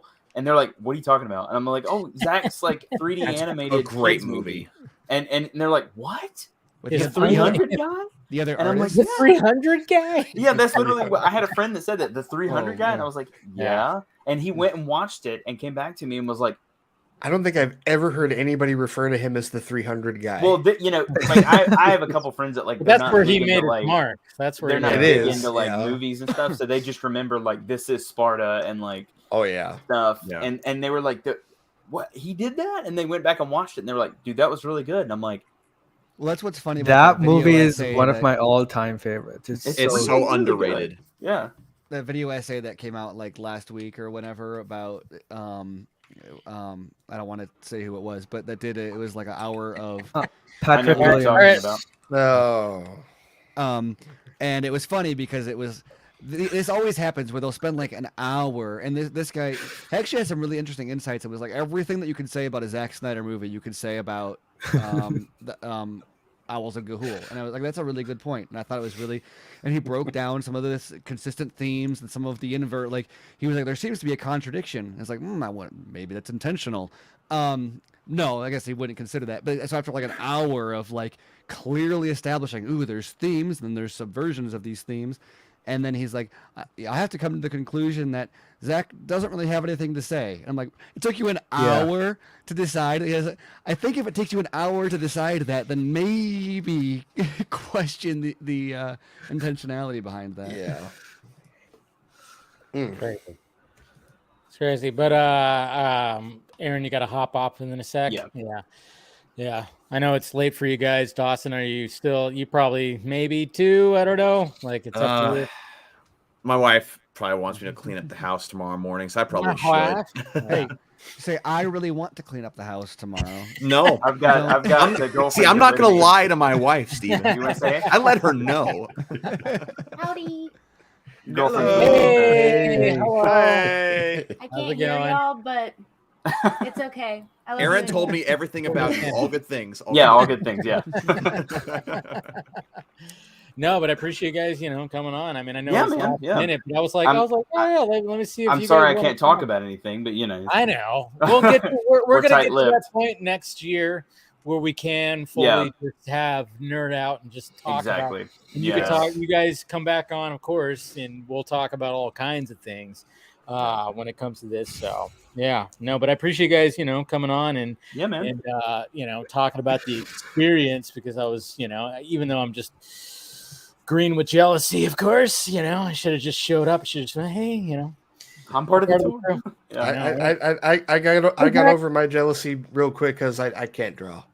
I can't Yeah. fucking draw. So I just, you have a skill set, both of you, that I will never have. I'm a writer. Well, I'm not an to be I'm not an honest with artist. you, when I submitted my stuff, I submitted 3 different things, and I was just like, the whole time I was like, well, obviously I'm not gonna win. I was like, but I would beat myself up internally if I didn't submit something as an artist. And then like when they released the thing and I had 2 pieces in there, I was like, oh shit. Well, so like for me, I told you this part, Aaron, is that I wasn't going to enter into it at first because I've never had like good experiences with art contests in the past, and I've been drawing my whole life. But people convinced me to do it. I was like, okay, fine. So I submitted the 1 piece, and same with Aaron. I didn't expect anything. I was just like, that's a cool thing. Put it out there. Might as well. And then the day I found out, I was actually taking a phone break, and Andre calls me screaming his bloody head off. Of course he did. Yeah, because and he was like, check your phone. And it's like, you did it. It's like, okay, Andre, first off, calm down. It was Alex Lobo. He messaged me and was like, didn't say what happened. He just goes, bro. I like fucking messages like that. And then I think Meg messaged me. And she was like, Aaron, oh my God. And I was like, guys, what are you talking about? And then like I go and I see Zack Snyder mentioned you in a post. And I was like, oh. Huh? I didn't think he was gonna like at me. Yeah. I didn't even think he was gonna post it. I thought like Netflix or something would post it. And yeah. everybody's just spam messaging me. And it was one of those days, of course, where I had like put my phone down and I was like, I'm not gonna mess with my phone today. I'm gonna get work done. I'm not gonna do anything. I don't exist on social media. Right. hey, you won. Ray is feeling that. Well, like there was two group chats that I'm in where as soon as I finally did get on my phone to look at it, there was just all these messages of Dawson, where are you? Dawson, where are you? Dawson, answer your phone. Answer your dang phone. Gosh dang it. What are you doing? It's like, okay, calm down, everybody. First and foremost, you didn't win. I did. I'm going to rub it in. Yeah, I had a group chat too that was asking me like, well, you got to tell us everything. And I'm like, guys. Yeah. Guys, it doesn't matter if it's in a DM or anything. I can't I posted the picture of me and Zach on a Facebook page for Restore the Snyderverse, and someone asked me like, "Oh, what question did you ask?" I was like, "Oh, I asked them about like BVS and Rebel Moon." They're like, "Not about Man of Steel 2?" Sad. I was like, I thought it was safe not to do that. Oh, you know how that is. I'm not gonna bother this man. Hey, remember when he was on here last, I got hell for asking about James Gunn. Who is I know, right? Oh my god. Yeah, that's why I was tempted to not even like tell people the questions that I asked Zach, because that was just like I really don't feel like getting the you should have asked him this and this and this. It's like, look, I was sitting there with him. It was my moment with the guy. I'm gonna ask him what I want to ask him. I'm not picking like fan questions. Scroll through. Scott still has a bunch of questions.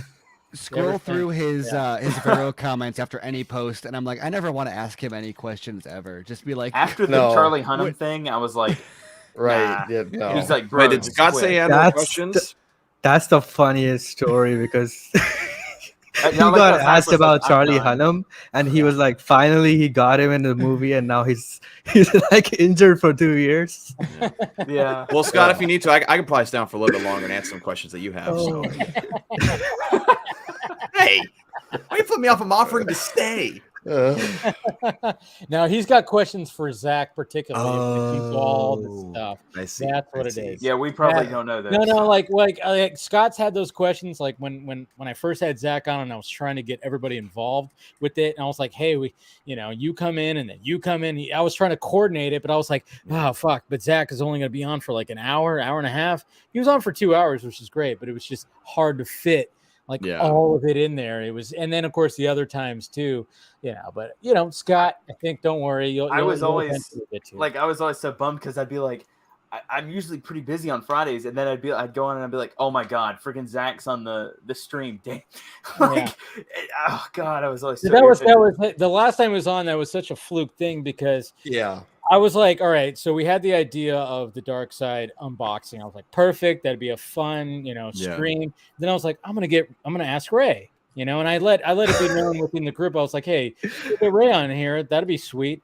And then I went, I wonder if Zach would even be. And then I was like, all right.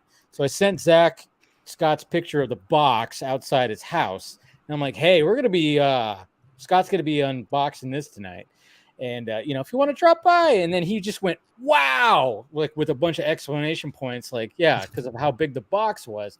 Then I went, yes. I mean, and then I went, all right. I'm like, yeah, we're going to be doing it tonight. I'll send you a link, man. And then 55 minutes beforehand, he goes, tonight? And I went, yes. And then that was it. Did not know. Sent him the link. And then sure enough, he popped in. Well, see, that's why Aaron and I were trying so hard to not say anything, because there's always that slim possibility Zach could jump on, and if we said something, he'd be like, "Hey, I heard what you said." It's like, I didn't. No communication. No communication. Ray Porter, somebody that I really want to meet because I love I listened to his entire reading of the Sandman, his character in the Sandman that he did, and I was like, that is one of my favorite vocal performances ever. Yeah. And I love that dude.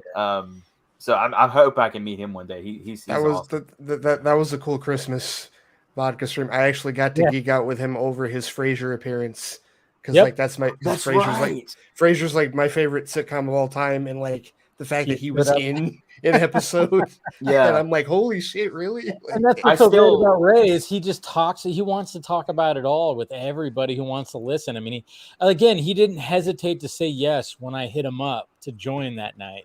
It's like, you can always depend on him. Like, hey, Ray, you want to join? And he's like, yeah. And then we're unboxing you. I could just listen. Yeah. And we could just listen. Oh, he's still pissed off that he doesn't have one. That's crazy to me, by the way. How does he not have one yet? Yeah. Not even, Zach doesn't even have one. Every time I watch Zack Snyder's Justice League, it gets to the part where they're that was the best sealing part. the mother boxes. Part when Debbie goes. And I see Ray standing there with the mother box, and I'm like, hey.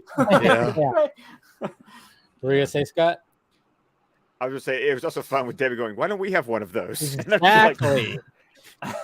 Doesn't make sense. No offense, Scott. By the way, got theirs. Heather still doesn't know.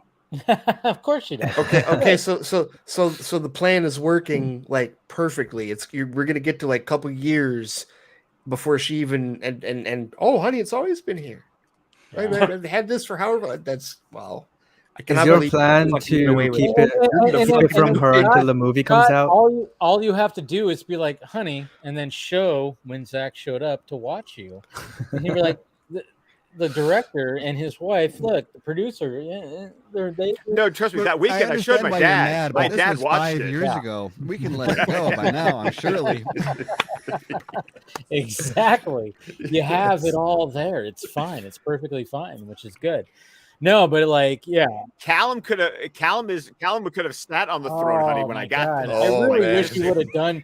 If somehow you could have achieved that, that would have been so great. Even I know there's no way to do it, but even just to have him even do this. I know there's no way with a infant that young, but man, how much did it cost? Well, I've depreciated on our taxes every year, so currently I wrote it off. Don't worry, it's a write-off. It's a write-off for the It's a business. It's a business expense. It's a business expense, honey. We, tax write-off. It's perfectly fine. Which, of course, you could really do. So that's good. Yeah. No, but like, yeah, no. I even thought about it too. I was like, man, maybe I should like hit up. Nah, I'm not gonna do that. It was like, I mean, it's always like there's been times where I invited him and then I just get nothing, and Right. It's fine. But I mean, it was just so cool that night that he was all about it because he's a fucking dork like us. He's a nerd like us. He wanted to see the goddamn statue, so he joined. That's what it was. It's just the fact that he's just a big, huge nerd. He doesn't have the statue. He wanted to see it. He saw the box, was going, what the fuck? And then he just like, I got to see this thing. And I love like his first joke is like, hey, they've been on for 55 minutes and it's still not out of the box kind of thing. And it's just like, it was. Yeah, I mean, you see that when you see him work too, is just how much fun he has, just how dorky he can be on set. Yes. It's great. Yeah. No offense, Scott, but he should have gotten one first. Like how did he and Ray not get the first and second ones ever made of that thing? Like it's. I'm not arguing that. I'm just saying. How many of those were there, Scott? I know the 600. Oh my God, that was less than I thought. Wow. Yeah. Wow. Holy crap! Yeah, you really like. Because the number was even. I think I say it on the video, but I think mine was like number 538 out of 600. Wow. They should have just done 602. That way they could send one to Zach and Debbie and then one to Ray Porter. And then just mark it still at 600 so everybody else is not upset. Yeah. That thing's such a thing of beauty. All that stuff is. But anyways, guys, yeah, I know you guys got to wrap it up. But I appreciate you guys coming on and talking about your fun day that you had. And, man, we'll talk about it more. I look forward to really talking about it eventually. Yes. For sure. Yeah.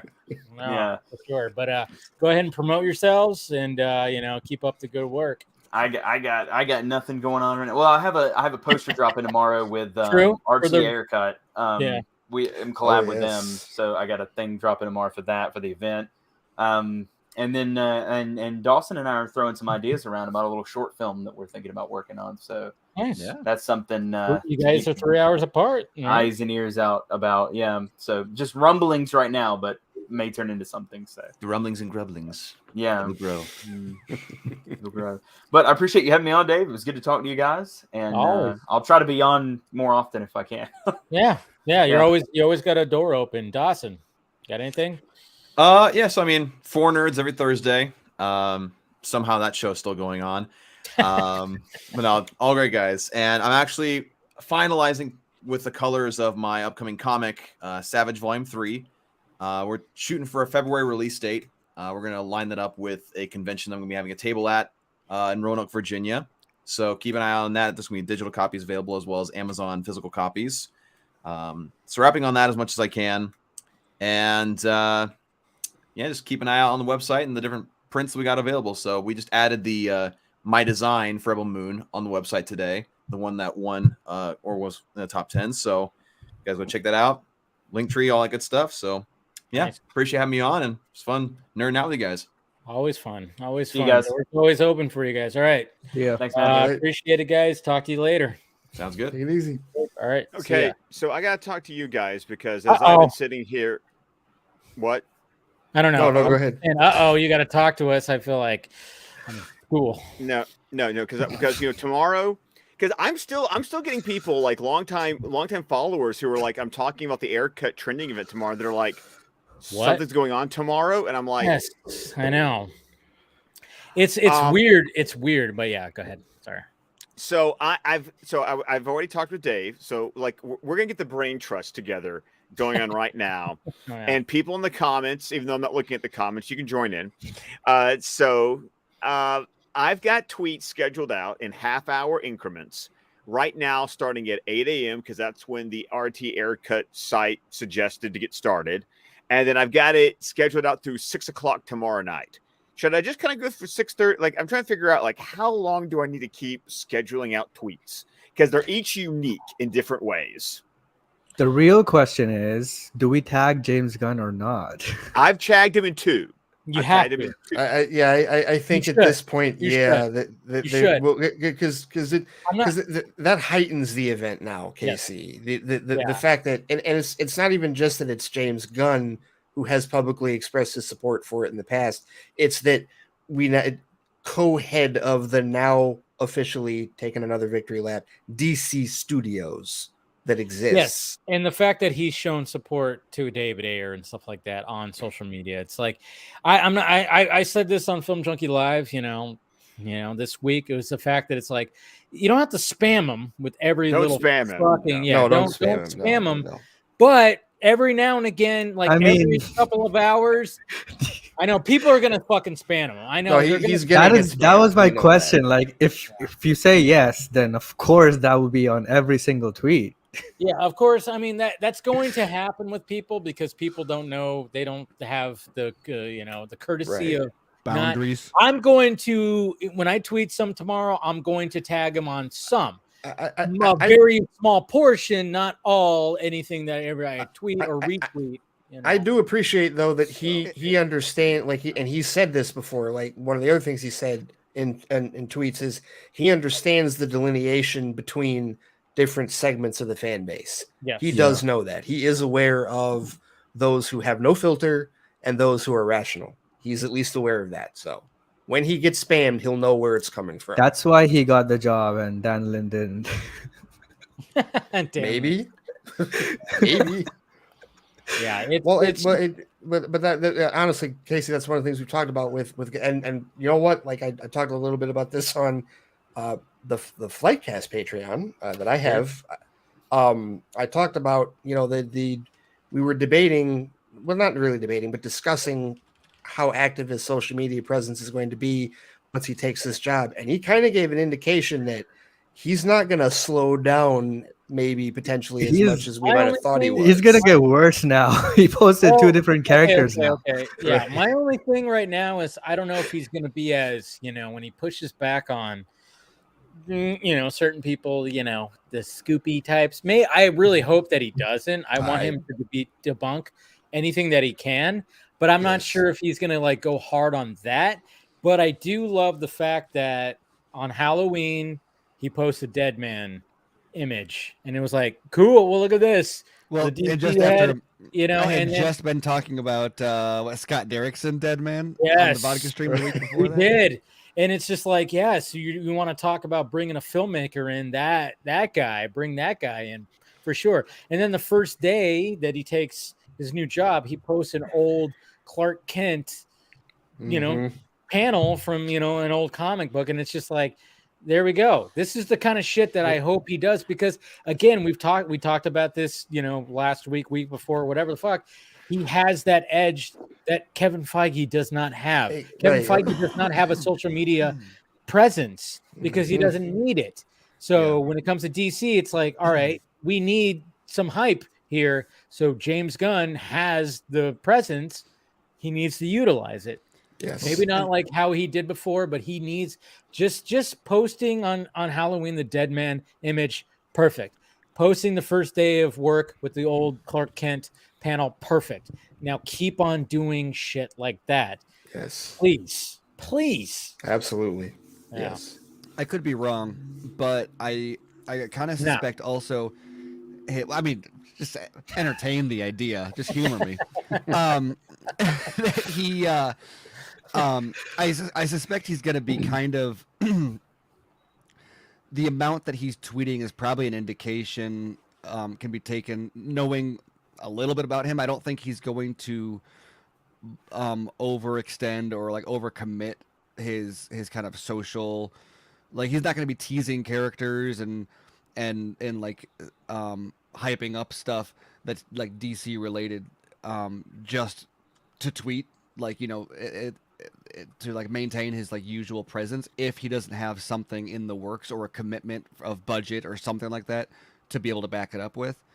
So I suspect however much you see it, not necessarily that every character he tweets is going to get a movie or something, but I feel like the more he tweets is probably a pretty good indication of like just how many balls he's already got rolling.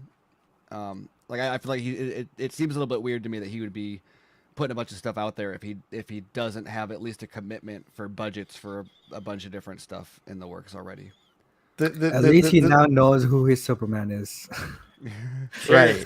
Yes, he does know. Well, and that to me, and I mean the Dead Man one I think was the bigger surprise because the Superman one that's the obvious one. It's like, okay, we know that's your top priority. We understand. And that's got to be. I don't know if this has been talked about with him specifically in context, but I don't think you can view the announcement separately from Cavill in Black Adam, because if that wasn't something he was in favor of, I don't think that would have been. I know a lot of this stuff was happening at the same time or at the last minute, but I have a suspicion that if Gunn wanted a different Superman, they wouldn't have rushed that through right before he. Yes, and he's a fan of Man of Steel. He is right. Which is the. I remember we had to deal with that with Brightburn. With everybody like he's ripping off Man of Steel. It's like it's literally an homage. Like that's it is. Textbook definition. Literally because they. I mean, again, I think him and his brothers. I mean, God knows, maybe they were like out in a cabin in the woods and they, you know, and they watched Man of Steel. They're like, can you imagine if like little Kid Clark Kent goes bad? I mean, and that's a great idea because it was either going to go good or it was going to go really bad.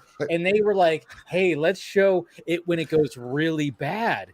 You know, another thing with respect to all of this, Steven, you remember a couple months ago we were talking about before any of this DC studio head stuff came out, but we knew that they wanted to do that because we heard that on the investor call.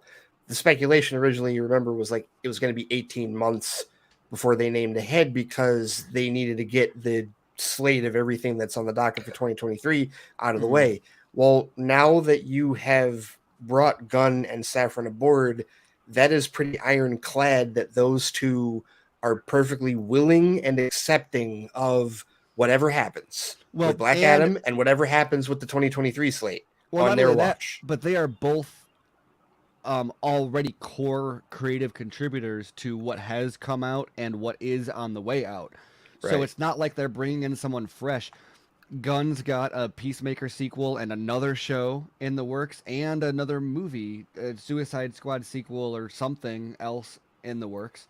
Safran is on Shazam and Aquaman, and I don't know if he's on Blue Beetle or not, but I don't know. I don't think he is. Yeah, I don't think he. I don't know. But the point is like that they're both like they've both got their fingers in the DCU pies already. Right. And so this is not a like, ooh, someone's gonna come in and retool it to match their, like they've already got something kind of in the works. Safran is a producer on Blue Beetle. He is? Yeah. Oh, okay. Cool. All right. Okay Yeah. then. Yes. Yeah, see, so KC, you were wrong. I thought that I remembered seeing that, but I Yeah, how wasn't happy Scott was for that. But I'll give Casey credit. I had a professor in college who once said, often wrong, but never indecisive. Casey said it with such conviction. You believed him when he said it. True. Because when You that believed came that out, it he was believed. all the talk that it was Emmerich and Hamada's, baby, and they cast him specifically, and they had meetings and all that. Never paid attention to Saffron, so maybe I just missed. You did. Or maybe he's added now and was never added before, which would make me right. Well, I mean, okay, when it came to the call, I mean, obviously, Zaslav, after, yes, he did have his bad math, which everybody was like going crazy about, which I was like, Jesus Christ, guys. I'm like, all right, yeah, so he fucked up on the math, but at the He's same living time, in the future. yeah, but but he was just like, all right, we have these 4 coming out in 2023. Yes, they are. There's not going to be any. I don't think there's going to be any movement anymore because it's like one more movement I cannot take. Yeah, okay. The other 3, I think are locked in because you've already moved them multiple times. I still think Blue Beetle's going to move. I don't know about that. Well, I don't think it's going to move to the following to 2024. Maybe it'll move like within 2023, but from what I gathered is the fact that it's like they need to have all these movies come out in 2023, so then they could be like, all right. So then when it comes to what they're doing right now that they have Gunn and Saffron and whatever the hell, they can now set the slate for 2024 and not have these movies that have been just like there. The Flash been moved so many times, Aquaman moved, all this stuff like moved, Shazam moved. It's like, no, we're going to have these come out. I mean, obviously we know that Shazam is locked and loaded because David F. Sandberg was like, I'm done. I'm taking a fucking vacation, guys. And that's great. Mm-hmm. And I love that because now we know it's like, okay, so no Scoopy fucking pants can be like, oh no, they're going to reshoot, massive reshoots. Oh, they're going to inject Superman. It's like, nope. The director has literally said it is finished. It is done. You could actually watch it in full right now, And they're part of why he did that because he's fought them too. Exactly. And I hope Gunn continues to do that where he could just fucking, shoot down all this stuff and be like, nope, that's not correct. Nope, that's not correct. I really hope that he still takes that approach. Who knows if he's going to, but as long as he continues to tease and just post these random images for things, I'm like, keep on at least doing that. If you're not going to shoot down all that stuff, which you still should. Well, and just the idea that there is something to tease.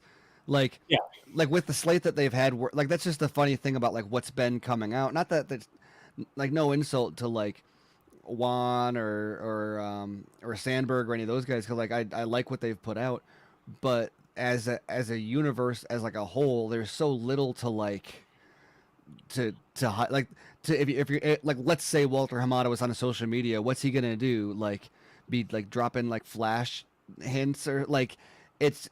Not that that's even his persona, but I mean, like, there's so little to like, I don't know, but and so the notion of oh hey, he's gonna tease Crisis. So just that kind of that personality of like, oh hey, there's something coming that we're excited for you to see, and not the trust us, there's a plan in the works and you'll know about it eventually is so refreshing. It is. I have a theory that Gunn already kind of has an outline of what movies I'm sure are going to be. Oh, I'm sure. That was probably part of his pitch, more than likely. Yeah, to get the job, and again, when it comes to Zaslav yesterday talking about the earnings, which it was bad, and anybody who still has WBD stock, I'm glad I sold it. Finally, the little bit I had, I was like, it went down again because it's still not great. It's still not great, but at the same time, regardless of the bad math, regardless of the bad math, he was still hyping Superman after we have Cavill back. And I'm just going, that's what I was looking at. While everybody else is like, oh, this guy doesn't know math and blah, blah, blah. I thought it was funny how everyone was passing around the like, WB loses $2.6 billion or whatever. And I'm like, and what was that number of cuts that he needed to make that everybody was mocking them for like, cutting too many things? What was the dollar amount that he was like, we need to cut? Exactly. I mean, the same people that were like, that were like, "Oh, this stuff shouldn't be cut," are the same ones that were like, "Oh, how dare they lose $2.6 billion?" I know it is kind of funny when it's like look at this guy, he doesn't know what he's doing. I'm like, okay, you're tweeting from your tiny apartment on your laptop while he's running $1 billion. Okay, it's like, come on. That's why I said from the beginning that I understood, like, as I still don't like how the Batgirl situation was handled, but not from a financial standpoint. I totally understand it from a financial standpoint. I just thought he burned bridges that now Gunn has the opportunity to fix, with creatives and talent, which is probably another reason he gets hired for this. What's cool about Gunn too is he's and I know not everybody likes the way he did it in the Suicide Squad, and I'm not even really a fan of the Suicide Squad overall as a movie, but the approach of and the way he's done, he hasn't really done any like other legacy sequel movies. He's one of those guys though who will he's not going to like hard reboot everything. No. Like you're going to get like for example, you're going to get a like there's going to be a Justice League 2 with the original cast, hopefully. Like, I'm pretty confident that he tries to extend an olive branch to Ray Fisher. That just doesn't make sense not to. So you're going to get a Justice League 2 with the original cast and with some of the probably some new members also. And it may not be Snyderverse, but I don't. It's not going to like it'll probably incorporate Darkseid, or Darkseid will remain like a part of this stuff. Like it's not. He's not going to trash everything and move on. It may not be what it was before, but it's going to be even closer to. It's going to embrace the past far more than Hamada was ever willing to. Hamada was always trying to change the future, whereas Gunn is going to say like, no, we love all these movies and we're going to continue from them. Just maybe not, may or may not be the original plan. And right, and the Suicide Squad is a perfect example of that, because going into that movie, like when we found out that it existed, like I had, as a fan, my personal non-negotiable who I wanted to bring back. I'm like, you must keep Viola Davis as Amanda Waller, which he did, and now her role has expanded since then, like in terms of all of it. But you brought her back. You hung on to Margot Robbie as Harley Quinn. You could have hard rebooted that. You brought back Flag. I mean, yes, you killed him off, but still, like you gave him a good death, though. It was a good death. I mean, I agree. Like it was a good death. Like I'm really sad that they killed him off. I would have loved to see more of him. But I mean, Peacemaker, what a joke! What a way to go! Like, and that's probably of a movie that I don't like. That's probably my favorite moment. Is that it's one of the best dialogues in the DCU. Yeah. When it comes. Well, and then the way they bring that in with the with Peacemaker, like that's the whole point of the Peacemaker show. Exactly. And, like, that's really what won me over. I love that the show did. I really love that the show did that. Yes, very much. Yeah.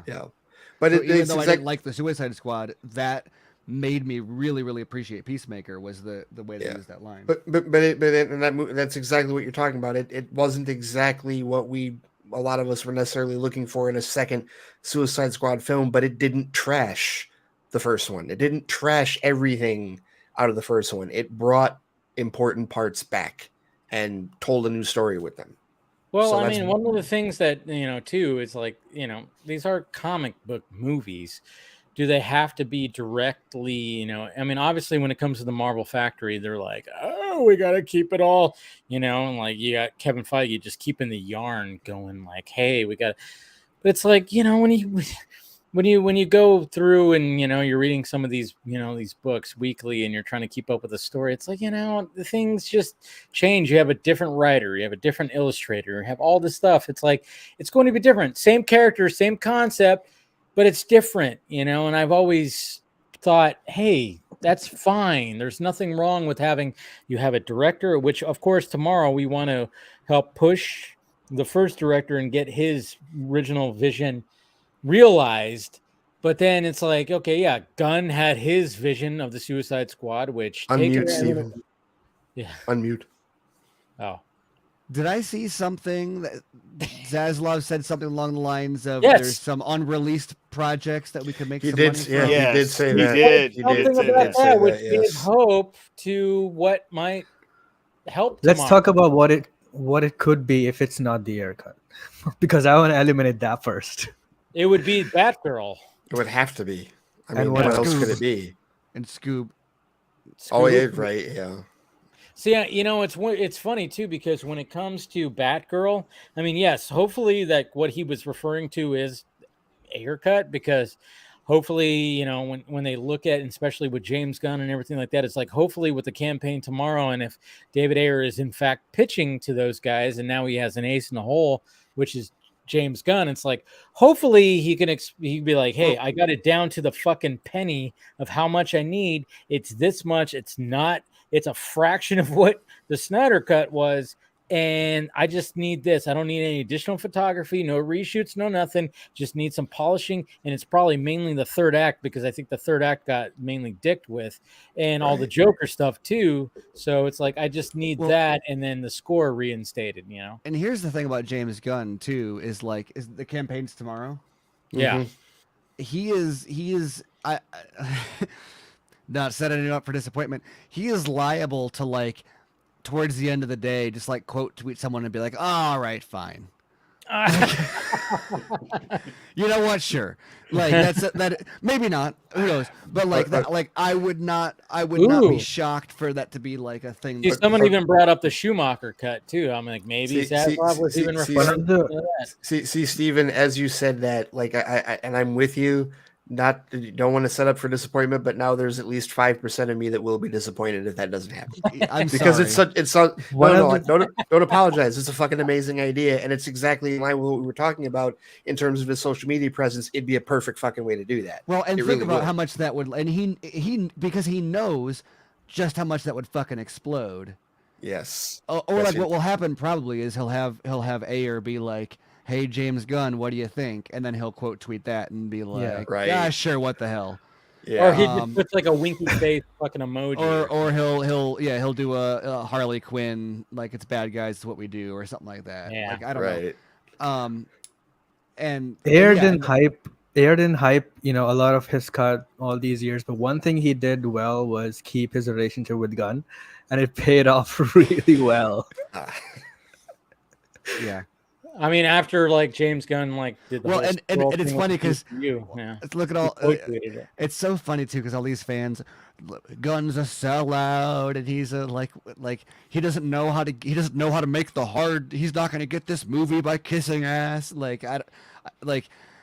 These fans don't know what they're fucking talking about ever with any of this shit. But yeah, even though I don't think I don't think Ayer has done a great job hyping the social media side of it, and there's not as much to release in the same way there was for the Snyder Cut, right? The type of images aren't it's a grounded movie, so you don't have the side to tease, right? You don't have that kind of stuff that's left on the cutting room floor. It's script pages, and the score was already the score is out there already. So what are you going to put out? His hands are tied in a little bit, but. He's also not as good as Snyder is at it too. Right, exactly. There is that part of it. Right, but I'm being fair to him in the fact that he just doesn't have as many tools. It's not like he's sitting on an image of Steppenwolf's not in the movie despite what. So it's not like he's got an image of Steppenwolf that he's just not tweeting out. Do we really need another picture of Jared Leto's Joker we haven't seen? Is that gonna blow up like a Dark Side picture did? No, because we've already seen a million pictures of Leto's Joker.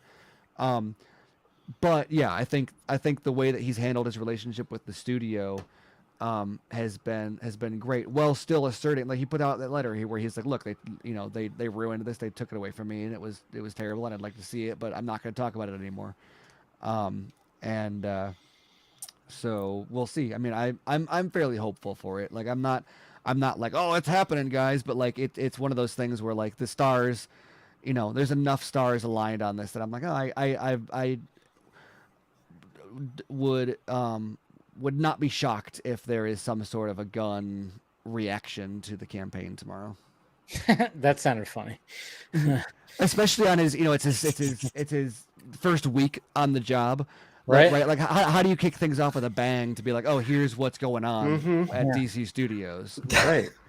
That is so funny to me. I'm glad that he's always been open to Snyderverse and stuff like that. But imagine if he wasn't, and like this is the first week of his work, and Oh the my campaign started. And he's getting blasted. Yeah. No, I think that also goes into why you hire him, because he's the you bridge. right? Whoever was going to be the head of DC Studios, it was either going to be somebody like more often than not, it was, if they'd gone completely outside of it, that's someone that's going to have to get a crash course in how to deal with the last 4 or 5 years of that's fandom. one thing everybody's saying. What makes the job the hardest is how do you handle the Snyder fans? And I don't think that he's going to give the Snyder fans exactly what they want, but I am confident that Gunn is not scared of how to handle Snyder fans. I think he knows. He's smart enough to know, like I've always said, hey, we'd make some Henry Cavill movies, and most of them are going to be okay with it. Wait, we keep Ben Affleck around, most of them are going to be okay with it. We do a Justice League, we get Ray Fisher back, but like he knows that like you do all of these things, and then you end up with like 3% are going to be like, oh, screw you, give me my 5-part arc, like whatever. Right. Which we'd all love to see, but like it's not like Zack is, when was the last time Zack, I shouldn't say that because everybody's gonna be like, well, he posted a picture of a doorknob, but if you know how doorknobs work, there's 5 pieces and it's like. You see the reflection? There's a silhouette of what looks like Darkseid. Hey, Thanksgiving is coming up. You never know. He's got another turkey. Oh, buddy, remember that was 2 turkeys. But compared to the Snyder Cut campaign, I mean, you had a weekly black and white image. You had a storyboard. You had, and he posted like charity stuff and whatnot, but he hasn't posted any like shit stirring, like here's a tease about Justice League 2 in years, right? So.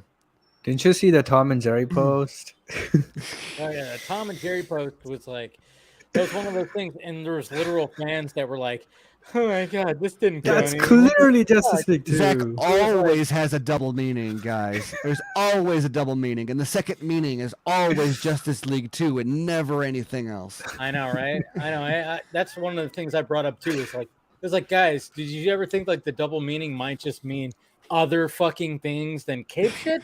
I'm just saying that, yeah, there could be a double meaning, but it doesn't always have to resort down to the fucking DC shit. Please. But what else could it be, Dave? What else could it be? It can't be anything else. I know. James Gunn really has a big ace up his sleeve right now with Ray Fisher, because we know that Justice League 2 is definitely going to be made. Maybe it will incorporate some of Zack's ideas and whatever, even if he's not in. There's no Darkseid is definitely coming. Yeah, there's no way James Gunn nixes the setup from Justice League. Yeah. It doesn't mean he's taking it the same conclusion, but there's no way he acts like none of that happened. No, because you can have an entirely new Justice League story and then tease the fact that, oh my god, the Armada Darkseid is coming. Yeah. Right, because again, like, going back to even before Gunn was hired, we really, over the course of what the biggest question, like once Zaslav and everybody took over, was, okay, hard reboot or not? And we kept getting hints, whether we paid attention to them or not, that they weren't going to hard reboot. There was no immediate pivot. They kept pushing release dates back. Yeah. We kept getting this indication that no, hard reboot is not coming, which means you're going to stick with the roots of what was already there and what's already been teased. So yeah. And I think Gunn's the only one that went to Zaslav, and everyone else is like, okay, so we start over with these solo movies, and we build up to a new, and I think Gunn was the only one that goes in, and he's like, look, you've got a Justice League 2 in 2025 with Darkseid. That's your Infinity War equivalent. Like, you can have this now. And everybody else probably is like, exactly how he said it to him too. Yeah. Because that's what they wanted, right? And he's like, look, you can have this now, and you've got like, is it Dan Lin or these other guys who, they sound like great creative guys, but they're all gonna want to well, we got to reset the universe and let's get behind Pattinson or whatever, and they want to get their own thing in there. And I think Gunn is okay playing with other people's toys.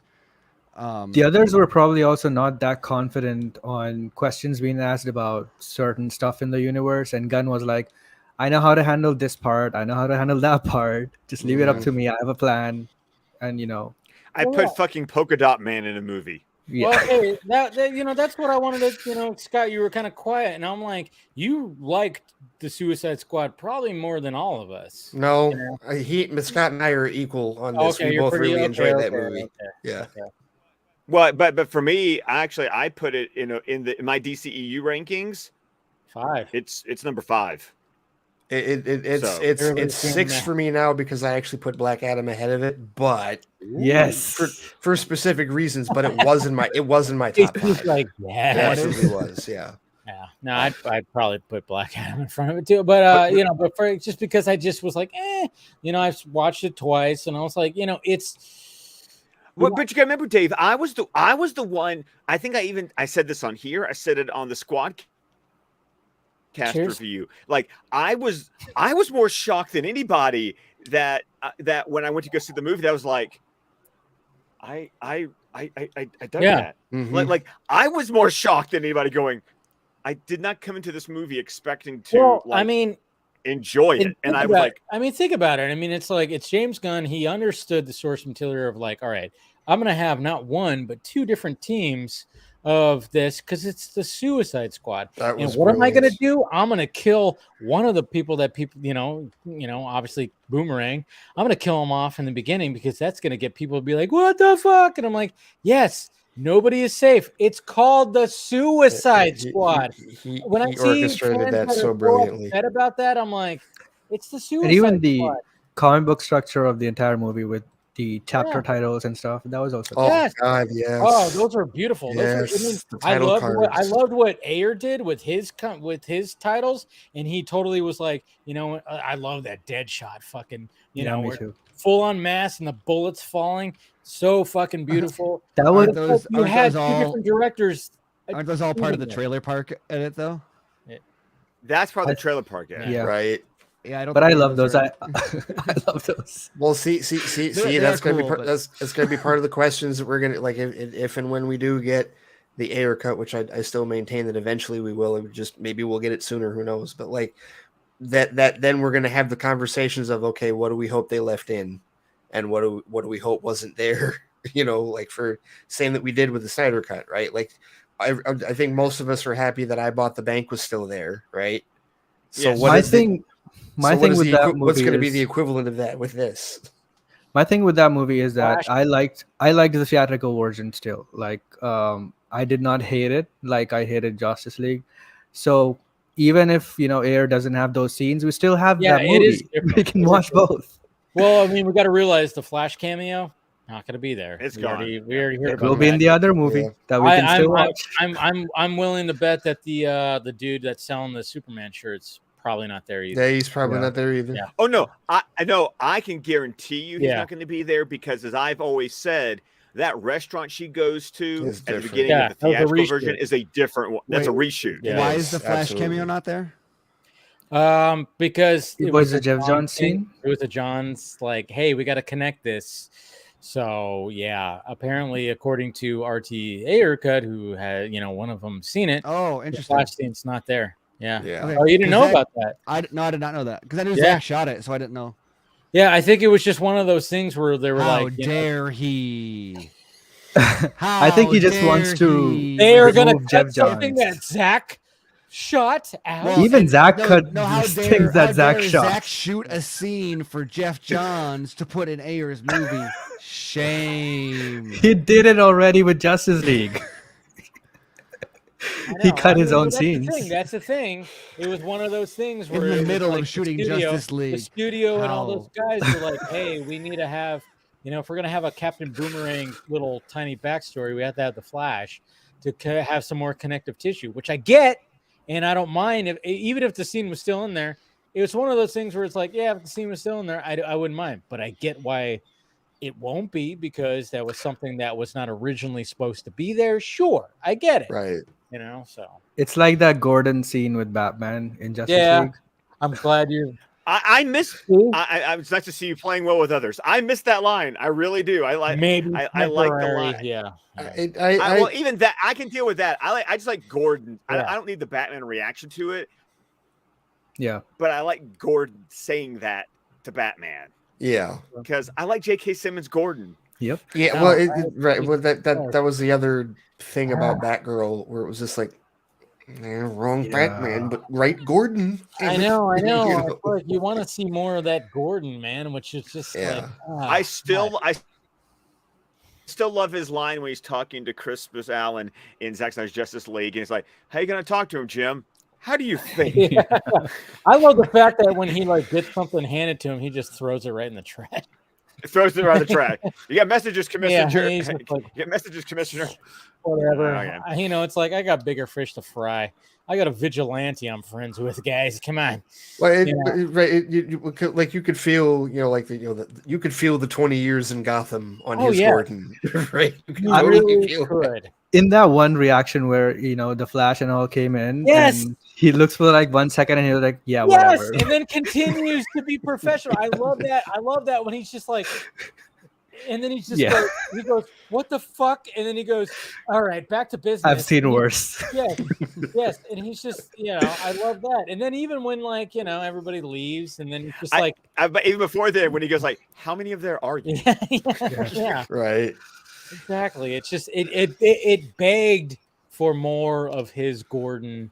Like we want more of his Gordon, and yeah, that was going to be a plus. I when it was- comes to Batgirl. I was watching Zack Snyder's Justice League again the other day, and the Lex scene came on, and after it ended, the Batman theme came on again, and I was like, "Oh, this was a perfect setup for that Batman movie, which we'll never Yes, get it now." was. I know. It was so. Well, I mean, that's the thing too. It was so great how it was set up for that, and they realized that. And of course, Ben and Zach were probably talking about how they Imagine seeing that in the theater in 2017. shut up. God damn it, Casey. You had to do that. You had to do that. You had to do that. Now I'm feeling ill. I'm feeling a little ill now. But I still God damn it. wonder, I still wonder if there's any like smoke to that rumor that a couple weeks ago about Gunn and Deathstroke. I Yeah. still wonder if there's any smoke to that. Like, if there's anything with that at all. I mean, what I've always been saying when it comes to that, it's up to Ben Affleck. It really is. I mean, Well, I don't even mean necessarily. Henry Cavill did it. He did a good job because even like, when it comes to like the last 5 years, and you had Grace talking about certain things, and the fact that he was playing hardball and he was like going, "No, these are my demands," pushing back against anything that maybe was a negotiation in the past 5 years. And then we come to realize that, oh yeah, the past regime was even saying no to Dwayne Johnson, it's like for using Superman. And then now when the regime was like ripped apart and like, everything was gone. And then all of a sudden, boom, they got him back. And Henry was like, "Yep, let's do this. Let's do this." And look at how happy he is talking about it. Now it's like, all right, now we got Ben Affleck over here, who has not technically left. Yes, he did say that he's not Batman anymore. And then all of a sudden he was like, "I'm in the Flash." And then now he's in Aquaman. Yeah.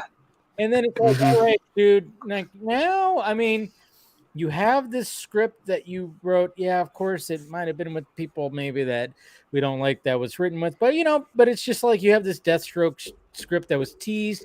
You have all this stuff. It's there. It's fucking there. And you better believe that James Gunn read that goddamn script and was like looking at the options. And it's like, all right, so if you get some director, you get somebody who's like your Gareth Edwards or whatever the hell to come in to direct this script. Ben does not need to direct the script, direct the movie, because that's a task. That's a task right there. Okay, it's like to direct a movie in a heavy fucking 30-pound bat suit. That's got to be. There's no way.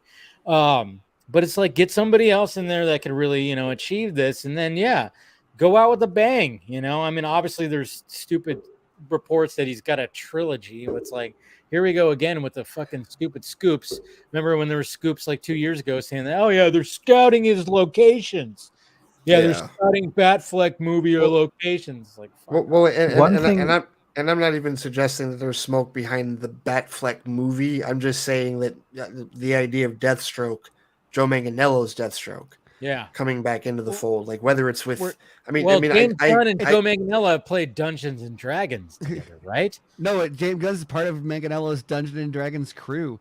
Yes. Okay. And he's an already cast villain, and he's the exact kind of villain that Gunn would. He not only fits in the Suicide Squad, Peacemaker. He had him in the concept art. Realm. Yes. Yeah, He had but Deathstroke, but it wasn't. and they're friends. But also There's no way that he doesn't use he's Joe not May. he's not an obscure villain, but it's a existing villain in the universe, played by a perfectly cast actor with a kick-ass design, with fan support, friend of Gunn's. I mean, There's one no of way that he's not playing Deathstroke again.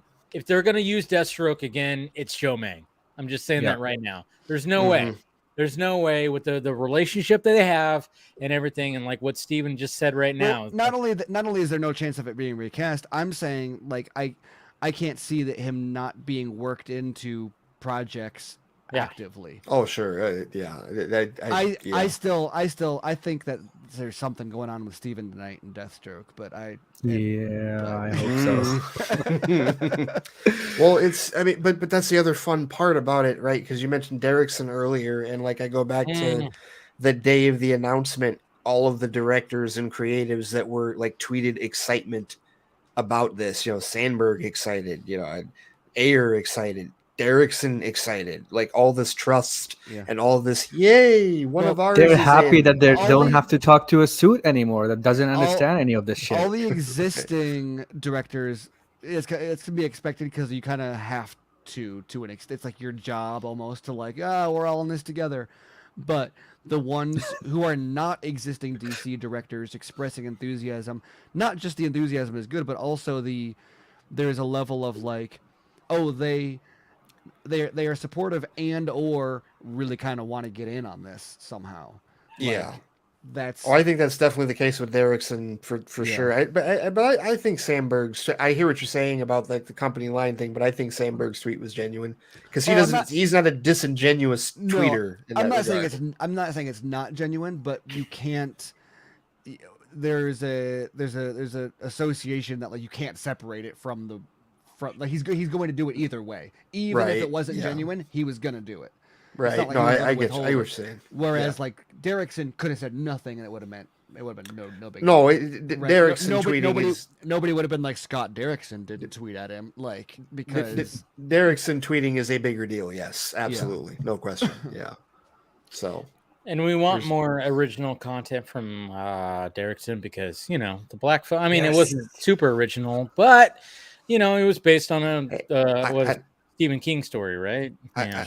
I haven't. No, Joe Hill, his son. Joe Hill. There you go. I haven't seen Black Phone, but I do like the first Doctor Strange movie. Yeah, I do. I do like that film. And Doctor Sleep was also good. That was Mike Flanagan. That was Flanagan. Oh yeah, sorry. Yeah, I was about to say. I was like, Casey, get your directors right. Go sit in the corner, and when you're a big boy, we'll let you back at the table. We're gonna put this dunce cap on you. No, but no. But at the same time, it's like, Derrickson he's good with horror. He's good with horror. Yes, he is. is. And it's like, okay, if you have this Justice League Dark, characters. Hey, there's a guy right here. I mean, obviously, Guillermo del Toro is like, everybody was always like, oh my God, remember when he pitched something with that? It's like, would have been probably pretty perfect. Maybe they can bring him back, but then there's also, there's multiple characters when it comes to that. So it's like, hey, you got a Derrickson right here, Gunn, that you're friends with and you're good with. So, obviously he's going to be doing more original content, which is great. But at the same time, it's like, hey, it's not going to be like Marvel because obviously he was supposed to direct Doctor Strange 2 and something happened where, it didn't line up with Feige. So now he's out of that. And it's just like, I just would not be surprised if we get in the next 5 years, we're going to get a Scott Derrickson directed DC movie. I think that's going to happen. Cool. I mean, if he has projects on the list that he wants to make and he has all these connections, then I would bet that the first people he would call are these people and not look for new people. Oh yeah. No, he and that again, all of this is probably like even part of his pitch to get the job, right? Because that whole thing about there was a power grab for all these DC properties. He probably not only had an idea already of the movies he wanted to do, but also who wants to, like the creatives that he wants to do this. Like I think Derrickson could do this, like so and so can do that. This is James Gunn too, who like this is how even part of his pitch to Zaslav is he's like, look, you're gonna have your like. I'm just saying this for the sake of like name value, not because this is gonna happen. But you're gonna have your Chris Nolan Justice League 2, right? You're gonna have your Steven Spielberg Shazam, whatever. Like you're gonna have these big tent poles that like that's what Zaslav wants, right? Zaslav wants the tent pole director event movies. And he's like, but also, I'm gonna get you the Dead Man with Derrickson. The Edgar Wright Plastic Man. All these characters with Ben Schwartz. Gunn loves the little Ben. See that? Gunn loves all the unutilized characters, especially like the villains and stuff. And he's like, look, you have all these heroes, but you have like thousands of like random villains that you could just give Edgar Wright and Scott Derrickson and fucking like whoever.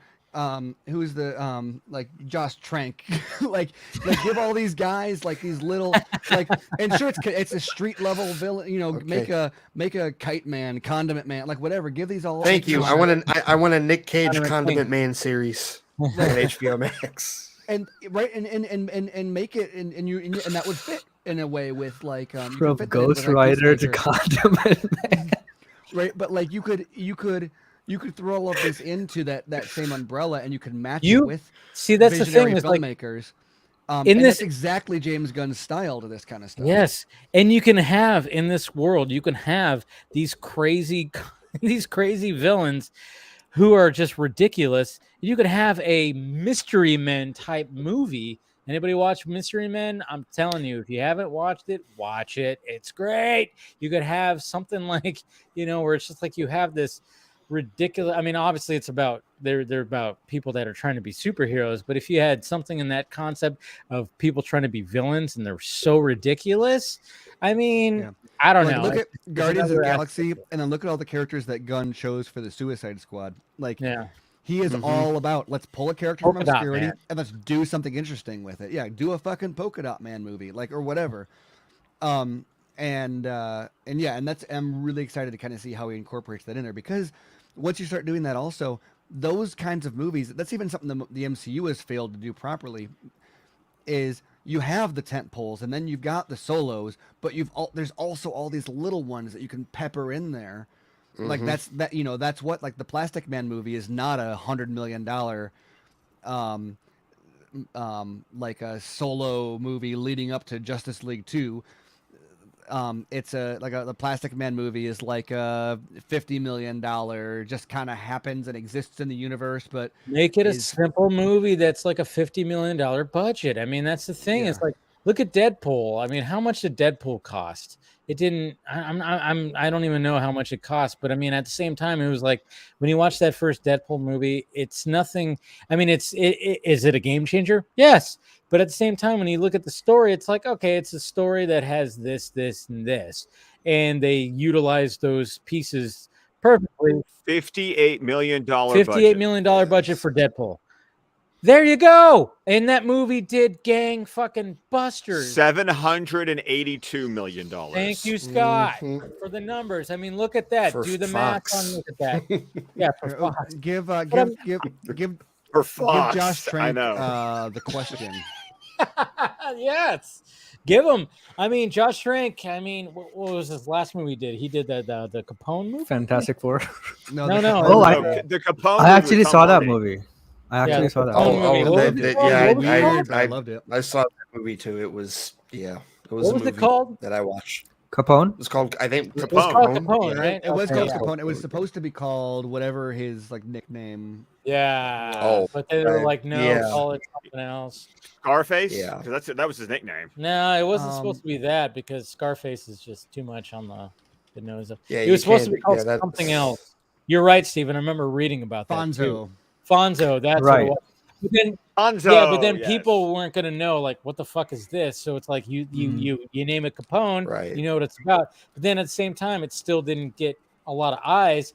I watched it. I was like, okay, yeah, I get what he was going for. It's like, all right, we're going to show Capone when he's dying. And Hardy fucking knocked it out of the park. Hardy did a fucking fantastic job. That movie was kind of like Live by Night, where people just ignore both movies. Yeah. I like Live by Night better personally. So do I. I mean, they're different kinds of movies, obviously. But like, me too. I'm not saying that it was like. I mean, I didn't really enjoy it that much when I watched Capone. I was like, I get what they were going for, but I didn't enjoy it as much. Live by Night, I'm with you, Ray. I like that movie much better. Capone was like a character piece. I mean, it was a really well done character piece. So it's inherently not going to have the same kind of plot structure and thematic, But it's all about just be like it was a vehicle for Hardy, and I think Hardy does not know how to. He doesn't take movies off. Like he doesn't mail in a performance. Him and Christian Bale, him and Christian Bale are on a different level. They go for it. They go for it when it comes to just literally transforming their bodies. Well, and Tom Hardy, even when he's doing like a silly movie, like that movie Love and War with Chris Pine and Reese Witherspoon, where like the two CIA agents, he was. I'm not saying it was a good movie, but Hardy was like all in. I didn't hate the movie. Was it silly? Yes, it was extremely silly. But it's Captain Kirk and Bane. I'm not going to argue with that. Damn it. No, I mean I get that. I didn't like, but I know what you're saying, Scott. It's like when Hardy takes a role, he goes into it. He's even said in interviews, he's like, I fucked up my body with all the transformations I've done. And it's like, but the difference is between those movies is. Like Hardy isn't a good or bad. Like Hardy is Hardy, and he gives different qualities, sure, but you can't just roll a camera. You can't just roll a camera and have that show up, right? There's an element of like the director getting the performance captured in the right way too, and I think that's what Capone did really well. Yeah, and everybody should watch Locke too. By the way, if you haven't watched Locke, that should be on your list, Ray. Locke. Yeah, well, I was just thinking. The first thing, what's the first movie you saw Tom Hardy in? I'm not going to say Star Trek Nemesis. I am. It was the first thing I saw. I knew you were going to say that. Mine was Inception. Yeah. Oh, what, really? Oh, wow. Because he did Layer Cake, and he did a. Oh, you know what? Layer Cake was the first one. I mean, he wasn't in it a lot, but he was. Yeah. But he was in it. I forget that he's in Layer Cake. Sorry. Yeah. Well, okay. Layer Cake has a fucking loaded cast, so it's actually great. But amazingly, it's easy to forget that he's in the movie because that was Daniel Craig. Michael Gambon was not loaded at the time, though. Yeah. Say that again. It was not when it came out. It was not. You look at it now, and it's like, whoa, how'd they get all of them in that? It's like, because when they made it, those guys weren't all those guys. Because the guy who plays Gaza is a bigger guy now, and like the guy who plays Morty is a name people know, not like Harry Potter. Okay, a couple of them, but like first time I saw Tom Hardy, Band of Brothers. Oh, okay, so he's in there. Okay. I think, so mine was Layer Cake because I did see that before. Because in the same year, he had Band of Brothers and Black Hawk Down came out in the same year. Oh, Black Hawk Down. That's right. He was in Black Hawk Down. Right. Yes. Okay, maybe that was the Black Hawk Down. Everyone forgets how loaded Black Hawk Down. No, that's a loaded. I do not forget that. That cast was insane. Ewan McGregor is in that. Fucking Legolas is in that. Yep. So much. Yes. So much. Orlando Bloom is in it. Yep. Isn't Eric Bana is in that? Yes. God damn. No, I cross a shitload of franchises with that soundtrack cast. is already stuck in my head again. I love that movie. Yeah. But no, like what I was saying about Hardy in Nemesis is like he's the best part of the movie. And he's that was like one of his rolla. Right. God damn. Yes, he wasn't rocking. That's right. See, that's the thing is like Tom Hardy. Like I was only aware of Tom Hardy when it came to Inception. That's why I said Inception. But I'm like, holy shit! I forgot that he was in all these movies beforehand. Idris Elba is in Rock and Rolla also. Yeah. Well, and so is Butler. Butler's in it too. I'm right? still waiting for Gerard Toby Butler, Kebbell to yeah. properly pop off. Because ever since Rock and Roll, I was like, man, this guy's gonna be big. And then he keeps on getting these roles where I'm like, here we go. And then like Who? Toby Kebbell. Okay. Yeah. Oh, Toby Oh, Kebbell he's is great like in one of those Servant. guys. Toby He's- Kebbell is one of those guys where it's like, yeah, I'm with you, Steven, where it's like, this guy is good, but it just seems like he gets in movies Right, where it's just well, oh. Yeah, exactly. Well, he nailed it in Dawn of the Planet of the Apes, but Yes. nobody knows who he is. Yeah, his, like his, kidnapping the fucking his yeah. episode of Black Mirror is Oh still my one of god! my with Oh, the yeah. lenses? Yeah. with the That is len- such with a- the with capture. the lenses, Oh my god! and that's because it's such a twisted episode where like Such a twisted episode. you want to call him an asshole, but it's like no, But at the he same keeps time, he being was right.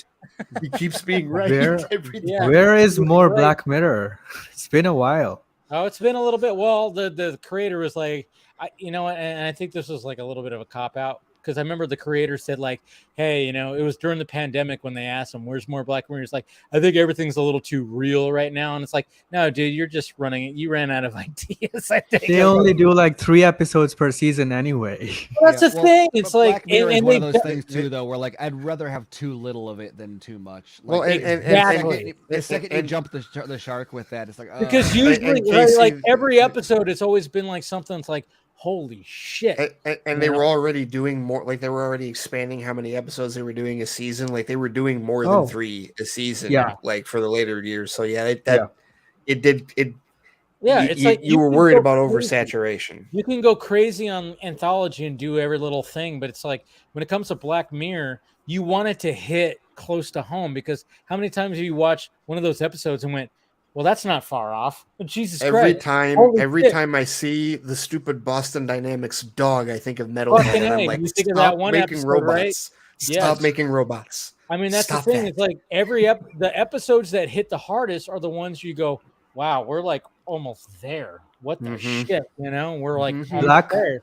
Black Mirror and Love, Death, and Robots are just Oh, two series God. that I want to go Oh, forever. Love, Death, and Robots goes to the extreme. I and still need to love watch the I rest of love that that. show. I love that. how extreme it goes because it You can gets cancel graphic. everything on Netflix. You just keep that one show. Oh my god! I mean, like even the one episode when it had God and it had once his name playing God, and it was just like that episode where it's like literally Zima like, the Blue? world, huh? Zima Blue? You see, is that what the No. episode was called? No.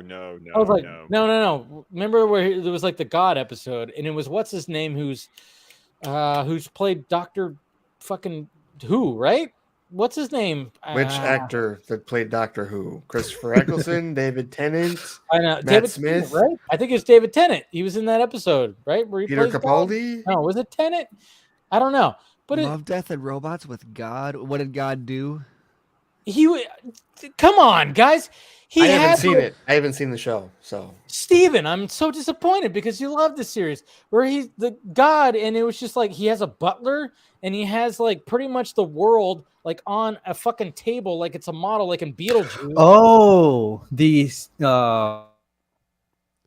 And of course, fucking Casey freezes. oh my god. Jesus Christ. I mean, Oh are you my talking about God. Ice Age with God, Topher Grace? God came down and fucking smited KC right I now. cannot believe he froze exactly as he was about to say. I love how there's like a haze in the background of his too. I mean, he looks like he's so stoned.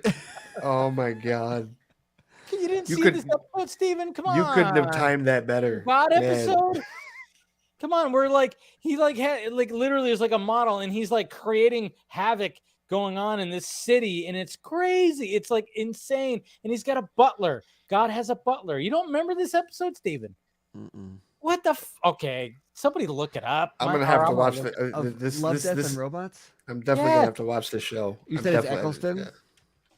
I forgot who plays God, but it's like I think It's the one. It's dude one of the who- doctors. You said it's one of the doctors that plays. I think it's Tenet. I might be wrong on that.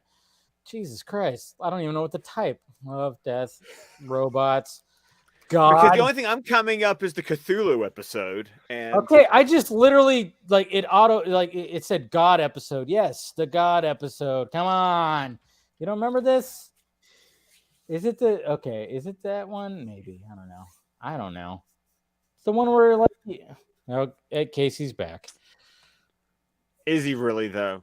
He is. Is he There he really? is. Casey, what episode Of course, was he it? froze like right in that. You know what? I'm What gonna- episode was it? I know this has been belabored a little bit, but I'm gonna put my foot down now and just say that's not an episode, and then we'll see how this plays out. But I'm gonna call it right now and say it's not an episode. Okay, Casey, There's what not is an it? episode where God is like just a dude who has a butler and he's got like really. Yeah, I'm gonna. Oh say my Casey, God.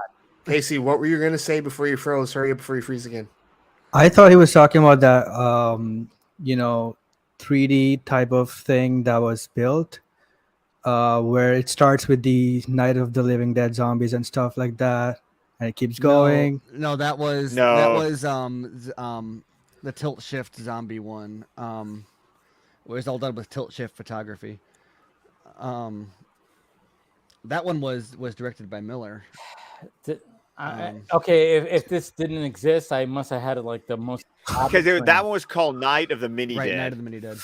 Well, Yeah. okay, Hold on. Dave. If this episode doesn't exist, I'm gonna be disappointed now. Did you when I see go a to watch the screener show of and this? it's not there. It doesn't exist. I already called it. Oh my God! Oh my He God. saw a screener or something. Damn it! Unreleased footage. It does exist. Damn it! I'm gonna be.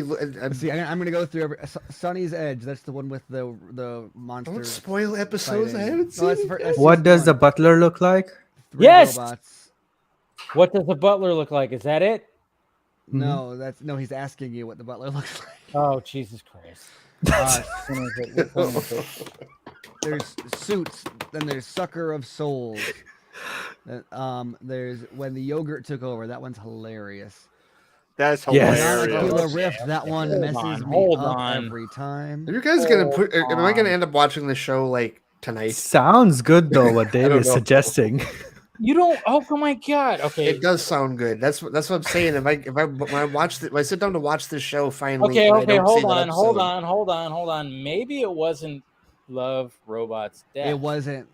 It wasn't Love, Death, and Robots. Okay. You put Steven's fandom into You question. know what just hit me? I think it might be Neil Blomkamp's fucking Oh, anthology series. I got it confused. It Oat might be Studios. that. Oat Studios. I think it might be. I still have that. to see that. There we go. Okay. Biggest Love, Death, and Robots fan. No, because it's a similar kind of concept of short. It's like got different like run times. Okay, okay. That's what it probably. Yeah, okay. All right. That's You what it actually is. sold me on that new show now. Okay, watch it. It's good. Watch it. Okay. Well, I've always wanted to see Studios it, is but it's very similar to Love, Death, and Robots. It's a Yes. little bit more abstract. Thank you. But it's very similar in the like, let's just make some shit kind of way. Like, the new season of Love, Death, and Robots had like insane CGI stuff in some episodes, like Oh, yeah. unbelievable. Jabaro or Hibaro, I was not like. Yep. There it It is. looks absolutely amazing. It wasn't my favorite of the season. Not by any lack of itself, because the other ones are great. But the animation Yeah. of that one, though, I think hands down is the best Okay. of the whole Yeah. series. Jesus Christ. All right. Yeah, and that's what it was. They did that by hand too. There was no Okay. mocap or anything on that. That's That what it was awesome. I know. I shouldn't have even said that because, like, obviously, Love, Death, and Robots is mainly animation. This was like live action, but it has obviously it's had live action. Well, Love, but Death, yeah, and Robots has some live action, like yeah, it does. Like the one that I've seen, the so- one episode that I've seen, Lucky 13, is it's like mocap of Samira Wiley, and like it's still Which one was animated, that which- again? That's the one where she's the captain of the unlucky ship, and she like develops a bond with it, and it like turns into this thing where like the ship succeeds with her there it as is. captain because everybody usually dies when they use this ship, Yeah. and she takes it over and like becomes like a lucky thing with it. See? You can see God right there. He's looking over a city, yeah, with his butler. Yeah. it's Okay, great. so which one am I watching first? Love, Death, This and is Robots? Love, Oat Death. Studio. Love This is that. Oat Studio, Love, Death. All right. and it's I think it's Sheraldo Copley, whatever his name is. Yeah. That's- Oh it's yeah, Blomkamp, that's and yes, it's because definitely he's from he yeah, was he's in very District much 9. all about Neil and, yeah. Blomkamp. So, yeah, but it's a 7-minute episode where it's God just going, fuck everybody. I'm just going to create havoc in this, and do all this stuff. And he has a butler. It's insane. It's insane, but it's great. Is Charlton Copley the butler? No, he's God. Okay, well, then who's the? So it's not even one of the doctors. It's Charlton Copley. Yeah, I know. I thought it was David You Tennant. mistook Charlton. Okay. I got my, I got those guys confused. Okay. I did. You mistook. You mistook. Totally dead. Love, Death, and Robots. Yes. Oh man. Yep. Okay. All right. Give me a break. Dave, go home. Go home. I am home. Go lay down. And you motherfuckers need to watch this goddamn anthology series. I will. Getting mad you at guys us. haven't watched it. Stop, Don't give me shit. Stop because getting you mad have at not us. watched this. Stop getting mad at us as if we are off topic here. You are the one that brought up an actor and a show that is not related to what we were No. Wait a minute here. Okay, we're talking about Love, Death, and Robots. Great. But you, okay, with all the shit that I get for not watching certain things, you guys haven't watched this. You need to watch this. That is true. This is fantastic. Yeah.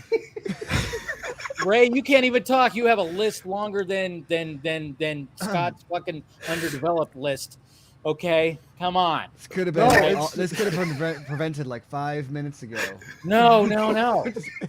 This was good that we landed here. Yes, you motherfuckers need to watch the Oat Studio. It was all a plan. Series. Okay, so, because the first episode has Sigourney Weaver in it. By the way, so everyone who has seen Love, Death, or I guess for everybody's seen at least one episode. Favorite episode of Love, Death, and Robots of the 3 seasons. I've only seen one, Lucky 13, and I really liked it. Yeah. I did really like it. It was a great episode. I like that one. Oh, god damn it. I'm trying to remember. Now, hopefully I don't remember an Oat Studio fucking episode. When I think I'm still I think it's still Zima Blue for me. I'm still which one was Zima Blue? That's the thing. It's just, all 3 seasons have so many good episodes. Like, I watched one episode. I'm like, okay, this is definitely my favorite one this season. And then I watched the next episode. And I'm like, fuck. Zima Blue, Pop Squad, and the very Pulse of the Machine. I think would be my top. Pop Squad was amazing. Season. Ooh, Pop Squad. Yeah. Blade Runner. I love Pop Squad. Season 1 best episode. Hey, by the way, although fucking Sonny's Edge is a close second, I think. Hey, I'm just saying, when I typed in Neil Blomkamp, Love, Death, and Robots is actually suggested. So fuck you all, okay? Because it's similar. It's similar. Okay, it's similar. Oat Studios, it's similar. Okay, that's why I got. Because I actually read the short story before I saw the adaptation. In season 1, I really dug. What was the name of the episode? Good Hunting. Yes. Good Hunting was good. The Drowned Giant. That was a interesting one. What was that? That was a weird episode. I liked the sea one in the the sea monster one in the latest season. Yeah. The graphics were amazing. Well, do you know who did the stunt? Oh, they were on amazing. That one was directed by David Fincher. Yeah. And the stunt coordinator and who did all the mocap was Freddie Busiegas, who is stunt coordinator on Justice League, a bunch of stunts and stuff on BVS and other Zack movies. Was a stuntman on he's the coordinator on Rebel Moon. So yeah. The Volume 1 Beyond the Rift. How many episodes of this show is there? 3. There are 35. And how long are each of them? Like 5 to 10 minutes. Yeah, they could be they can range from like 5 to 15 minutes. Okay. Some are 2 minutes too. Best funny episode of Love, Death, and Robots. 3 robots. Come on. Yeah. 3 robots. Yeah. I always love them. I love how they brought them back in season 3. Right? Yeah. I know, right? I think When the Yogurt Took Over might be my favorite, but Alternate Histories is just fucking bonkers. Oh, Alternate Histories, yes. So much weird nudity in that one that Okay, we are so close. You need to watch I'm gonna quote Morty from the only real live action one was the last Ice Age. No, it was Ice Age, but it was Jabaro too, right? No. It wasn't live action. No. Jabaro was That hand wasn't- animated. Hibaro. It was No hand shit. drawn. Jabaro, sorry. Yeah. That was actually not live action. There was no live action. Yeah. Hand drawn. I thought there was Well, some not hand live drawn, action. but I mean hand animated. Wow. No, they okay. used they used references, so they had people do the dances and stuff, and then used it for keyframes. But all of it is hand animated, so none of it was motion capture. That one. You watch it, you go, what the fuck? Yeah. And not only that, but you've got the leaves and the grass, and you've got gold, and you've got water texture, like the number of, and you've got blood in the water, like you've got all these textures interlacing, and the dancing going on, and it's all done by hand. It's not mocap. You can tell by their faces that they're CGI, not because they are badly done, but because they stylized it. Like their features are animated, but if you just hide their eyes, faces, and all, you cannot tell from far apart that that's not live action. The best mocap one, in my opinion. Yeah. I was saying I did an interview with the director when it comes on to ScreenRant.com. So go check that out. But also on Scott, you did glitch. That's also on the Corridor Crew did a episode featuring Hibaro. So check that out too. Yes. I'll stop now, Scott. Scott, you have to understand, Steven's it's one of his favorite things. Let him speak. No, Steven and I have private conversations about Love, Death, and Robots. Because he knows that I love getting all the short story references. Yeah, I know. You know about the short stories. Yeah. I'm beginning to feel left out. I know. I saw you leaning back.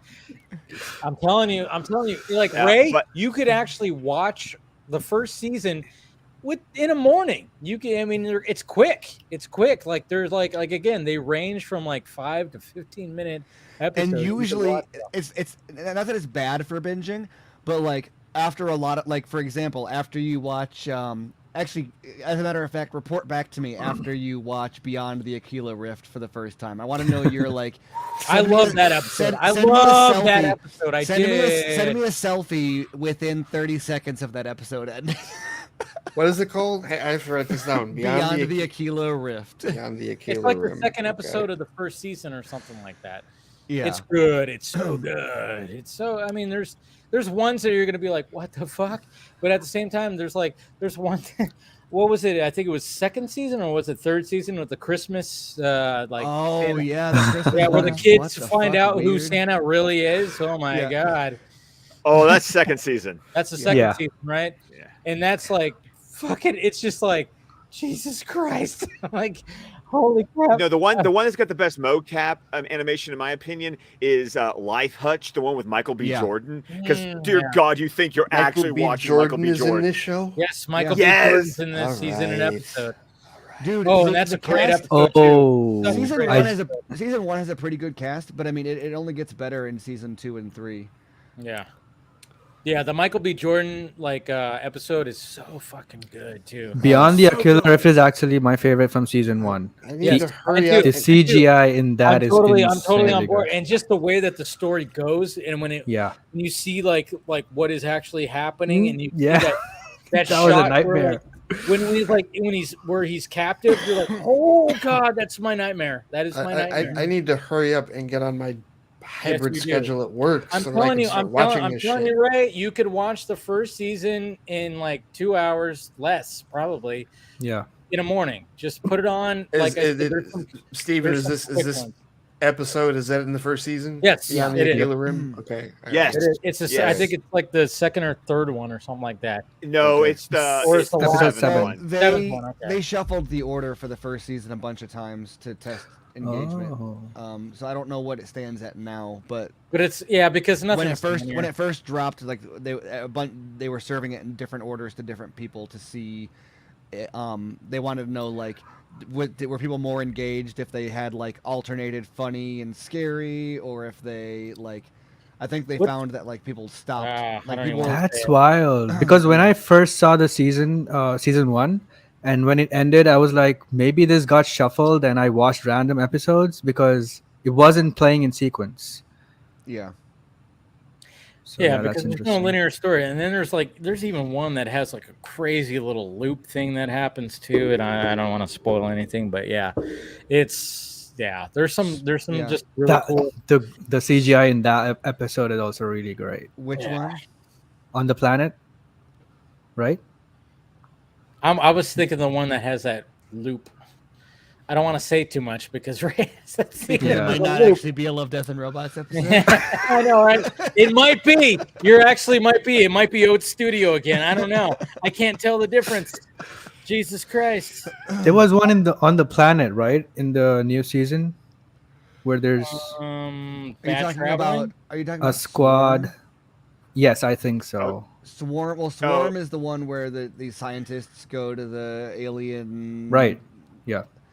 And then the consciousness and they Okay, I'm gonna watch this show like was very cool. within the next couple of days, just so that we can openly talk about it.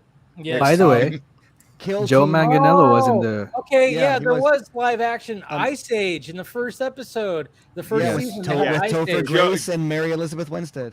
Yeah.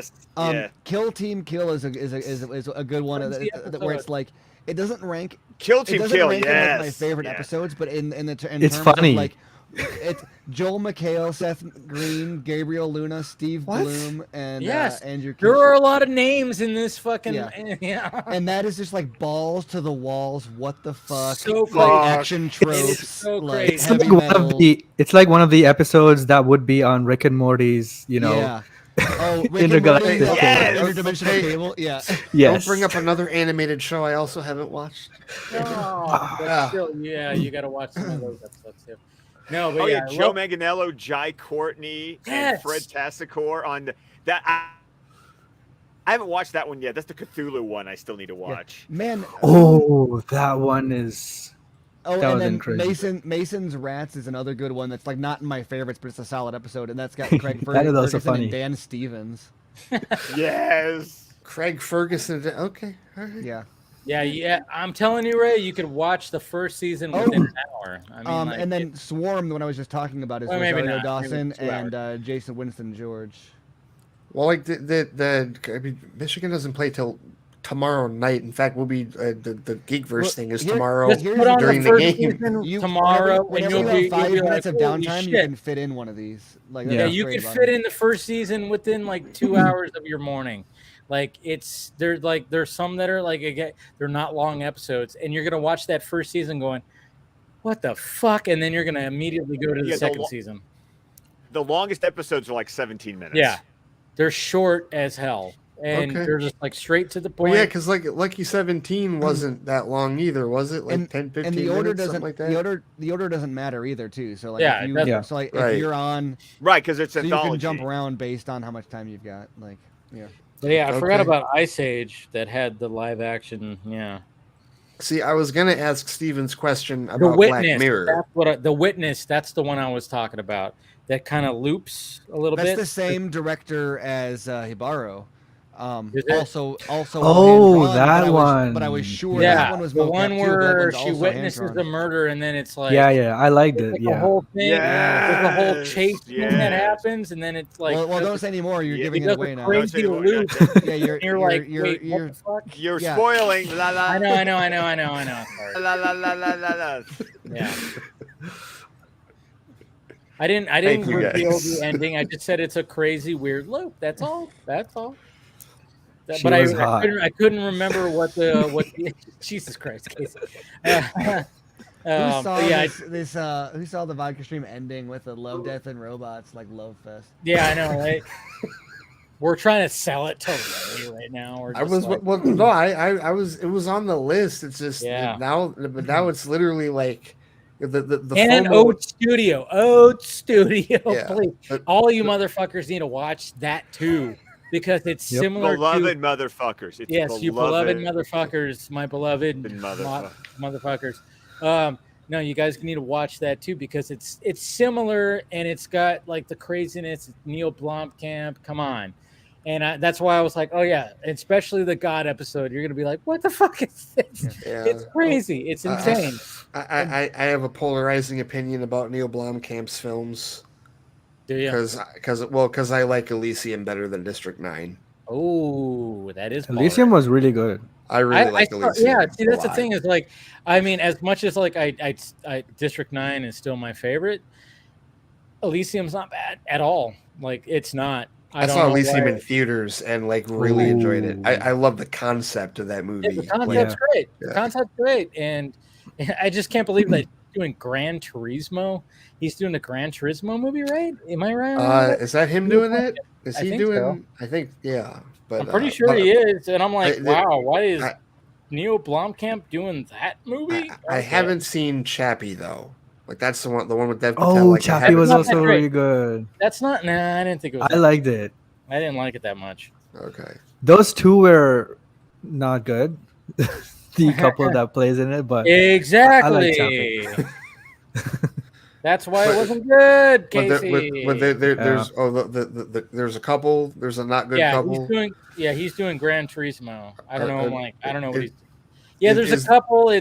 They're like musicians and they're very off the. Okay, are they're kind of like the very bad version of Joker Harley. So are they better? Like as far as on-screen couples, like are they better or worse than William H. Macy and Tia Leone in Jurassic Park 3? Worse. Wow. Okay.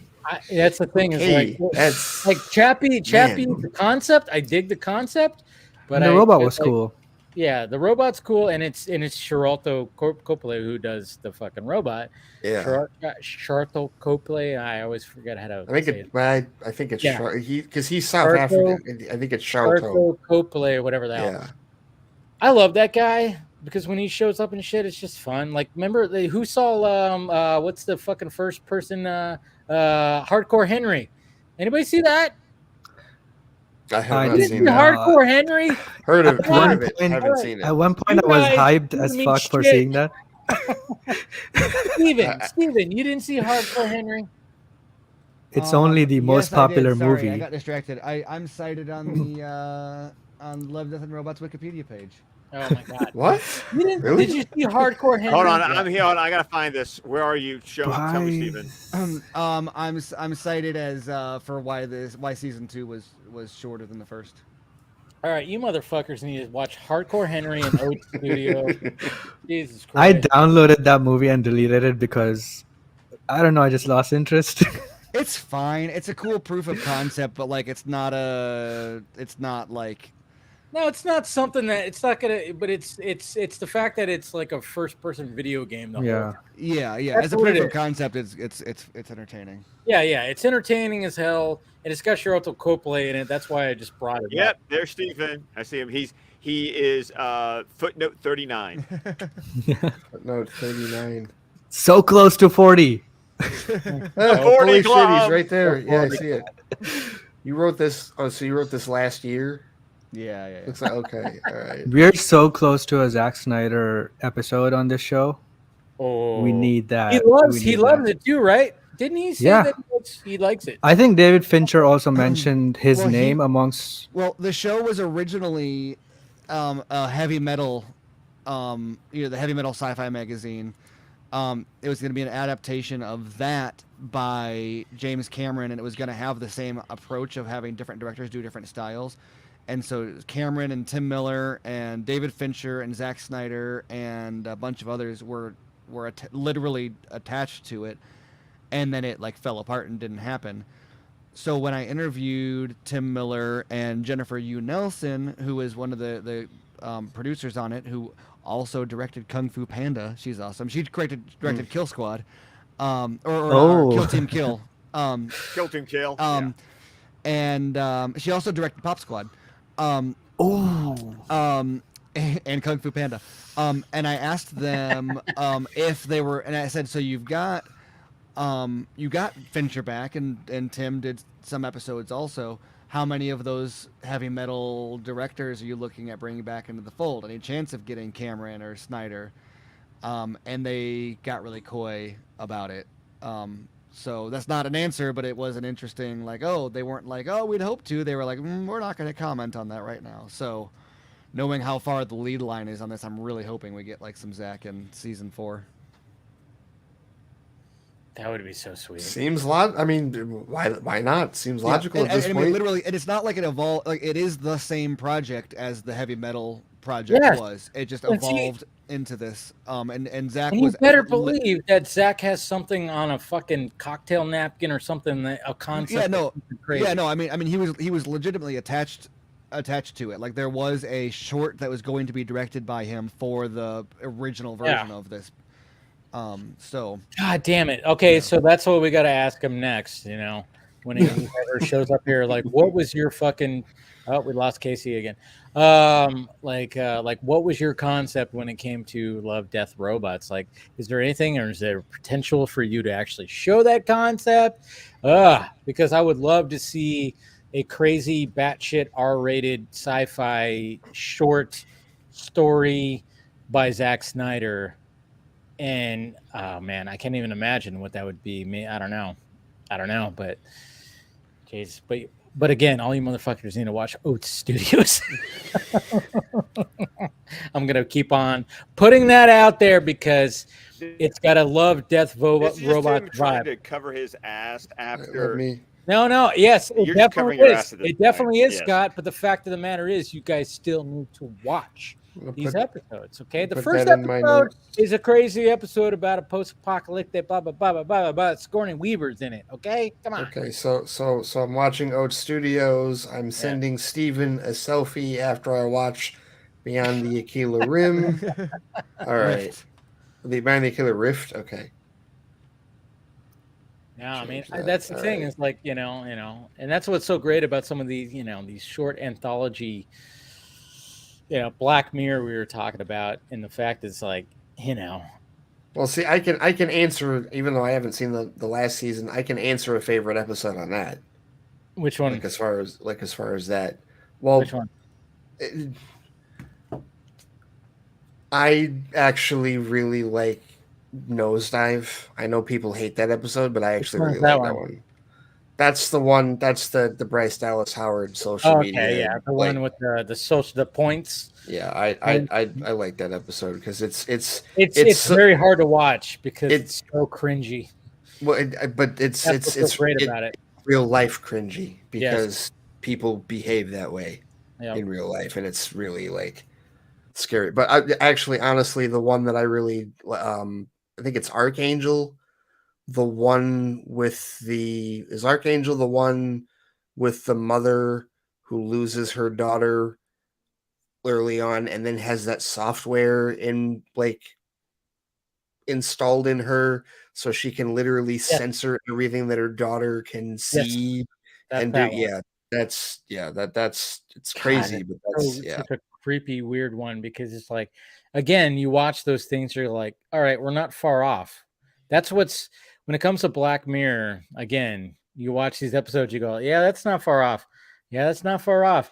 I like that one episode. What's the episode where the dating episode where I love that one with Georgina Campbell and I don't remember the guy's name, but they always were trying to and then they were trying to escape the whole thing, and then you realize, oh wait, this was an algorithm kind of it's a dating app. Yeah, I love that one. Thing.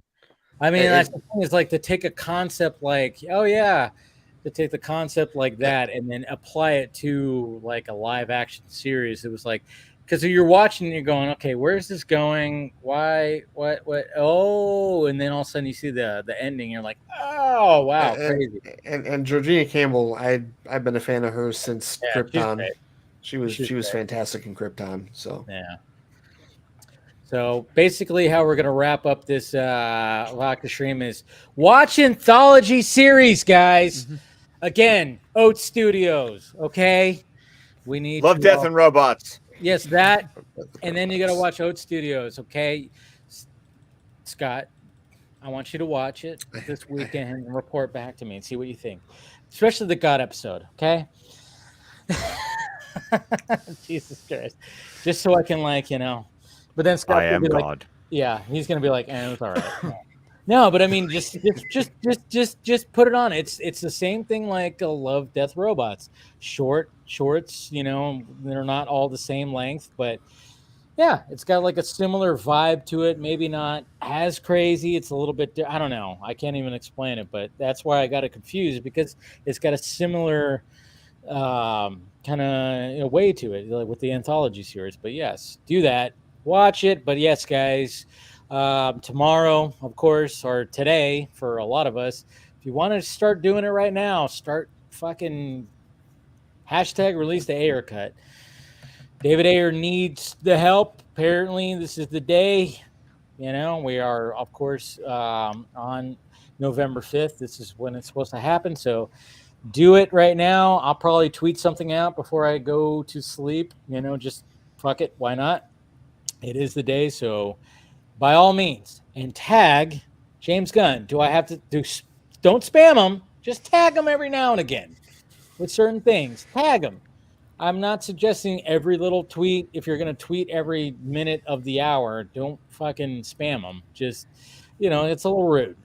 But if you have a good one, tag them. So, but anyways, let's go around the horn. Of course, we thank, our featured guests who went to the Rebel Moon set this week. Aaron Bailey. They didn't tell us anything. I mean, Dawson, seriously. I know, those assholes. Damn it.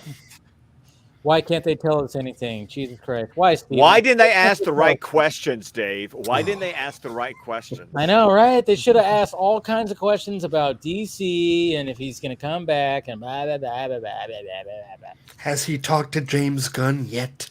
Yes. Right. He might have. That's kind of interesting. I wonder if he has. He probably has. I wonder if he kind of texts like, "Hey, man, good job," or something like that. I don't know. I don't know how close their relationship is. Who cares? By the way, check out that Dawn of the Dead 4K. Looks like the poster's still available.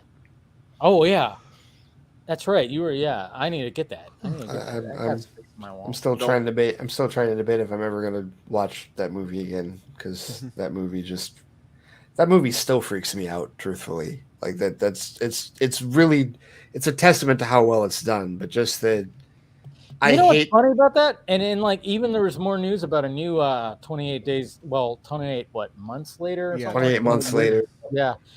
Apparently, that's going to be written by Alex Garland, and I was like, "That's all he had to say." Not Gunny. Danny Boyle said Alex Garland turned a script into me. I was like, "Wait, what?" Well, I was like, "Yeah, exactly." It was like one of those things where it's like, "That's all you had to say." Stop the sentence there. You don't even need to tell me the franchise. Just say Alex Garland gave me a script, and we're gonna do it. Like that's all I need to know. And Cillian Murphy's down. I'm like, okay, so we're bringing him back. Oh, right, that's right. He also said that. Fuck. Danny Boyle said Alex Garland gave me a script and Cillian Murphy's down. That's like the greatest. How many words is that? The greatest number of words you can put in that sequential order. Exactly, because I love the first one. The second one was like, okay, they expanded and it was different. It had Rose Byrne and Jeremy Renner, and it was different. I was like, okay, cool. But then I'm like, okay, you're gonna bring back Cillian Murphy's character, and it's written by Alex Garland. Well, and Boyle also was like, and I feel like it's about time for that. And I'm like, oh wow, no. So of course you're gonna go all like, oh jeez. Yeah. So great. No, it's just. But I'm just saying the reason why I brought that up is because that brought the whole. I mean, obviously it was like a different concept of the zombie running, and Zack was like, all right, well let's bring that concept to Dawn of the Dead of. The fast zombies were actually in James Gunn's script originally. See? So fun fact, all the fast zombie hate, send your hate mail to James Gunn. I don't hate fast zombies. Fast zombies scare the fuck out of me. That's what it is. So I mean, that's the thing is like, okay, how do we make the zombies even more creepier than make them run at full speed and you go, oh, okay. Yeah, now it's like I'm shitting myself. I shit you not, wouldn't touch a zombie movie for 5 years after seeing that in theaters. Seriously. Oh, dude, that opening scene in Dawn of the Dead with the little girl and from the opening on through to the mall and the baby. Oh God, the baby. Just like the baby. That was so perfect. I still can't believe to this day that's the first Zack Snyder. That was my introduction to Zack Snyder. Him making me shit my pants. I just in Birmingham, rewatched Michigan. Me too. On Halloween because Andrew Dice and I recorded a commentary track for it Cheers. A while back actually, but I re-listened to it to be like, was that actually a good comedy track? And it's actually pretty enjoyable. But the baby holds up. It's always crazy to me how well that baby holds up because it like it's a puppet, but it holds up. It looks fucking creepy as hell. And the fuck, we got what Mekhi Phifer. What? That's what his name is. Yeah, Mekhi Phifer. Yep. Yeah, and he's like losing it because it's like it's like my kid, and it was just holding it and shit like that, and he's just totally lost. And that's what I like about the concept of that, because obviously his wife or girlfriend, whatever, is pregnant. And then he's got the slow motion shootout with the old lady trucker. Like, oh god! And that's the first Snyder. And that's where the first slow mo Zack Snyder bullet casing hitting the ground shot happens. The crazy thing was, like, we had two reasons that we saw that movie in the theater, neither of which had to do with Zack Snyder, because we didn't even know who the hell he was at that time. The first reason was my buddy Brian is a huge fan of the original Dawn of the Dead, and earlier that week had shown me the original for the first time, and then was like, we're going to go see the new one at the Palladium, like, when it comes out. We saw it in the sold-out theater in Birmingham that weekend. The other reason is because of Sarah Polley, because we're also huge fans of Go. We love the movie Go, and she's Rana in that movie. So I was like, so those are the two non-Zack Snyder related reasons we really want to see that. Scott Wolf, Katie Holmes, Timothy Oliphant is in it. That's the first thing I saw him in. I don't know why I'm thinking Scott Wolf is in that too. I don't know. Who is Scott Wolf? Scott Wolf was he was in I think he was in Party of Five or something like that, but he was also in Dungeons and Dragons. Party of Five. Yeah, he was also in Dungeons and Dragons.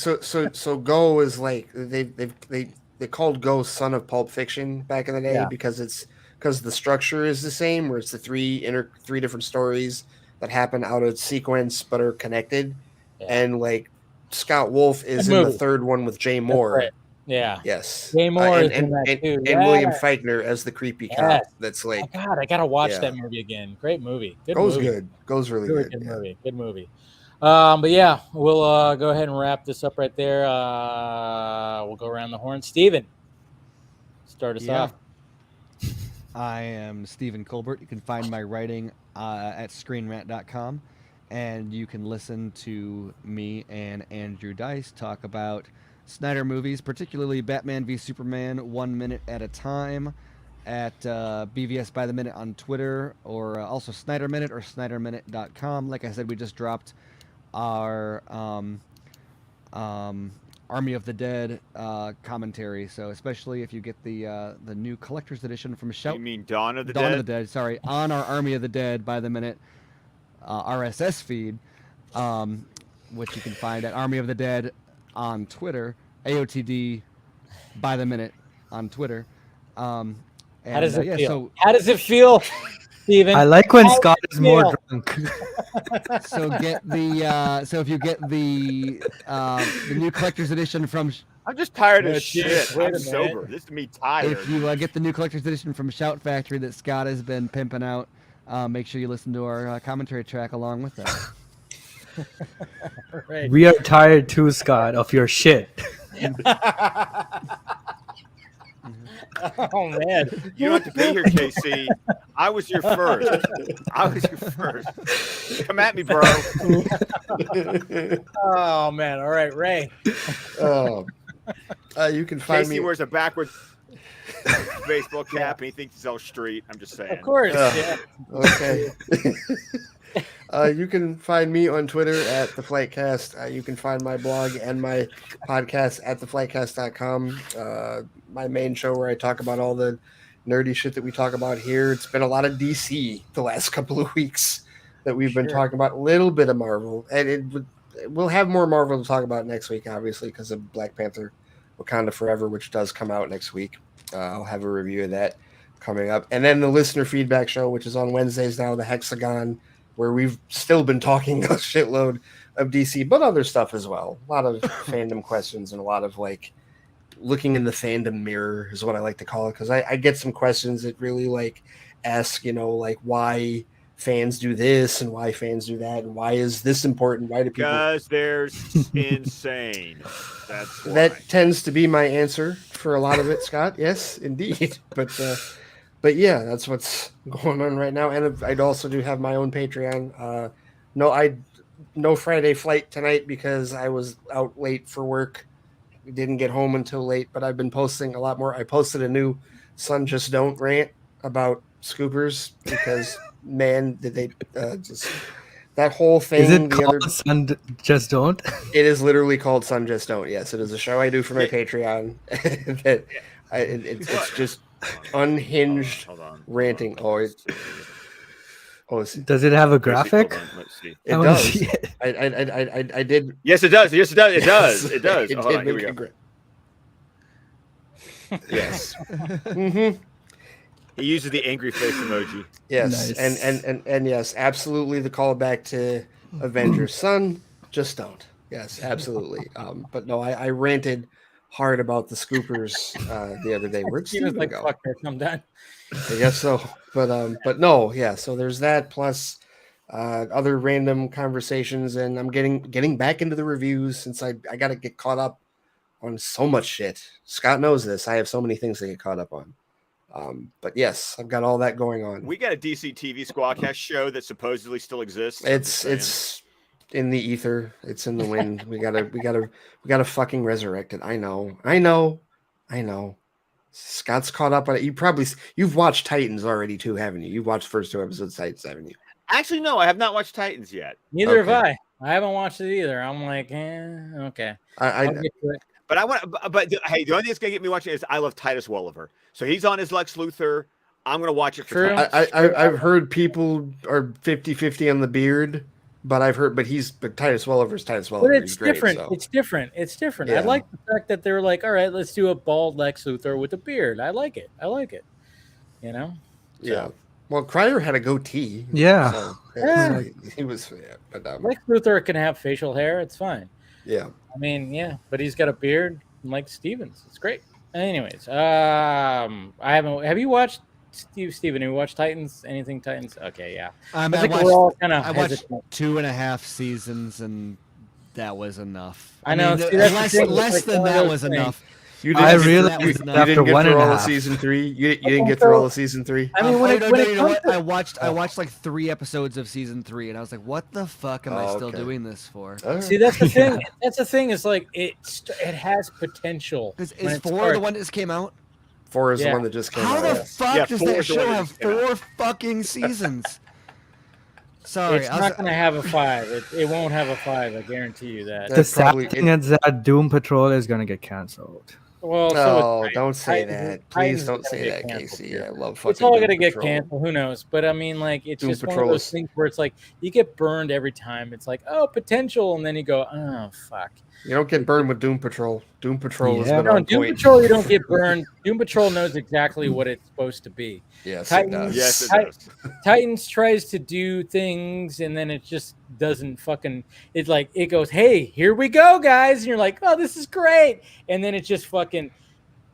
When it lands, it just doesn't land smooth. It just crash lands, and you go, "God damn it, you guys!" I And could see three that. three seasons we've been burned. Where it's just, I mean, last season, like I thought, like cool Red Hood, blah, blah, and I was like, oh, I'm digging what they're doing with Crane, and it just kind of went. I don't think last season crashed nearly as hard as the first 2 did. Yeah, the first 2 seasons really crashed really bad. Yeah. The last season started off and there was turbulence right at the beginning. It was like shit. Yes. Yeah. So it was like, but like the first 2 seasons, it was like, oh, here we go. Oh shit, and yeah. But yeah, the last season was like, oh shit, no, this is not exactly. Oh, okay, it's like Just trying to follow the dialogue doesn't. The dialogue is so bad. It doesn't make any sense ever. Like the plot and the dialogue are totally disconnected. It's like the plot is on a rail where it's like going to do what it's going to do no matter what, and the dialogue doesn't even follow or inform the No, plot. it doesn't. Like part of the reason I stopped watching season 3 was because it started off with Is it Tim How Drake? did you get to season 3? I don't know. But the whole Barbara Gordon thing was so bad. Remember she had that fight scene? Oh, that was there was. I didn't even make it that far, but at the beginning he was delivering the fucking gyros or whatever, and he gets like harassed by the police, and then they take the food from him, and then he like goes back. You're talking about Tim Drake, right? Yeah, Right. And then he goes back to the restaurant, and his aunt is like, "Where have you been?" And it's like she's the like she would know where he was because he gave him the food, and he was delivering, and she's like, "You're late." And like they don't make any reference to the fact that like he's just not gonna take this food to these people now because the cops took it. Like it's just like, what is, that you're like, I realize that you don't need to like do the taxes in front of me because it's a TV show and you're not gonna like show me the intricate runnings of your business, but like where he was because you took Do the taxes in front of you. they take the time to specify she cooks all the food. And so then he comes back and she's like, "Where have you been?" And it's like, well, he was delivering the order that you clearly cooked per your own dialogue. Where have you been? Delivering? And yet he doesn't seem concerned with the fact that this food that was supposed to be delivered to somebody was just taken from him by the police. And then they're just not gonna get it. And like they don't it's not even part of the and it's not even plot relevant. It's like, so why even include that then if you're not gonna like, it's so weird. Like, and that's like typical of like the way that any scene in the show plays out, where it's like, why did you say all of that stuff? Yeah. If it's just bad. It's just bad. But I will give the season 4, a look just to see. I mean, I already know. I'm not expecting. Maybe if I go in with super low expectations, I'll be okay. No. Steven, if you ever decide to brave the rest of season 3, I need a selfie of you after you reach waterfalls. Was it in season? Wait till you get to the afterlife. That's all I'm gonna. Was it in season 3 when who was it? Was it Starfire? Who? Sorry, a kid just fell out of bed upstairs. Oh no! It's fine. No, they do that. They do that. It's They fine. do that. Yeah. It's fine. So no. It's Yeah. fine. For anyone who doesn't have kids, that's just a thing that happens sometimes. They fall out of bed. Yeah, they're fine. Yeah. You got Amanda up there. I got you, Steven. I got you. Where I think it's Starfire is on the phone and someone calls and she's like, "Oh, I'm sorry, we've had a death in the family," and like that was the entire point. And then just like cut to another thing. And it's like, oh, the point of that scene was to name drop a comic book. Yep. Reference. Yep. Yeah. I'm pretty sure. Yeah, I'm pretty sure that. My absolute favorite was where Bruce walks Dick through the like. That's what it means to be Batman. He's like, I killed Joker, and that was.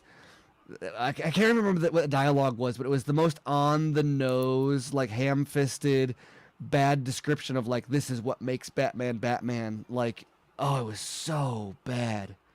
Man, that show was so bad, guys. I can't believe anyone. Yeah. I don't even know how I made it to season 3. Exactly. This when you say anyone else, I'm looking at you. This is where having a wide strike zone helps because I don't know. I can ignore the shit. It's not that I enjoyed everything out of it. Not really, a little bit, sort of. But there's envy you. no. The waterfalls moment. That was the point where I was like, okay, I didn't fucking need this. I didn't need that shit at all. It's just so bad. I didn't need that. And you're right about I'm the not even afterlife. going to give Gotham Knights even a fucking look. I'm like, no way. Well, that's like the death throes of the Arrowverse at this point. That would be the Andor torture. How far was it when they did the cliffhanger with Hawk dying? That was the end of episode 3. Okay, So that ended, and I said, I don't care. I don't care if it's a. I think I remember you saying that. I don't care if it's a fake out or not. I am not going to find out. I don't give a shit. I'm not going to watch any more episodes. And I think I actually remember you saying that last year. And that was when I realized I didn't care about the show because it ended with that as a cliffhanger. And the whole point is like, what happens? I'm like, you know what? I don't care. And I think that's a good sign that I shouldn't start episode 4. Okay. And that was like a pretty good. It was fine, that part was like, That was actually the best episode. It probably of the first was. three. It probably was. Like of it the was, fir- like, it yeah. was cool, and the way that they did that, and I was like, all right, but the rest of the fucking season was just like, what? It's just one of those things. It was just, yeah. So that's why I'm hesitant to watch the new season. Anyways, we've been going around and trying to end this thing. Anyway, Love That Death was and Steven's Robots. outro. Yeah, Love, Death, Robots, and Oats Studios, guys. Okay. The God episode. Casey, go ahead and promote yourself. You can find me at Krypton Cage on all social media, and also tomorrow on Travis's stream. I don't know what's actually happening on that though. Like, what's the plan? What do you mean? What's the plan? Like, it's just gonna be a trivia night. Yeah. Well, Whose team You're are you the host? On? Are you on team? I'm Are on you Team Travis, but You loser. You I loser. know, right? You both are on the We're I on other gotta team, come and up I'm with, like, Taylor. I gotta fuck. come up with like 20 trivia questions. We're on Team Yes, Taylor. we are. We're on Team Taylor. I gotta come up That with like, team is way stronger Yeah. already. I gotta come up with fucking questions to like stump. You have guy the over questions there. ready? That guy way over there. Yeah. You have the What? questions ready? Fuck no. Okay, I got- whenever it's ready, I'll DM you. Yeah. No. I mean, obviously, being a more movie guy, I'm probably gonna go more movie DC. But it's. But I'll throw in some stuff. Please don't keep in all old stuff because I might not know. So be fair as Yeah. Go host. old stuff. Go old stuff. Old stuff is fun. All I know we is- appreciate all I know old is stuff. We're My, good with my old whole stuff. goal is to stump Scott. That's the thing. I'm gonna try to Good stump luck Scott. with that. I don't know Good if luck it's with gonna that. happen. I don't know if it's gonna happen, but but I'm gonna probably go, mainly movie trivia. All of DC movie, not just like DC. Oh, you're gonna pull from like Jonah Hex, Yes. Right? like- That's what I was Yes. saying. Like, what was the name of the third thug in Batman '89? Like, Yeah. none of that Yeah. stuff. Yeah. I'm gonna try to. That's my project for tomorrow is to come up with all those trivia questions. I already have some I've thought of and stuff and written down, but yeah, as far as that, but yeah, expect mainly movie. I'm not gonna do CW shit. I don't know. I'm not gonna try to like do that stuff.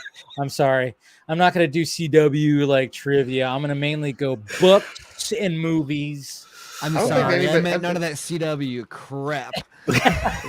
Or Titans. Yeah. I don't think there was any. There weren't any CW questions last year, were there, Scott? I don't remember any. Like DC CW, I don't think No, there were no. not. So Yeah, I mean, like, I is it supposed to? I can do movies, right?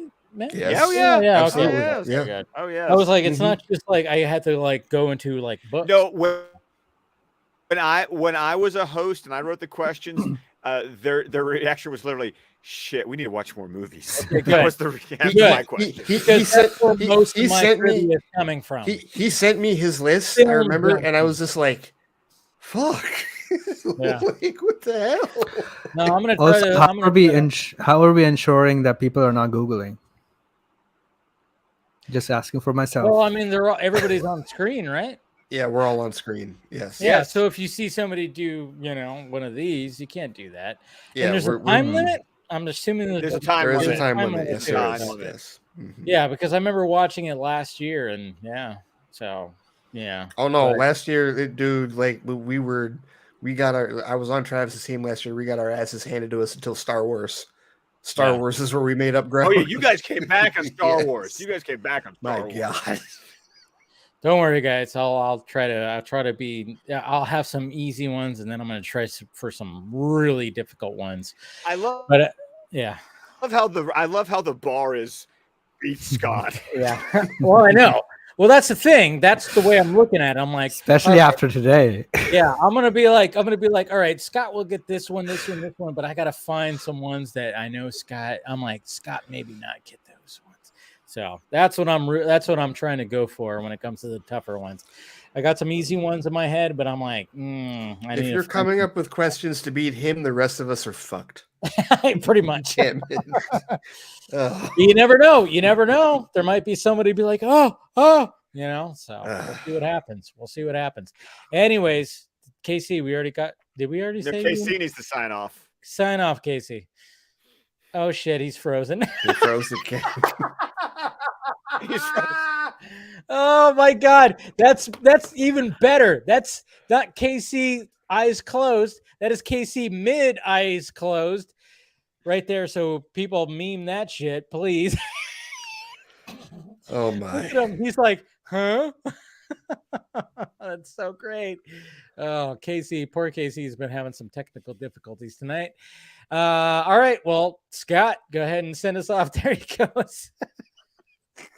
Of course, you can find me on Twitter at ScottDC27. You can find my podcast, DC Squadcast, wherever podcasts can be found. We're on Vero, Facebook, YouTube, with the entire network of shows at squadcastmedia.com. This Sunday, I am participating in the Birmingham, Alabama Walk Out of the Darkness for American Foundation for Suicide Prevention. Please find the link pinned to the top of my Twitter account to donate for suicide prevention. I would appreciate it. And then, of course, Sunday night, you can return here to Film Junkee, where we will continue our season 2 of Batman the Animated stream. This Sunday will be the Enemy award-winning episode, A Bullet for Bullock. Ooh, good episode.